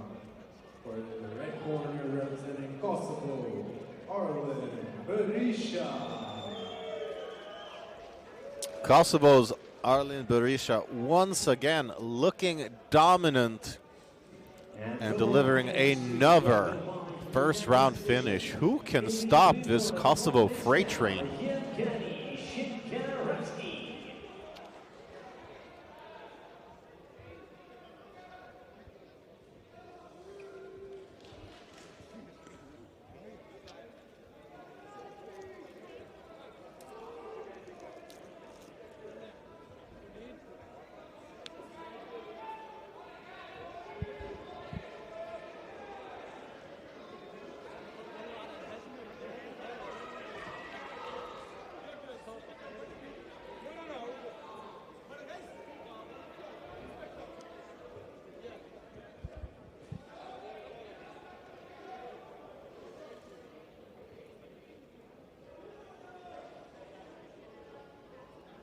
And now making his way towards page 2, in the blue corner representing Portugal, and Milson Gomez.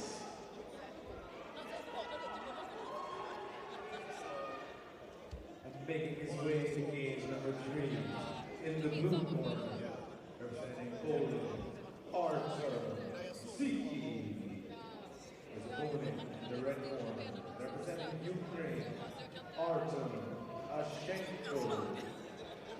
And around page 2, red corner representing Mexico, Ismael Zamasu.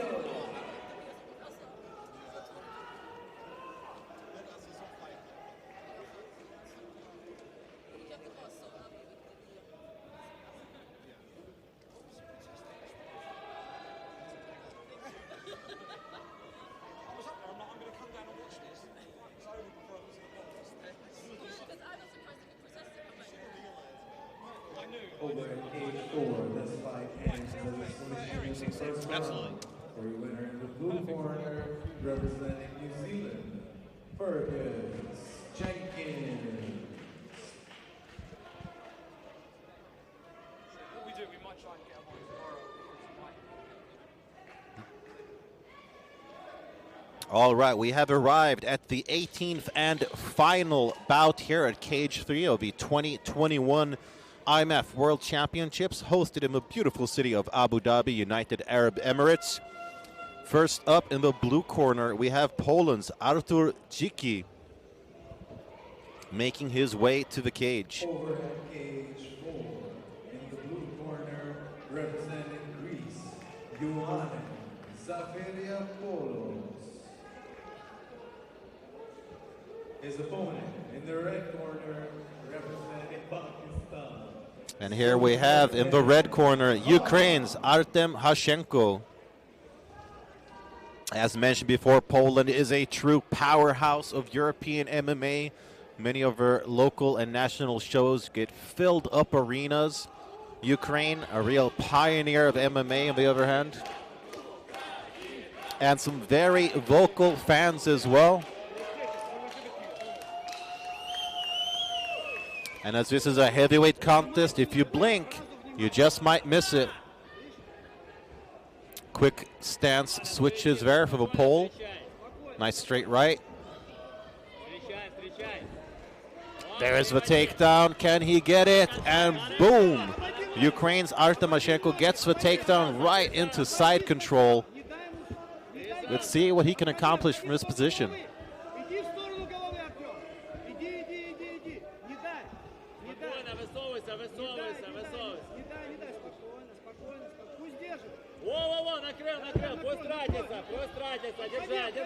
And Ukraine consistently places among the top of competing IMMAF nations. They have such a strong culture of combat sports. They have had for many years. We've got quite a few impressive fighters in the pro leagues. How about undefeated Yaroslav Amosov, Bellator welterweight champion, and look at that. Hashenko just overpowers his opponent, once again establishing top control. вон тебя, смотри. Аккуратно. Голова в голову, Артем, голова в голову. No shortage of notable Polish fighters and standouts. How about former UFC champions Jan Blachowicz and Joanna Jacek, both who have really risen to superstardom in their home country.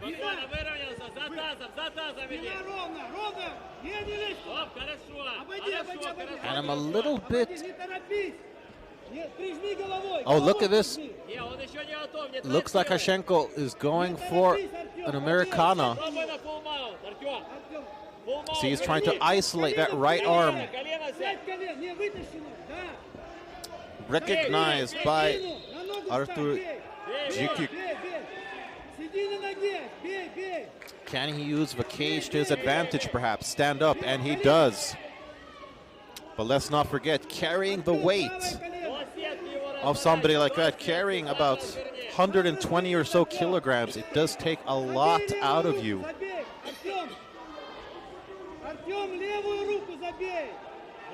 Solid knees to the thigh there from the pole.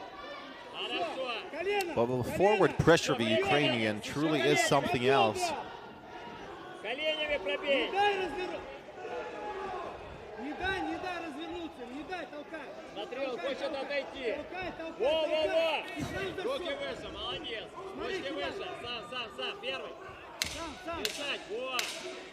Kick to the body there, and I think Dzikic might have thought that the round was over, but all right, that about does it. The pole left the Ukrainian hanging, but that's all right. Interesting first round there.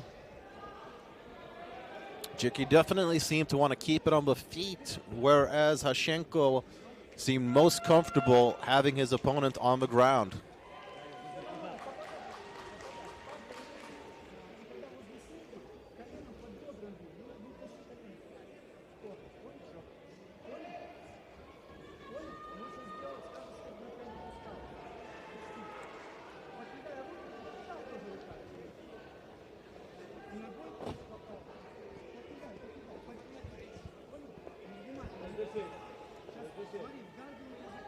And now I am not a judge, but I would suspect that the Ukrainian got that first round simply on top control. He held it for quite a bit, landed some ground and pound, was looking for a submission, but just didn't quite have the opportunity to score something.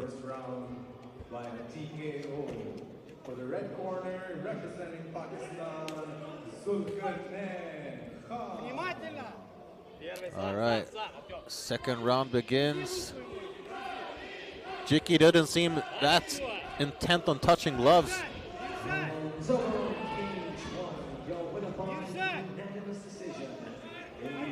Solid takedown defense from Dzikic so far.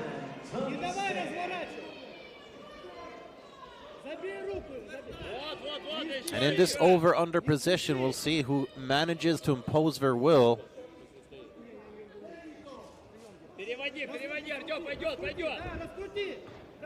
Hashenko tried to explode out of it, but is not let off the hook by the pole.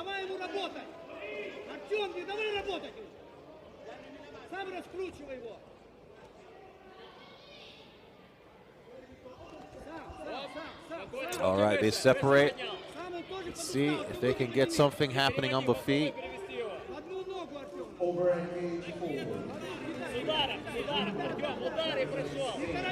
That's a bit of a slow labored kick there from Hashenko.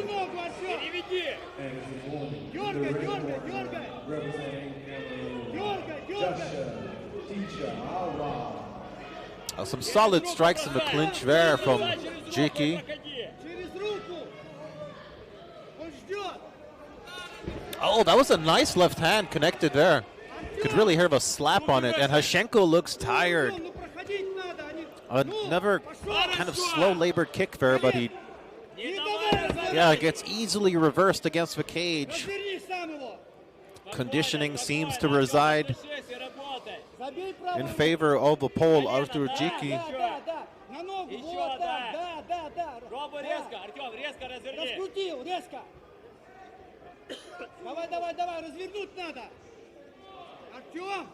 Подышал, подышал. Отдохнул, резко развернул. Резко разверни, Тём, разверни. Рывком, Артем, рывком. Не трать силы, попробуй раз резко. Рывком, вот влево головой его. Резко разверни. Резко, Артем. Зацепи, можно зацепить, Артем, цепляй. Зацеп. Толкай. Что ты не толкаешь? Once again, Jiki managed to spin around, put his opponent on the fence. Давай, в голову. Нет, туда сейчас нет, когда пускает. Not really a whole lot of advancing, though, in terms of grappling. He's mostly just holding his opponent there. But then again, it is an advantageous position for Jiki, so why let go of it?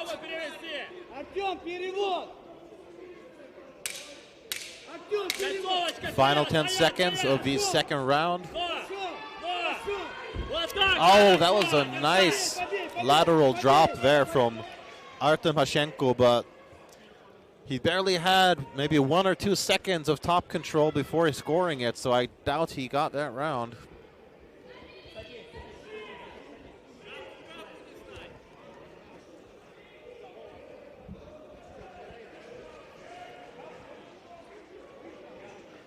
And some definite intensity in both corners right now. As this is heavyweight, you can never count any of the fighters out. All they need is one shot.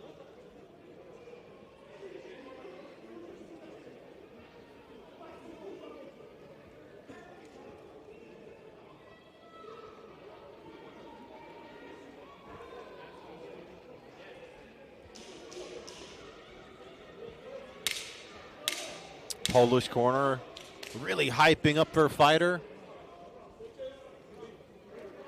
Seconds out.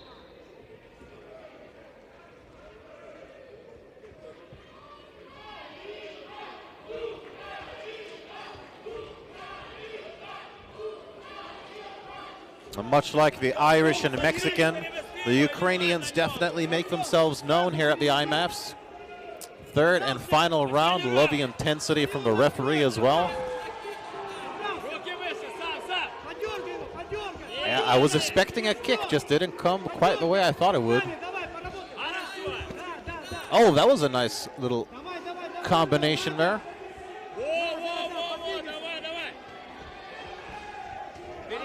And I really liked the way that Jiki sort of led with that lead digging hook to the body. Somewhere in the world, Boss Rutan is smiling for sure. Oh, look at that. Hashenko gets the takedown once again. And with plenty of time to work here in the third and final frame.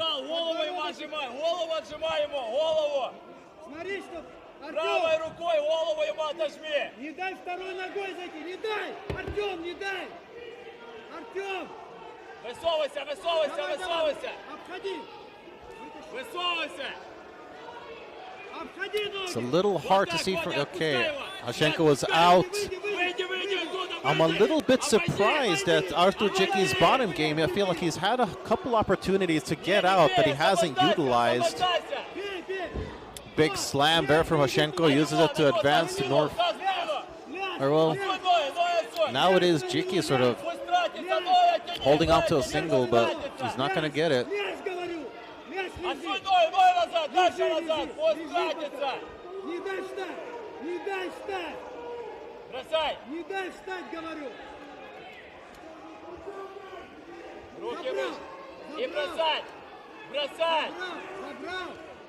Oh, that was a hard knee there from Artur Jiki.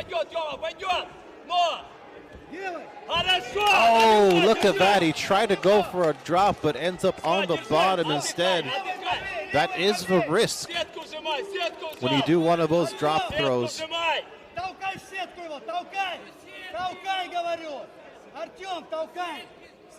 So far, this has been a good round for Ukraine's Artem Hashenko.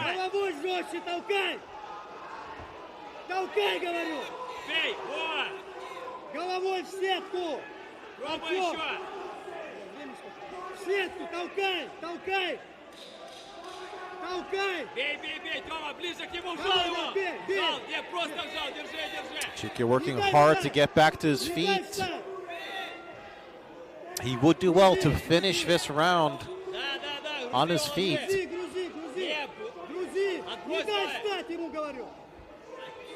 Keep in mind, no knees to the head in amateur MMA. Final 10 seconds. Who will finish strongest? Will it be Ukraine or Poland? All right, there we have it.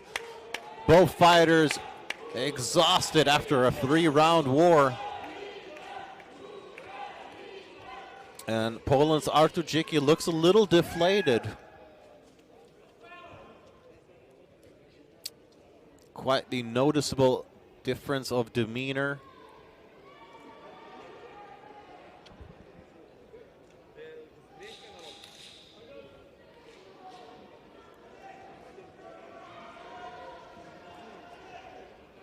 The scores are being collected from the judges as we speak, and let's hand it over to Daniel Nasir Mirza with the official decision.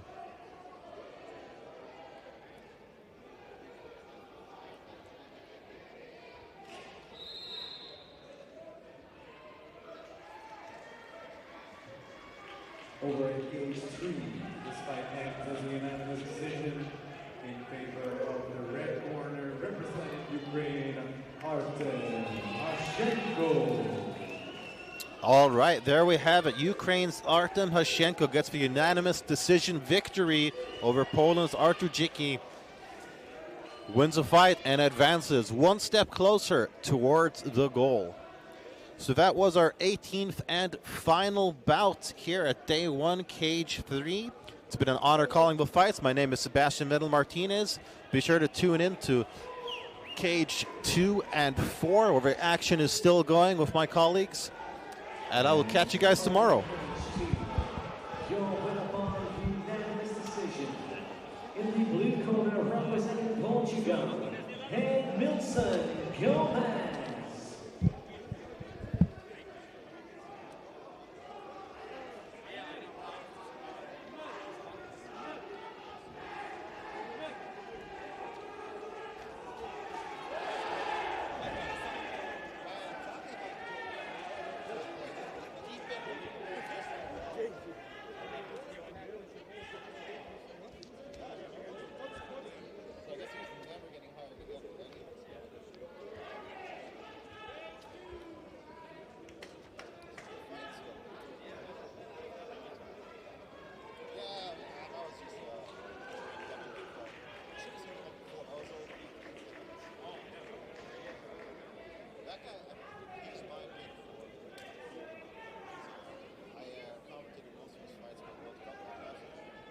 And now making his way towards Cage 2. In the blue corner, representing Italy, Dario Petrolo.